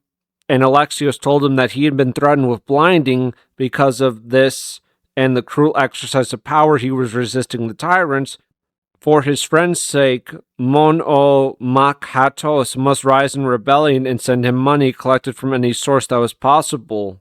So Monokanos says that he cannot send Alexios any money because he was sent here, to defend the West on orders of the previous emperor. However, he says that I'm still your friend, Alexios. So it seems like there's a lot of blindings, there's a lot of power plays, a lot of people are on the throne and then off the fucking throne. So this guy, he's weighing his options, and it's like, look, if Alexios makes it, great. The emperor is maybe not exactly my friend, but he's maybe not exactly hostile to me. And if Alexios is defeated and most likely blinded, then okay, I still like fulfilled my oaths to the, previous and still current emperor. I don't know, it sounds confusing as shit. Like, I don't know. Like, mentally, White Pill Media would not be able to keep up with the Byzantine court, so I would probably just blind myself and just get it over with. I mean, just save everyone some time, or just hopefully go into some province on like the edge of the empire and just live quietly and read. That wouldn't be too bad either, I guess. Yeah, and then I wouldn't be blinded. That's better. I'll take option B there. Anna's grandfather was John Komnenos, and he was appointed commander in chief of the whole of Asia by the previous ruler Romanos Dionys, while Isaac, who is Alexios' brother, he became the do of Antioch after being elected by lot. The two brothers fought many wars and battles, and many also were the trophies they set up over their enemies. In succession to them, my father Alexios was promoted commander-in-chief by the then Emperor Michael Dukas and sent out to fight Roussel, who was the Celt that, yes, he was in fact blinded. So the two Komnenos brothers are rising up in the ranks. They've both achieved very high offices, and Anna sets up that those two like scheming eunuch advisors who were mentioned in the previous chapter, oh yes, they were quite jealous and always plotting against my family. And they also got the Empress to formally adopt Alexios. So that doesn't necessarily mean that, he's like going to be the next heir, but it's still very important, and it gives some assurances that, there are some jealous people at court who are, kind of gunning for Alexios, but this is a degree of safety, right? And while this is going on, they get like little messages at court that this town has fallen to the Turks, this city has fallen to the Turks. So we are, yeah, I want to comfortably say we are past Mazincourt at this stage, which was 1071. After that, Anatolia is kind of ripe for the picking for the Seljuk Turks. The Komnenos brothers are conspiring. The emperor hears about this. He summons the women of the Komnenos clan, like Alex and Isaac's mother, and wants an explanation about what's going on. She professes her son's innocence, that they only live to serve their majesty, that these evil, wicked servants have been plotting against these noble protectors of the realm. Which, okay, we are getting Anna's point of view. These two servants probably did see that, hey, the Komnenos brothers, they're kind of, marshaling power. They're kind of, yeah, things are not going super great in the realm, and we should probably do something about them before they try to take the throne. And the brothers, it doesn't come into open warfare between them, but there is a struggle for dominance between Alexios and Isaac. Alexios, obviously, he comes out on top, and Isaac, he plays like a very large role in Alexios' empire. So they're not on the worst terms, but yeah, there's a bit of strife between them at this point. And Alexios, who put down so many rebels for previous emperors and is now a rebel himself going against his designated emperor. Oh, the irony. Unfortunately for our current emperor, Alexios will not be put down like all those rebels he put down, but he will in fact replace our emperor. So they're able to storm Constantinople. Anna even begrudgingly admits that the soldiers did not restrain themselves, and there was kind of a rape and plunder. There was a relief force coming to protect the emperor. One of the son of the man who was leading this force, they were on some ships. He was loyal to Alexios, and then he was able to convince his father. Anna makes a reference to Odysseus when he saw Telemachus. Yeah, I still like that she's referencing all this pagan Greek mythology. It's great. No, now, boys, I will not be, in fact, viewing the Odyssey. I will not be doing a review of it. I don't want to give it any intention. It's made by people who hate us, who hate the original story. It's a disgusting piece of propaganda. It's designed to demoralize you. Don't give attention to it. You know what I mean? Just let it die, let it be buried, let it go. I do kind of just hate like the right wing, not like our people on the right wing, but like the grifting right wing, where it's just so much of this shit. It's not that the left wouldn't make it anymore. It's not that they would stop creating it. They would. They're never going to stop making this type of dog shit.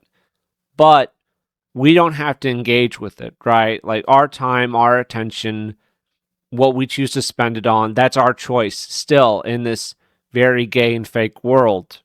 But you have so many goddamn people where I don't know, they live for it, right? They fucking live for it. So I don't have anything to say about the Odyssey.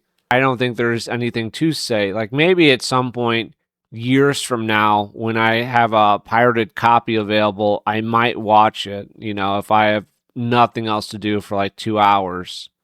But not now. Not now when it might give it some form of like attention or a boost in the algorithm or whatever. Not that I'm important, but I feel like it is like harmful to, you know, I've gone on about this too much. Let's get back to the Alexiad. I'm sorry about that, boys. Boeoneaitis. I hate these fucking Greek names so much. So Boeoneaitis is the emperor, quote unquote, in name only. He will share the title of emperor with Alexios. So he has been kicked off the throne. Essentially, he will be allowed to like retire in a palace. Not the worst deal ever. Obviously, not the outcome you were hoping for, but it could have gone a lot worse. Yeah, maybe not super interesting, but I think it gives some light into the whole Byzantine world. Anna's talking about Alexios here. The emperor had promised Nikephoros Melanisonos, whatever, his brother-in-law, the title of Caesar. Isaac, the eldest of the brothers, therefore had to be honored with some higher dignity, and as there was no such rank in existence, a new name was invented, a compound of Sebastos and Autocrator. Isaac was created Sebastocrator, a kind of second emperor and senior to the Kaiser, who received the acclamation in third place. Alexios decrees that both these ranks can wear crowns at public festivals, although they were inferior to his own. And then for Constantine, so Constantine, the emperor, the son of the emperor before the emperor who was just deposed, does not allow this guy to wear footwear resplendent with scarlet throughout, but granted him the privilege of a few strands of red in the material. There's also a thing with wearing like purple sandals. I guess purple and scarlet, those are their colors. I know that's how it was in Rome, to wear purple was like the sign of the emperor, right? I think Julius Caesar, he's the first one like a while that wears it, or it might have been Augustus, whatever. Anna just lays it out, gives us a lot of detail. You're not allowed to wear scarlet footwear, but a few strands, because we still care about Constantine, so he can have a few strands of scarlet in his footwear. That's fine. Alexios is emperor now. However, there's still some controversy over when his army came to the capital and they sacked the capital. Well, he couldn't really control his troops. So he asked to go on trial before the patriarch, right? The leader of I guess, I don't know if they technically refer to themselves as the Eastern Orthodox Church, but that's essentially what they are.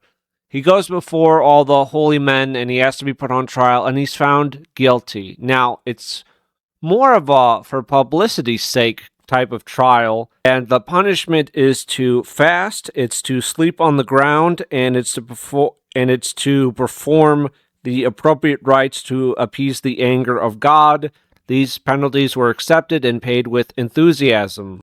And in fact, not only the emperor and his household did it, but all of like the women who were not found guilty, they also do it, their wives.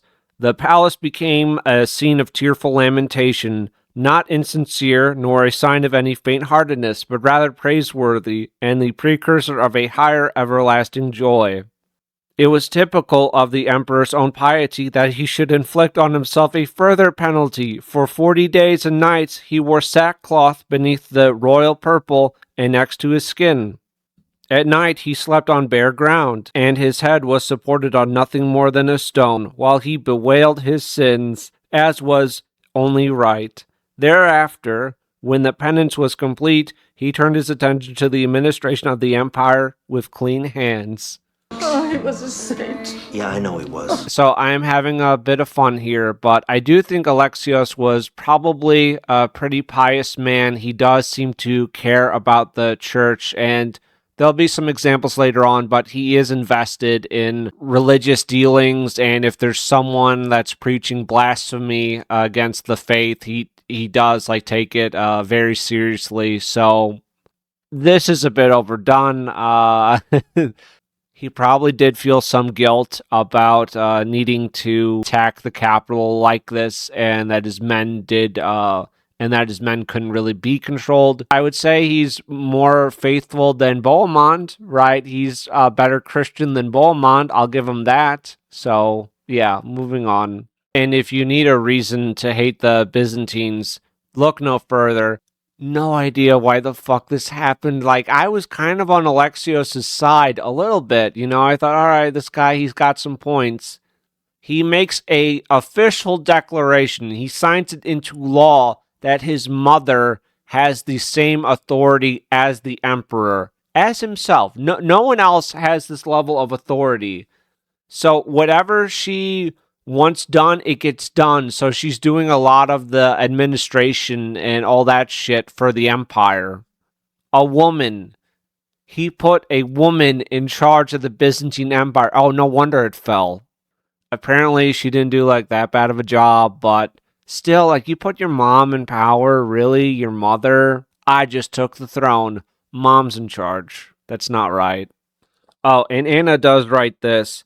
At this point, the reader may well censure my father for transferring the government of the empire to the woman's quarters, but if one knew this woman's spirit, her surpassing virtue, intelligence, and energy, one's reproaches would soon turn to admiration. I'm going to say not likely. They are still being attacked in the west from Robert Guiscard, and Anna says this: the whole army was now divided into two. One half, under Robert himself, was to make the sea passage to Dyrrhachion. The other entrusted to Bohemond, his son, the future crusader, leader of Antioch. Robert is still claiming this is all to try to put Michael, the quote-unquote deposed emperor who became a monk, on the throne. So he literally drags the fake Michael before the walls of the city, and he asks the people inside to surrender and submit to their one true emperor. And as soon as they saw him, 1,000 insults rained down on him from above. He was a complete stranger, they yelled. Robert made nothing of it and applied himself to the business in hand. I just have to say, like, that's so charming. I don't have a better word for it. That in 1000-something AD, you're able to get some old guy to pretend that he's the long-lost emperor of this ancient land, and everyone has to submit to you because you totally have the real emperor right here.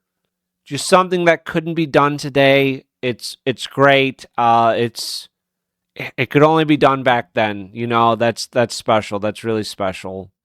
Alexios appeals for aid. He asks the Venetians to assist him, and this is interesting. So this is Anna says this. This is about the Venetian fleet. Meanwhile, at nightfall, since they could not get close inshore and the wind had fallen, they lashed the bigger vessels together with cables and formed a so-called sea harbor. And they just make this like big floating platform out of the ships, right? And they also build up some like quick wooden towers as well. I've never really heard of that. I guess maybe that was just a medieval way of doing navy battles, or one way of doing that, which I don't know. That doesn't sound like ideal. You know what I mean, right? I mean, you're sacrificing all of your mobility and you're staying in one place. But I suppose if you're greatly outnumbered by the enemy, it would be better to.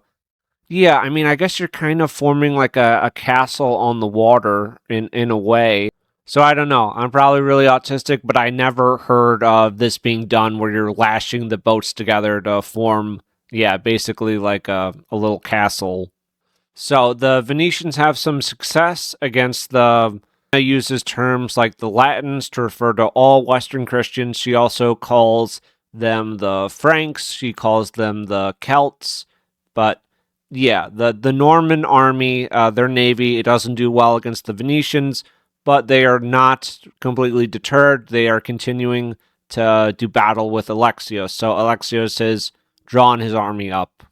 The battle does not go well for Alexios, and his army routs, and of course, Anna painstakingly lets us know that her father was actually very brave, and he was basically the last one to flee the battle, and also while he was being pursued, he wheeled around and he killed a guy, and it wasn't Robert, but it was Robert's second in command. So just so you know, Alexios did lose, but still very much a Chad.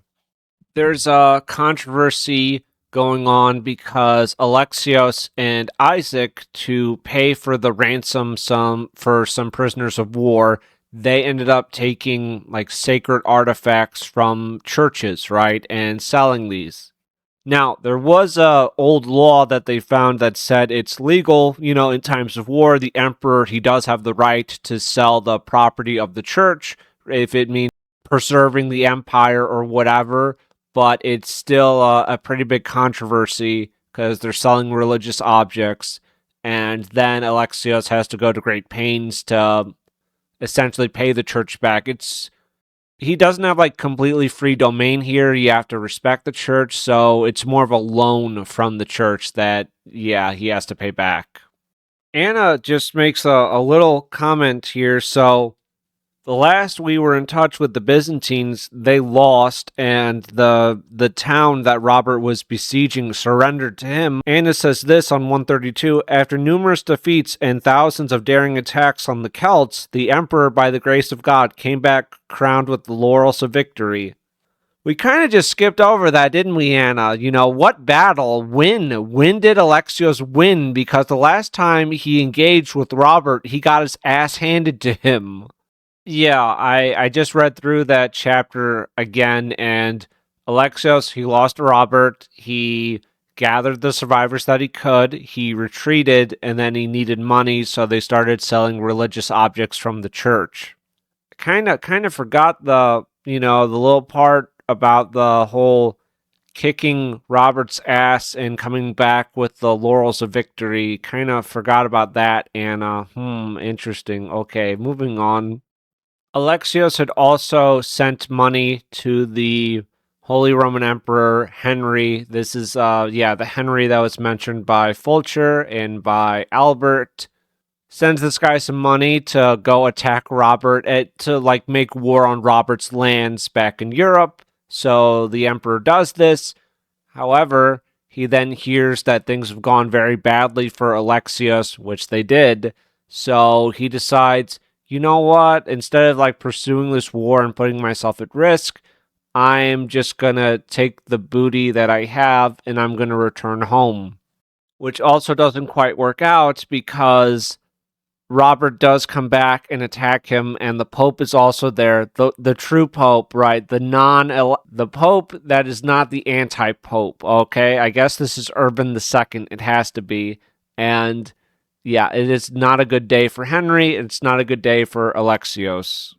There are also no refunds for Alexios in hiring these German mercenaries. None. It's Alexios versus Bohemond, and to break up the Norman lines, Alexios adopts a strategy of using wagons that are lighter than usual wagons. They're also smaller, and there are 4 poles each fixed on them.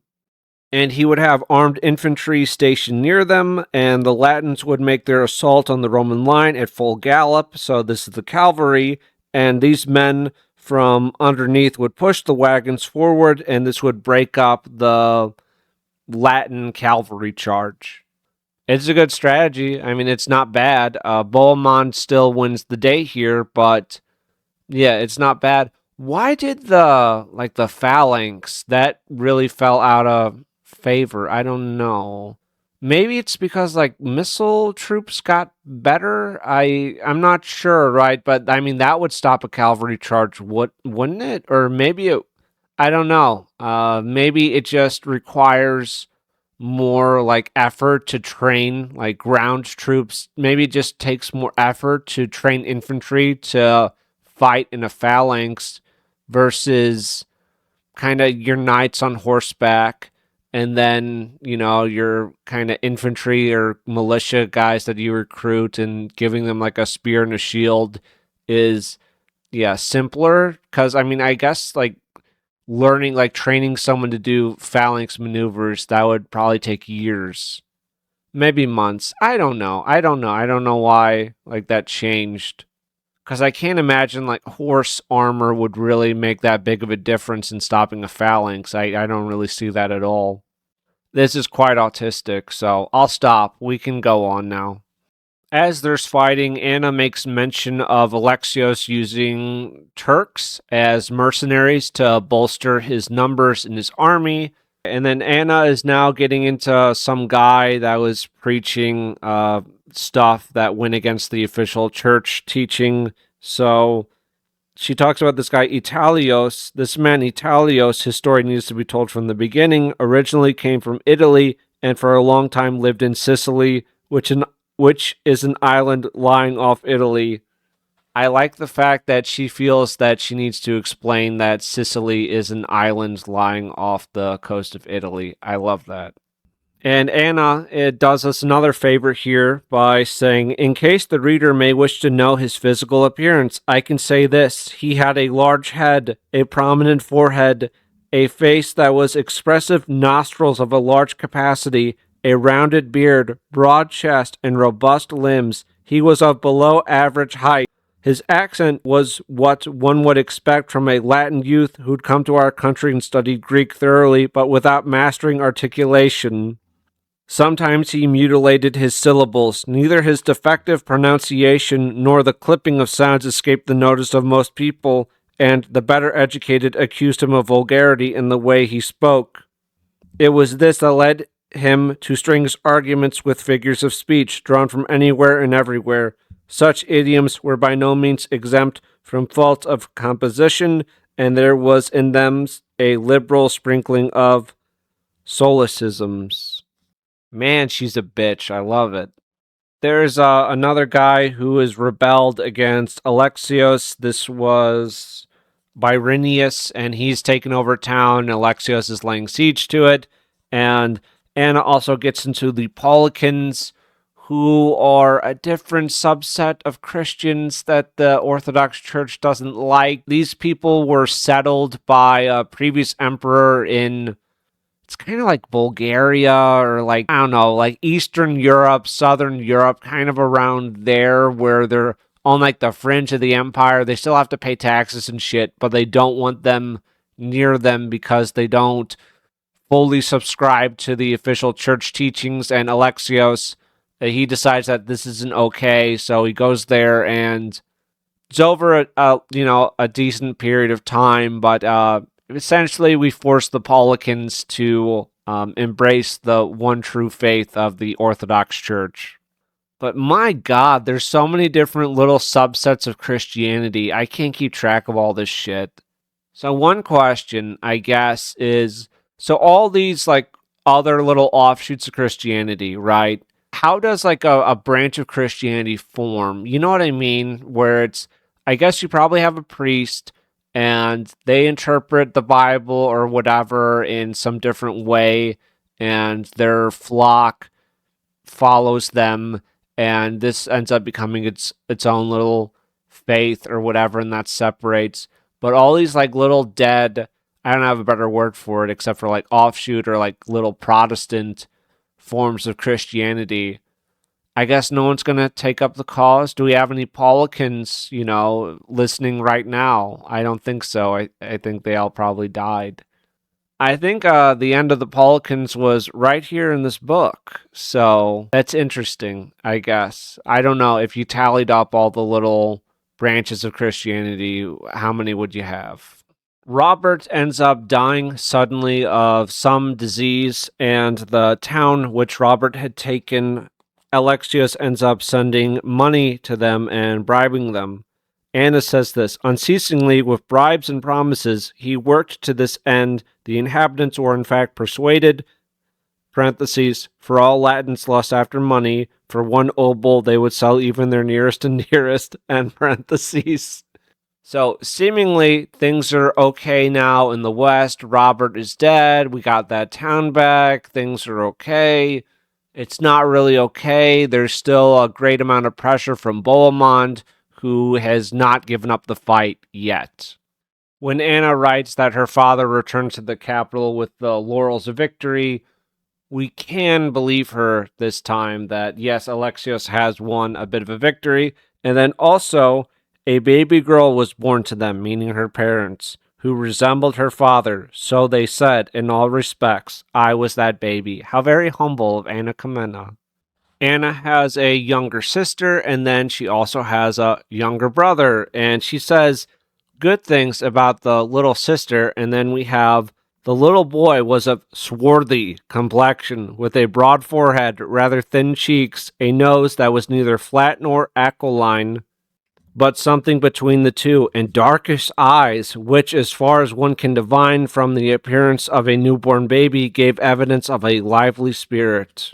Naturally, her parents wanted to make the baby like emperor, right? And of course, this baby will replace Alexios when he dies. Swarthy. Ooh. She called her brother swarthy. That's low. That's real low. This is Anna talking about what the borders were of the Roman Empire in previous times. There was a time when the frontiers of Roman power were the two pillars at the limits of East and West, the so-called pillars of Hercules in the West, and those of Dionysos not far from the Indian border in the East. As far as its extent was concerned, it is impossible to say how great was the power of Rome. It included Egypt, Meroe, all the lands of the troglodytes, the countries near the torrid zone, on the other side, the famous Thule, and all the peoples who live in the region of the north, over whom is the pole star. But at the time we are speaking of, the boundary of Roman power on the east was our neighbor, the Bosphorus, and on the west, the town of Adrianopolis. What the fuck is the torrid zone? What is Meroe? Who are the troglodytes? I don't know, okay? I don't know. So at this time, Anna talks about the Turks, and apparently one of the guys who's in charge of Antioch proposed a marriage between his son and Anna, right? And then he would have given up Antioch and some other lands in Anatolia back to Emperor Alexios. He says, so much for the Persian Sultan's proposal. So much for him. Having read the Sultan's letter, the emperor had no intention whatever of accepting his proposal. How could he? His daughter, the bride sought for the barbarian's eldest son, would have been wretched indeed if she had gone to Persia to share a royal state worse than any poverty. She's so haughty. Just the mere idea of, oh no, you have to go be a princess to a guy who controls a lot of fucking land.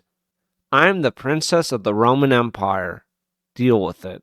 And there's some back and forth shit about Muslims stabbing each other in the back and different little power struggles. Alexios trying to, gain advantage where he can, but it's clear from what Anna is saying that the Byzantine Empire is very much, they're just in the background in Anatolia at this point, and they're just trying to squeak in and take what advantage they can and try to hold on to the territories that they still control, like the islands off the coast of Anatolia. They're under attack from Muslims quite a bit, but Alexios is able to hold on to at least most of them at this stage, I believe. So it's just trying not to lose more than they've already lost, but they're also making no inroads, essentially, into regaining their former territory. And this is territory that they lost not even 20 years ago at this stage, but they just don't really have it. Now, maybe if like Robert and Bohemond were not attacking from the west, maybe if they weren't constantly dealing with the fucking Scythians from the northwest, and they could have focused all their attention on Anatolia and the Turks, but I don't know, that's the position that they're in. It's a really unfortunate position, but there's not much they can do. I think, yeah, Alexios, I know, yeah, I'm a bit harsh on him at some points, but realistically, he had to put up with so much shit, and I think under a lot of other men, the empire definitely would have collapsed at this stage, but he's able to hold on to it, and there is a bit of a resurgence. I think it could have been a much stronger resurgence if certain things had played out differently with like the Crusaders, but I think he does like a pretty decent job. Autistic schizo, like 1,000 years later, reading this book, I think he does an okay job. I'd give him a thumbs up. This is just a little description I liked. The two sons of the Emperor Deinonius, Nikiphios and Leo, were also of the same opinion. They had been born in the Porphyria after their father's elevation to the throne, and for that reason had the title Porphyrogenitoi. This Porphyri, fuck it, is a room in the palace built in the form of a complete square from floor to ceiling, but the latter ends in a pyramid. The room affords a view of the sea and harbor where the stone oxen and lions stand. Its floor is paved with marble, and the walls are covered with marble panels. The stone used was not of the ordinary kind, nor marble which can be more easily obtained, but at greater expense. It was in fact casually acquired in Rome by former emperors. This particular marble is generally of a purple color throughout, but with white spots like sand sprinkled over it. It was for this, I suppose, that our forefathers called the room Porphyria.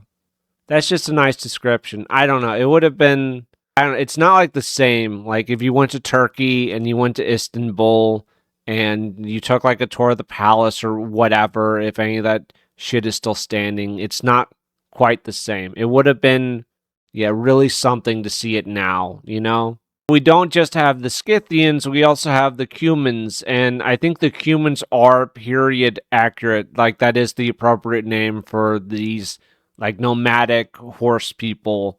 And the Scythians and the Cumans, Alexios barters with one side, to not invade because they were both going to attack him at once and split the booty. So now the Cumans and the Scythians, they fight, and the Byzantines get involved, and it's just a whole lot of bullshit. It just feels that, like, Alexios, he's able to, like, respond and try to put a fire out in one part of the empire, but it's never resolved. Like, the Scythians, they never go away. They're always on the attack, they'll attack, go away for a few months, like a year, then they'll come right back. So whatever treaties or deals or peace, it's never lasting. Same with the Turks, same with the Normans. The Normans have, I think, mostly stopped for now, but they're going to start up again.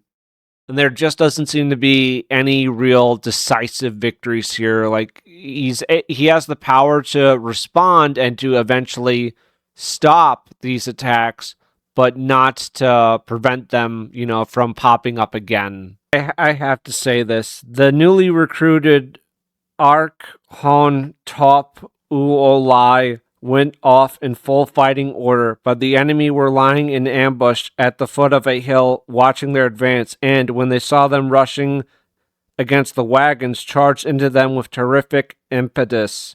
In a hand-to-hand struggle, about 300 of those guys fell fighting valiantly. For a long time, the emperor grieved deeply for them, shedding hot tears and calling upon each one by name as if they were just missing.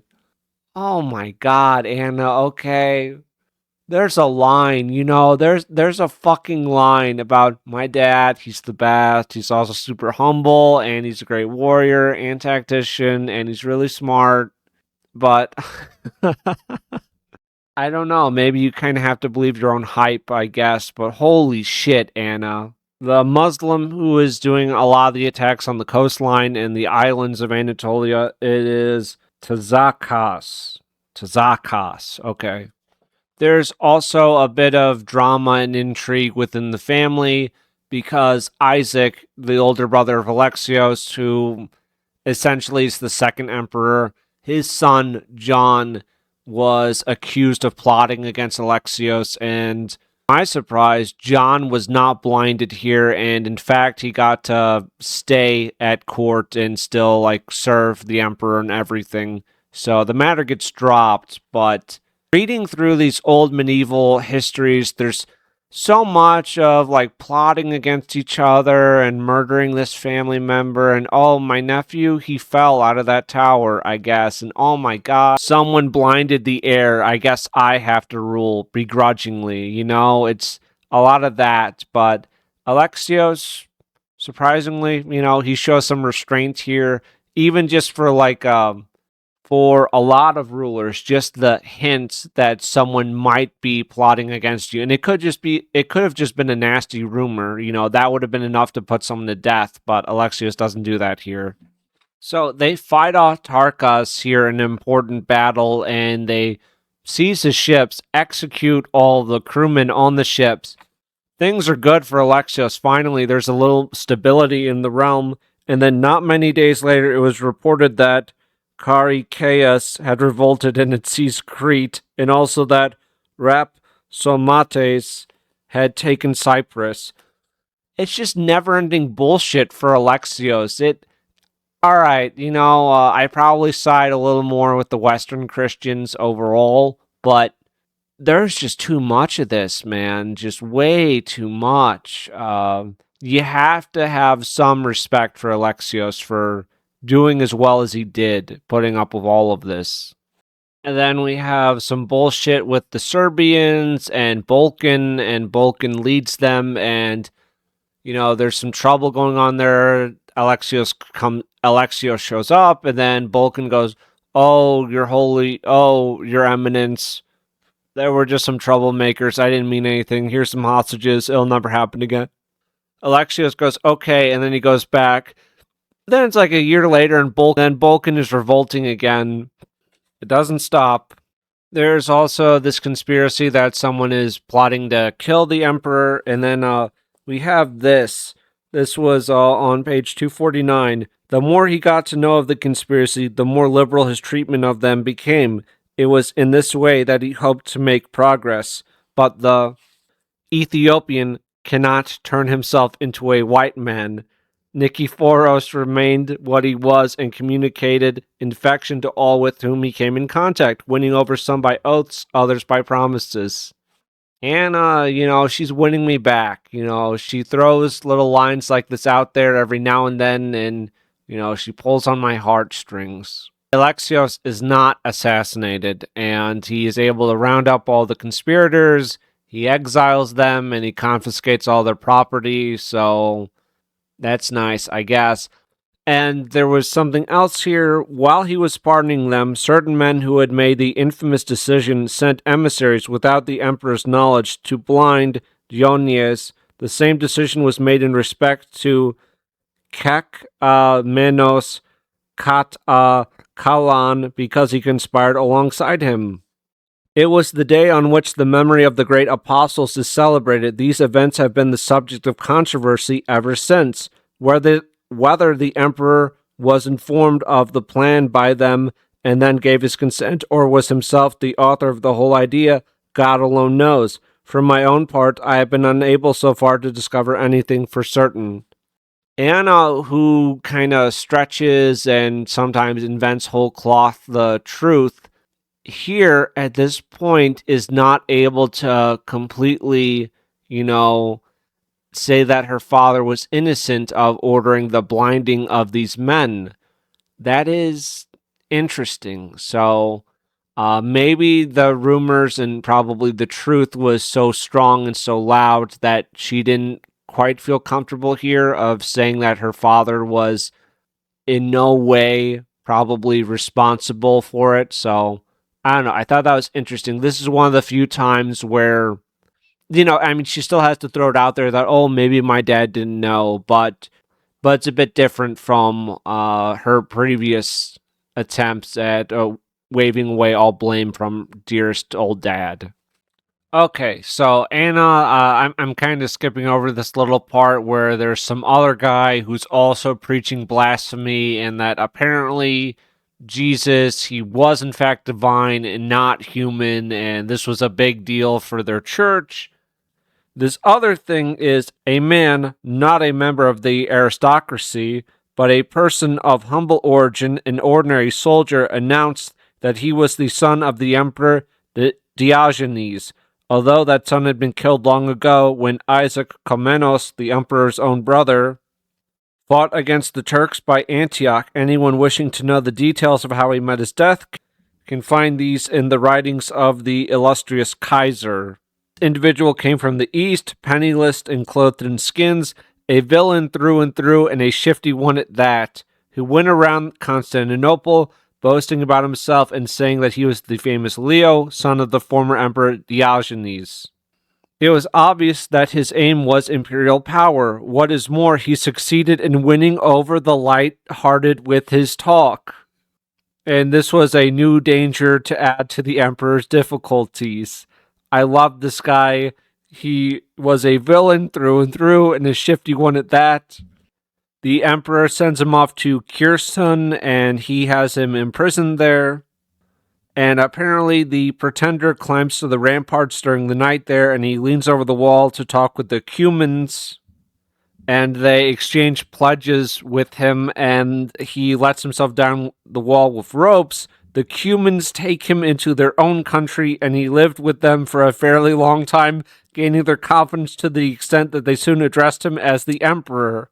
So they used this guy as an excuse to make war with the Byzantines, and it is literally the exact same bullshit that the Normans with Robert Pole with, see this old fuck? Yeah, that's the former emperor. So I guess that, your entire country is mine now. That's how this works. That is, oh my god, that's so fucking awful. I guess that is a weakness of monarchy, at least back then, where, if there's just some confusion at all, you can just have some guy, show up and then just pretend to be son of X or this person or that person and claim all this shit. And at least some people, even, if they don't believe it at all, but they want to use that person as an excuse to make war or to press some claim, it's something that you have to deal with. Twice, though, this happens 2 fucking times when... This happens 2 fucking times. Krusty looks fat. He's really having trouble keeping his balance. He's still funny, but not ha-ha funny. That's not Krusty the Clown! What do you think? I slapped a clown suit on some wino? Yeah, bud. I am so Crunchy the Clown. Okay. And then Alexios isn't sure what he wants to do about the Cuman situation, so Alexios, though, felt unable to trust his own judgment and was unwilling to rely on his own unaided calculations, so he referred the whole matter to God and asked him to decide. The emperor wrote a question out on 2 tablets. Should he set out to attack the Cumans or not? They were then sealed, and the patriarch was commanded to place them on the holy table. After hymns had been sung all through the night, Nicholas went to the altar, picked up one of the papers, and brought it out. In the presence of the whole company, he broke it open and read aloud what was written on it. The emperor accepted the decision as though it was derived from some divine oracle.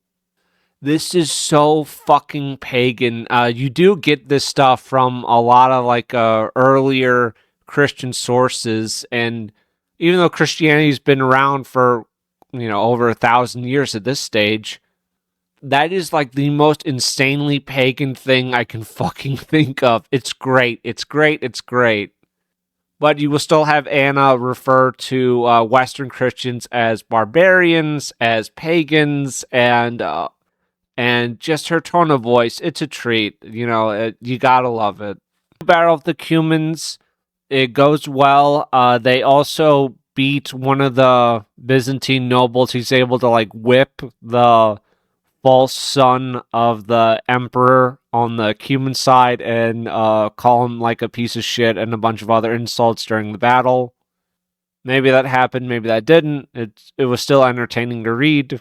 While things are going good against the Cumans and it was a Byzantine victory, Anna reports later on that the Turks were overrunning the interior of Bithynia, and Bithynia is very, very close to Constantinople. It's like so we have Constantinople, right, and it's on the like western side. It's not in Anatolia, but it's on like the European side, and then we have, I guess that's the Aegean, or maybe that's a part of the Black Sea, whatever. The water that separates Asia Minor from Europe.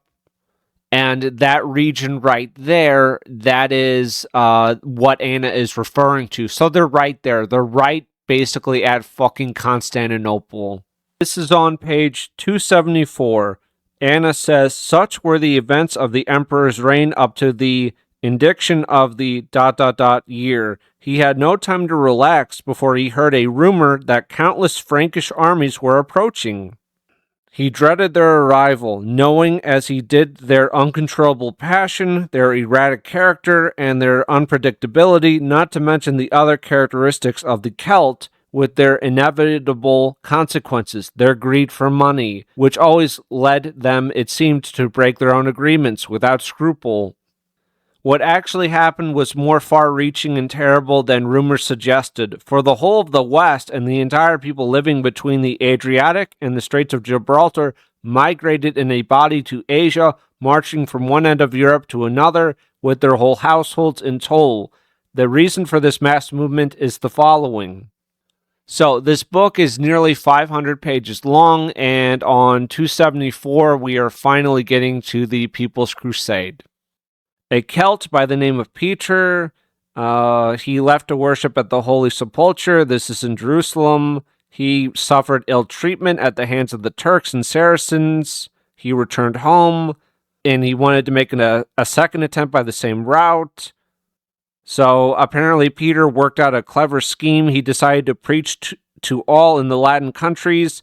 Of a divine voice, he said, has commanded me to proclaim to all the counts in France that all should depart from their homes, set out to worship at the Holy Sepulchre, and, with all their soul and might, strive to liberate Jerusalem from the hands of the Agaranes. What the fuck? Like, Agaranes. What the hell is that? Say Muslim, say Saracen, say Turk, say Egyptian. Agaranes. She says Celts assembled from all over, full of enthusiasm and ardor. Anna, for some reason, I can't imagine why, has decided to leave out that Alexios specifically asked the West for aid. He appealed directly to Pope Urban II, calling for military aid. Please, please, God, the Turks have taken over nearly all of Anatolia. We desperately need assistance. Anna presents this as Peter the Hermit, just randomly. He called a crusade. Urban isn't mentioned at all. And these hosts of Europeans came over completely uninvited. And my dad, he just had to deal with it.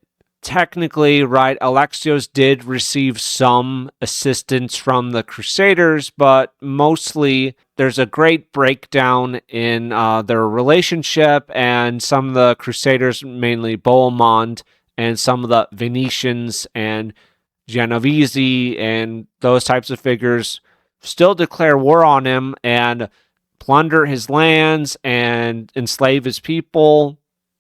And obviously, if Anna was to say that her dad invited these people in, it would hurt her narrative somewhat. So that little detail, the whole Alexios' appeal to the West, that's just, it didn't happen. It didn't exist.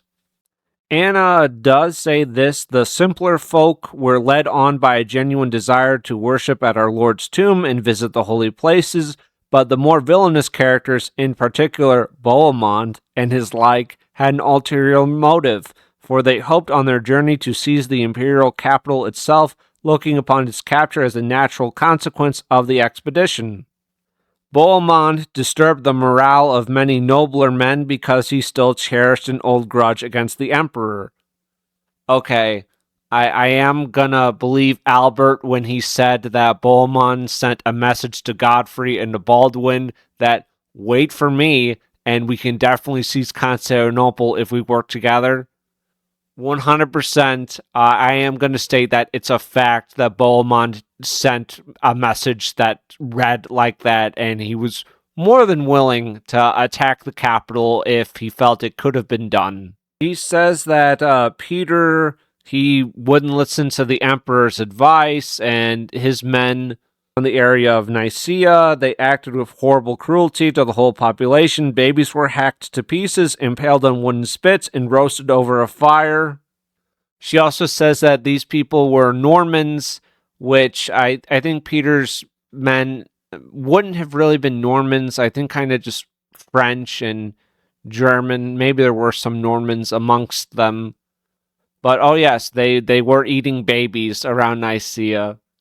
Which, I mean, I know that's like propaganda and all, but I mean, when they got to the cannibalism parts, I don't know if they ate babies or not. White people media cannot confidently state whether or not they ate some babies when things got really, really bad.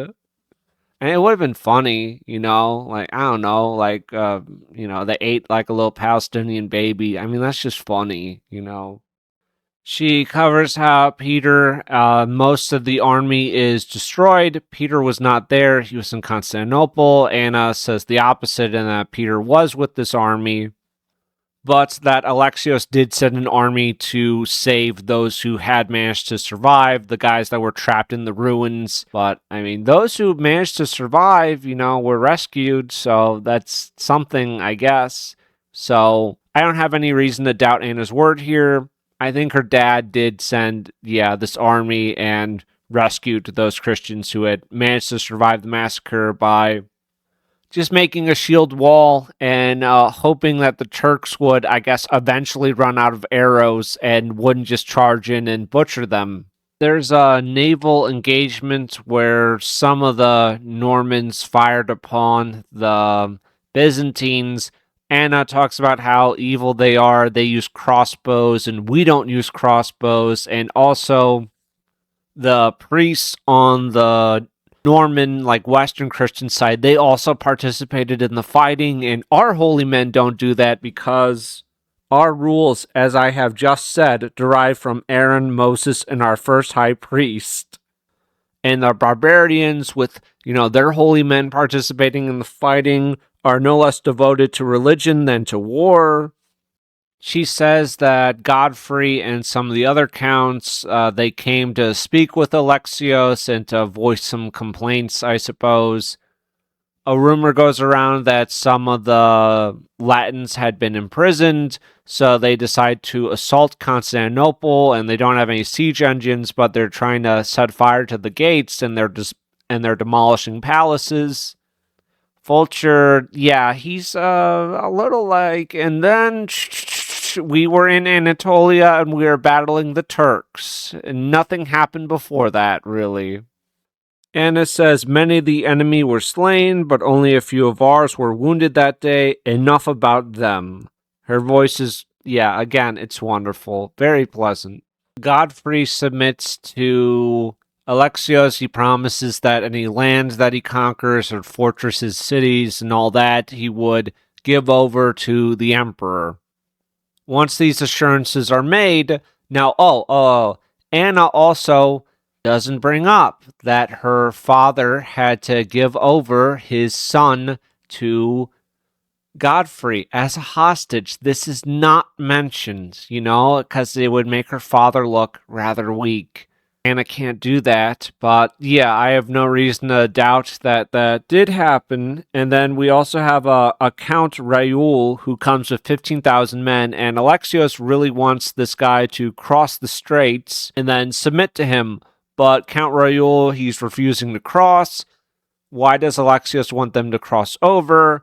Because then they're in Anatolia, and they're not like, I guess, right at Constantinople, and if they all mass up before they've pledged like allegiance to him and sworn an oath, then there's a greater chance of them making an assault on the city, which they've already tried, by the way. So Alexios, reasonably concerned. They did destroy some palaces. They set fire to a gate. You literally had to ride out of the city and drive them away. Not unfounded worries here. He's talking about all the leaders from the Western forces that are coming. One might have compared them for number to the stars of heaven or the grains of sand poured out over the shore as they hurried towards Constantinople. They were indeed numerous as the leaves and flowers of spring, in the words of Homer. For all my desire to name their leaders, I prefer not to do so. The words fail me, partly through my inability to make the unpronounceable barbaric sounds, and partly because I am put off by just how many of them there were. In any case, why should I try to list the names of so enormous a multitude when even their contemporaries became indifferent at the sight of them? Bohemond has finally come. Apparently, when he's in the city, he refuses to eat any of the food that is offered to him. He actually even won't touch it for fear of poison. I mean, to be fair to Bohemond, that's probably not a completely unfounded worry either. She says this for her father as somewhat of an excuse. The emperor would have liked to share in the expedition of the Celts against the barbarians too, but he feared the enormous numbers of them. It would be shameful, he believed, if in the meantime he did not himself win some military success. When a favorable opportunity arose, he planned to capture Nicaea himself. That would be preferable to receiving it from the Celts. And it is true. There's a lot to worry about when you're Alexios. You still have the Cumans and the Scythians. You still have issues with like the Dalmatians. I think these would be like Serbians who rebel at various times. I guess you're not completely concerned now about being attacked by Normans from the west, but now you have Normans right here. And I mean, we're talking about weeks ago where they tried to burn down your city gate and plunder Constantinople. You're not on the best of terms, and yeah, you don't want to let your guard down, and if you send your army out with these guys, you're putting yourself in a vulnerable position. So I do understand Alexios' position a bit better, that it is more fragile. Anna left out that he had to give up his son John to Godfrey as a hostage for a time, so clearly, I mean, they're not in the strongest military position here. And to be fair, the Byzantines do a good amount to help secure the victory at Nicaea, where they are blockading the lake where the Saracens are receiving supplies to hold out during the siege. And he also contributes some troops and like siege engines for the Latin forces. But still, he is secretly negotiating with the Turks who are in control of the city and asking them to surrender to him rather than to the Latins, because there's not a whole lot of love and trust between the two of them. And if the Latins gain control of Nicaea, which is right there, I mean, it's very, very close to Constantinople, that'd be a serious problem. So I get why he does it, but it's still a bit underhanded, and I can also appreciate, the Western Christian side, and they do feel like they can't really trust Alexios. Alexios also gives the Latins tat e Chios, the guy with the missing nose, so he attaches that to the main army. He's there to help, quote unquote. He's also there to secure any places that the Crusaders take and staff it and garrison those places with Byzantine troops, which doesn't exactly play out with the Crusaders because they certainly capture a good amount of places and garrison them with their own troops. And I don't think Tactios is really in a position to challenge them because his numbers are so numerically inferior to them. So he's just kind of, hey guys, not to be a bother, but just reminding you of the oaths that you pledged to Alexios. So this is supposed to be a Byzantine town, and okay, yes, you have put your banners up in the place, and okay, the garrison is completely Western Christians and none of my men, but I just want, to remind you, and, I'll just put that in my report. So, okay, carry on. All good. And just talking about some military engagements, she's saying that they did battle with some Turks, but they won, and victory, though, belonged to the Roman and Celtic army. Huh. How much did the Byzantines really contribute here in terms of manpower? Not much. Really not much at all, but it is the Roman and also, I guess the Western Christians were also there at this battle. I mean, sure, I'll include them to be polite. We're now at the Siege of Antioch. Bohemond is apparently the one that scared Tactios away by claiming that others were plotting to kill him. I mean, Bohemond was probably plotting to murder him at some point. And then there's also a severe famine at Antioch, which is true. So Tactios boards some ships and sets sail for Cyprus to allegedly get supplies, but I don't think he ever returns. So, yeah. Anna insists that while these events were taking place at Antioch, the emperor was very eager to bring help personally to the Celts, and there are some still powerful Turkic warlords rampaging around Anatolia, and apparently they have also lost the islands of Chios and Rhodes at this point, which I don't doubt.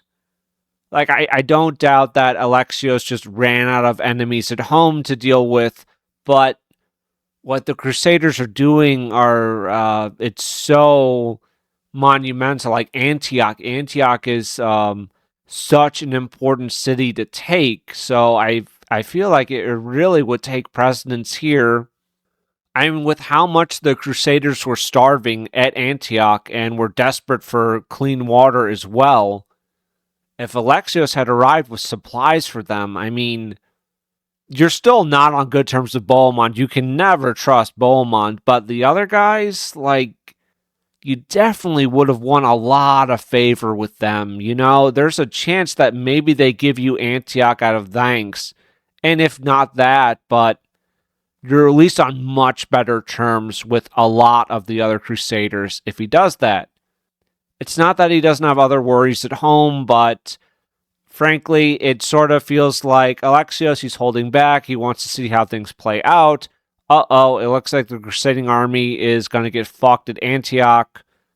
I guess I'll try to, do what I can, against, while those Turks around Antioch are busy, I'm going to try to handle these other little fires going on in my realm. Alexios takes Smyrna, which was an important city for him to take. It has been mentioned several times in the text, so it is a big deal when he does take it, which he's probably only able to take because the Turks are really busy at Antioch right now, so that's, a bit left out in the text from Anna. And then also, she does state that they slaughter a lot of people at Smyrna. She says 10,000. I don't know. Maybe that's accurate. Maybe not. And then, this is me being a retard, which is fine. You knew that when you started listening to this channel. But she says that they seized Sardius and Philadelphia by surprise. So, Philadelphia is apparently a very old Greek word, and I don't know. I just knew Philadelphia as, like the American city, and obviously, right, we have plenty of city names that come from Old World Europe, right? But mainly like England and, France and like Spain. I didn't think Philadelphia was Greek. That just seems odd, right? I mean, like, when you think like, oh, Philadelphia, it's like, oh yeah, the Greek name, Philadelphia. Okay, also, White Pill Media being a bigger retard, Philadelphia, City of Brotherly Love. I have heard that before, but that's like what it means in Greek. So, there you go. All right. Hey, you learned something. Other channels don't do that, You have to come here for that. He says that the emperor was on the way, and he arrived at Philomelion with his whole army. At this point, he was joined by William and Stephen. This is Stephen of Blois, who is the father of Stephen, who will be the King of England during the period known as the Anarchy, which it's not really a period of anarchy in England. It's more of just an English civil war against the Empress Matilda, mother of Henry II. Let's stop being autistic. Let's get back to the text. These two assure him that the Celts had been reduced to a state of extreme peril and went on to swear that they had been utterly doomed. The emperor was all the more anxious to hurry to their aid as a result of this, despite the general opposition to the enterprise. She also says that the emperor was coming up with all these plans to try to rescue the Celts, and then also that the Celts were planning to desert Antioch, which they had just taken, and hand it over to the enemy, intent simply on saving their own lives by running away. The emperor, having neither sufficient forces to resist their great numbers nor the power to change the Celtic character, nor the possibility of diverting them to some expedient policy by more reasonable advice, thought it wise to go no further. He might lose Constantinople as well as Antioch in his eagerness to relieve them. He was afraid that if the enormous hosts of the Turks came upon him now, the people living in the area of Philomelion might fall victim to the barbarian sword.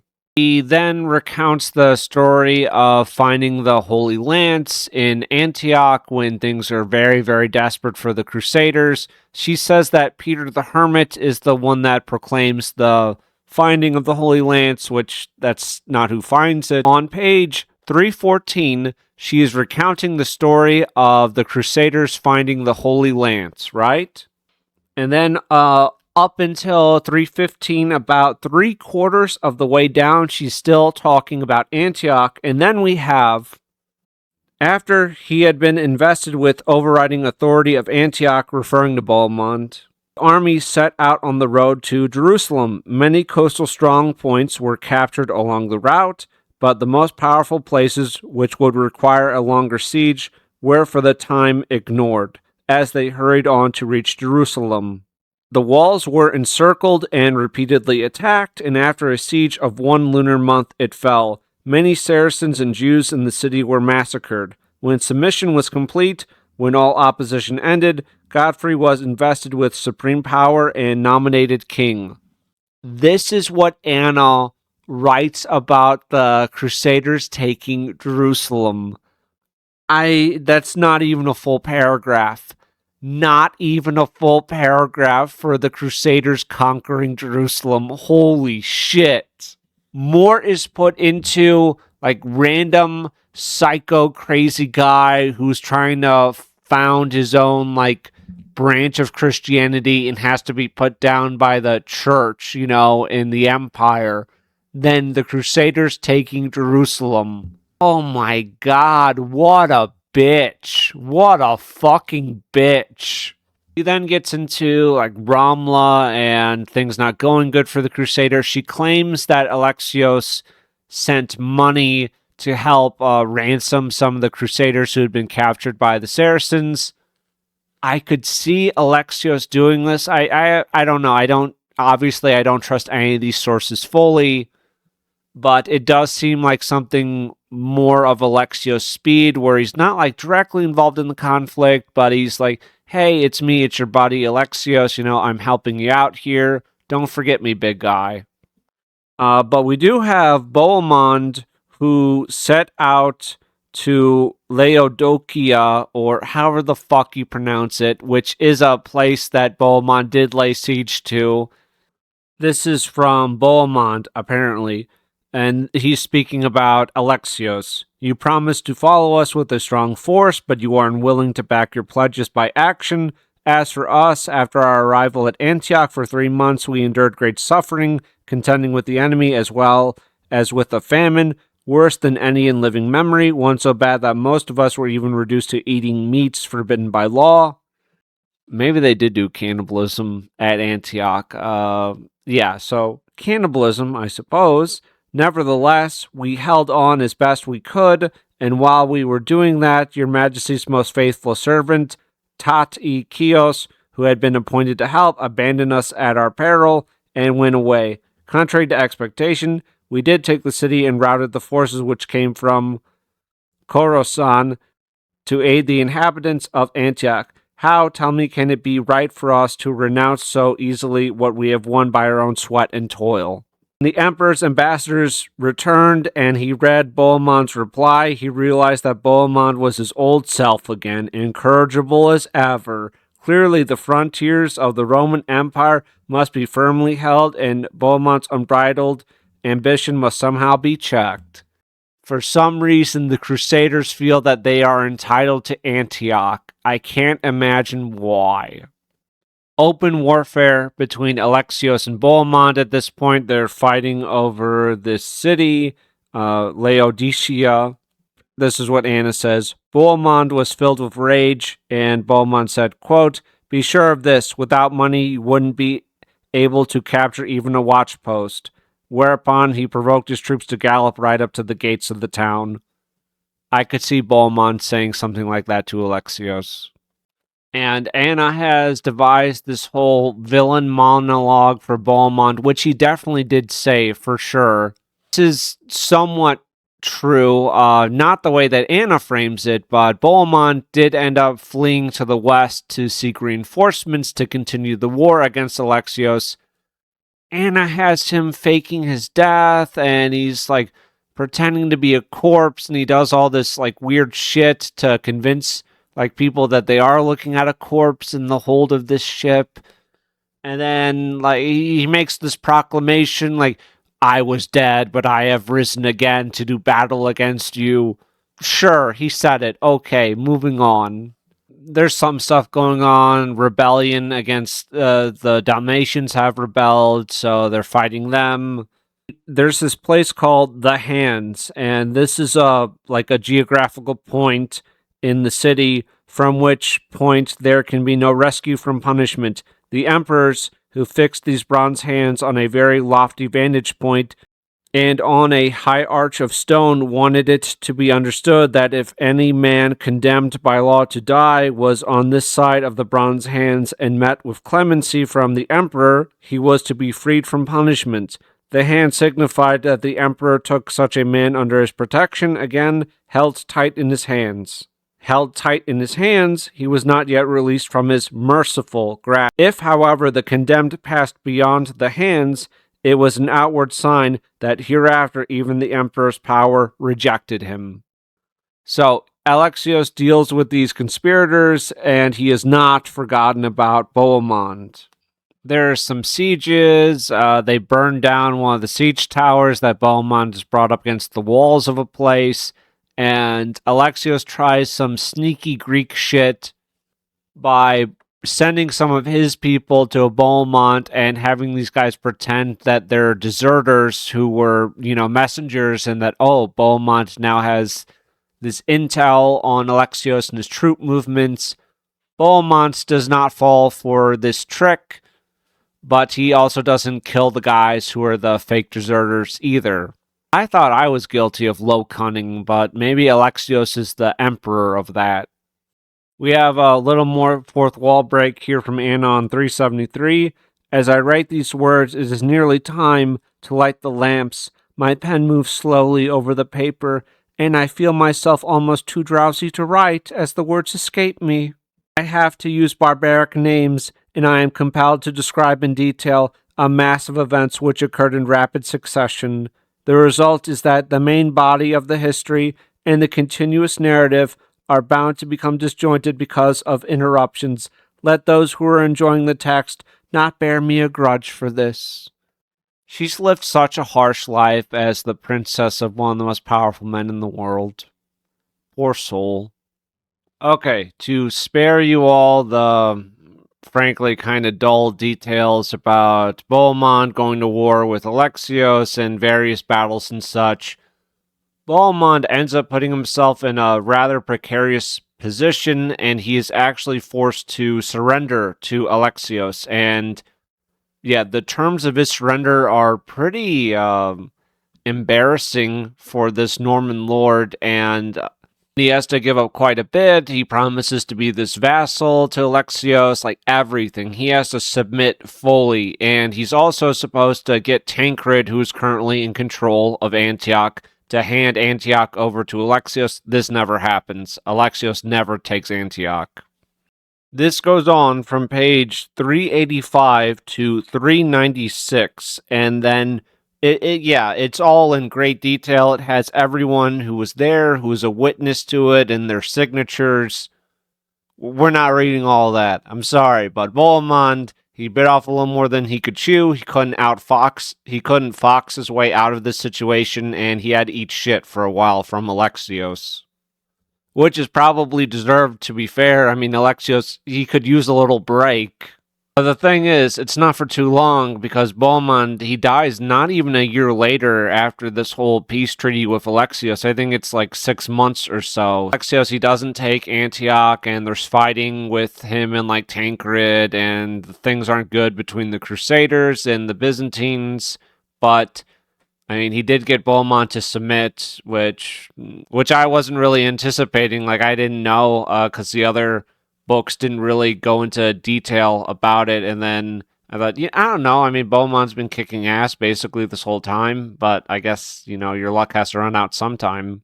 Anna does say this about Tancred. The barbarian lunatic in his frenzied rage absolutely refused to listen. He could not bear either the truth of these words or the frankness of the envoys, and immediately reacted in the way his race do. Glorifying in his own boastfulness, he babbled that he would set his throne high above the stars and threatened to bore with his spear point through the walls of Babylon. He spoke with emphasis of his might, mouthing out the words like a tragic actor, how he was undaunted, how no one could withstand him. He confidently assured the envoys that whatever happened, he would never release his grip on Antioch. And so on and so forth. Anna, of course, is unbiased here. So it's a nice little description from Anna about our friend Tancred in Antioch. Hooray. Some dealings between Baldwin and Alexios, and we had this at the bottom of 409. Thereafter, we enjoyed peace until the end of his life, referring to Alexios, but with him all the benefits disappeared, and his efforts came to nothing through the stupidity of those who inherited his throne. She is speaking about her brother, the same brother that exiled her from Constantinople.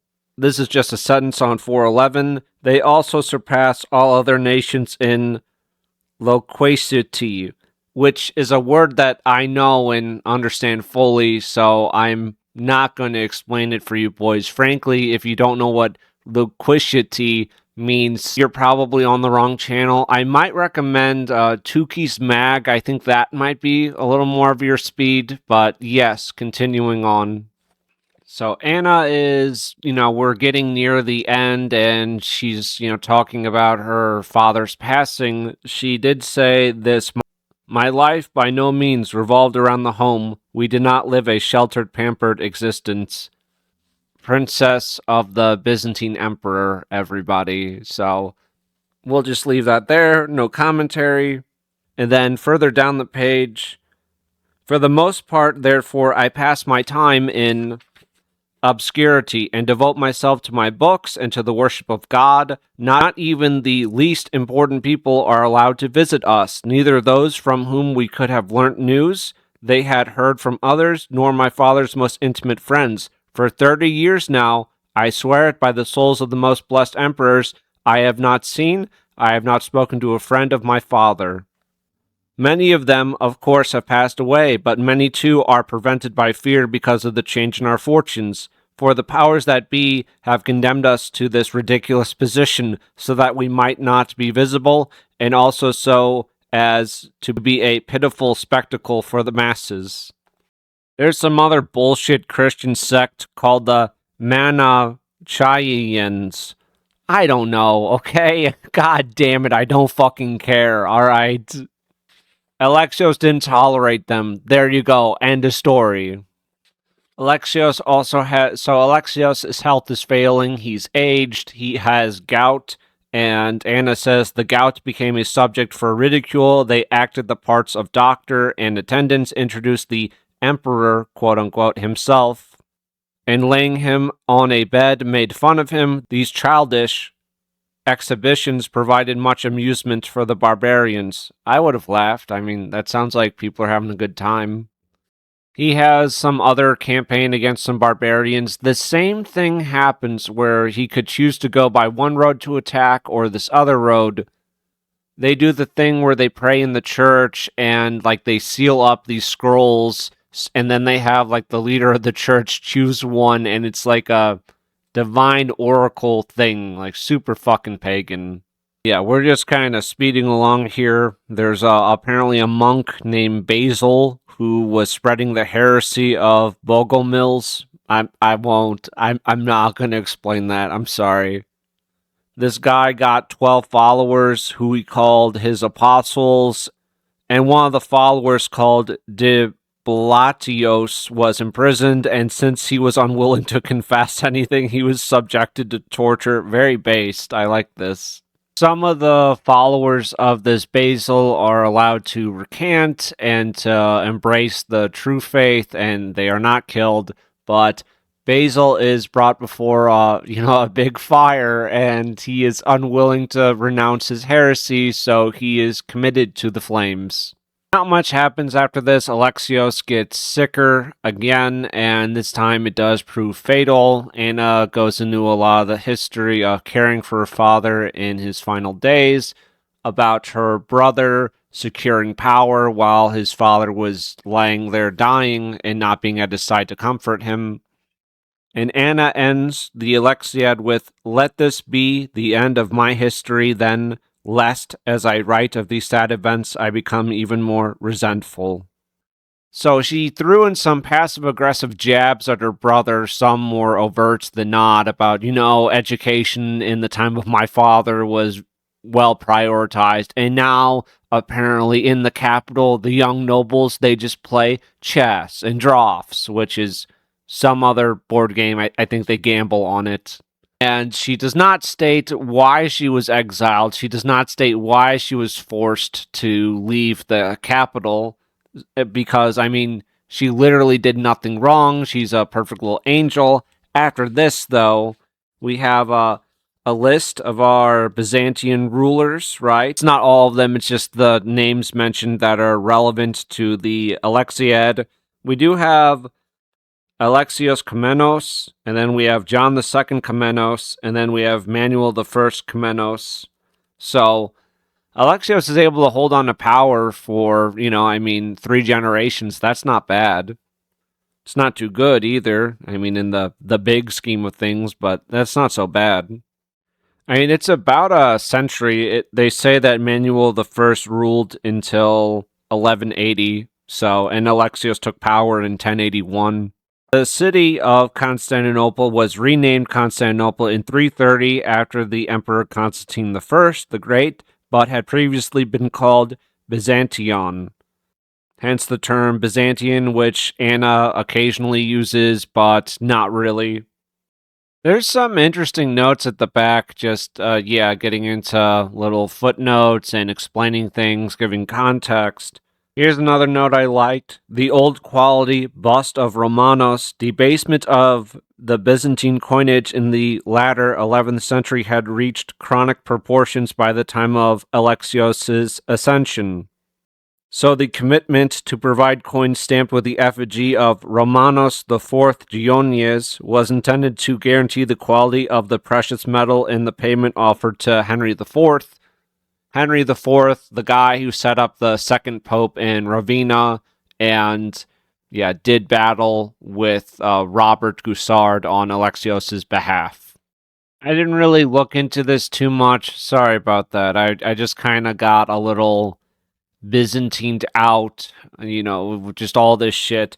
But the notes say that Anna appears to have been exiled during or soon after 1118 following a failed attempt to take the throne for herself and her husband, Nikephoros Byrenius. Little coup there, and then for some reason the ruling emperor doesn't like that you attempted to, boot him off the throne, so he puts you in exile where she's probably treated like a fucking princess, maybe not as nice as the palace, but she's certainly not in some dungeon either. And that's what I have. So, yeah, the Alexiad's certainly interesting.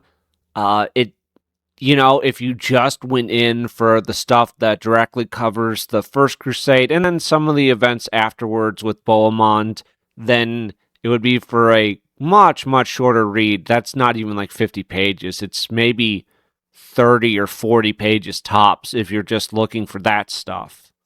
Still, it's a good POV. I really like Anna's voice. I'm glad I read this. It did take a little while. It's kind of a thick text, but I'm reading some books right now about the Irish War of Independence, and I think this author's god-awful. Every paragraph has at least 10, 15 fucking names, and it's just a miserable read. It's not super long. It's like 200 pages, but I'm on page 60, and I have to call it. I don't know what I would really like. Maybe if you just set up, like, here are the principal characters, and then each one had their own chapter, and then you went through their entire history through the event. That would be a little better than just, like, you're crawling along like a fucking centipede through time, and then every day it's this character, this, and it sucks. I do have a stack of Irish books. They're kind of just a mix of like landscape stuff, archaeology, mythology, folklore, the usual history stuff too. I'm not going to do a video on those. I don't know. I think just having a more concrete topic like the First Crusade, that's fine. That works. That can be a video. But yeah, with those, I'm just not really feeling it. There's a video that got dropped. I actually recorded all of it, and I was in the process of editing it before I scrapped it. It was about Serene Estate's Last Guy, a video game made by, some people over here. It's a 3D platformer, dystopian future. You're in this underground facility, and you're trying to get free. It's fun. I will say, if you go in with the knowledge that the game is about 2.5 to 3 hours to complete, and you just know that going in, I think you're more prepared to have a better time with it, because when I played it, no real problems with it. I think a lot of effort was put in, and it's a pretty decent product. I don't know if I played it twice, but I don't think I'd really play it again. It's not like a favorite, like you must play. But I went in thinking it was going to be like 6-7 hours, something like that, more approaching runtime of kind of an average game, and it really wasn't. So that did like sink my expectations for it. And I think maybe I just don't, not that I give like the best commentary or analysis here and now for books, but I think I do a worse job with video games. So I ended up scrapping that video. I just put a review up on Steam for it. I would say, if you're looking to support a game by some guys, I had a pretty good time with it. There's a lot that it does well, and yeah, you can give it a shot. It's on Steam. Also, by the time this is coming out, this will probably come out right at the end of July. So, Dverghold, which is a dungeon crawler action RPG thing. Early access, it should be out now. Go check it out. I've played the demo. You can find it on Steam. The demo is free. You can play the demo, see what you think. But I had a lot of fun with the demo. I'm really looking forward to this. I think it's going to be good. I think this is one of the better projects, like creatively, from people on our side doing that. Yeah, I'd really recommend people checking that out. What else is coming? So, the next Not a Troth. Okay. I have 5 of the 6 books for the next one already read. Already read. I have a lot of my notes already out. I'm going to be doing the recordings for these probably throughout the following week, and everything should be edited and good to go. I am waiting on book 6. So the 6th book, it hasn't been released yet. It should be, shipping out within like a week or so of when this video goes up. And by the time I receive it, I should have the rest of the video completely done, ready to go. So I'm hoping for mid-August for the next Not a Troth. And there's going to be a few good topics in there. I won't name names, but I've decided that the first book we're going to talk about, I'm going to be doing some call-outs, kind of. I feel rather strongly that AI was used in the creation of one of those books that I've already read, and it's a guy who's kind of a bigger name on this side of things, so I don't know how that'll go, but I decided being a pussy isn't a good thing, and don't hold back your punches. So, yeah, I'm reasonably confident AI was used in the creation of it, and if AI was not used, then the book is one of the worst, like, formatted pieces of shit. The author didn't do any fucking work in editing it, and for that alone, it should be a do not recommend. I don't know if I would ever buy from this author again. And I've read, a decent amount of their stuff. So there's that. And then lastly, to wrap this video up, sorry it's gone on for so long. I don't know when it'll be, September or October, where I should be back in Ireland. So that'll be cool. And then we will have another infamous travel vlog. So, oh yes, if you haven't seen it, there is the Ireland travel vlog, but there will be a number 2. Hopefully with less drama. That's, really need a trip with less drama this time. So that should be the next video, and yeah, that's kind of the lineup we have right now. So yeah, check out Dverghold, Serena State's Last Guy. I think that's it's worth checking out if you're a guy that's like, I need to play something like creative that our people are making. Go check it out. I don't think it's going to be groundbreaking, but it's also not a bad time.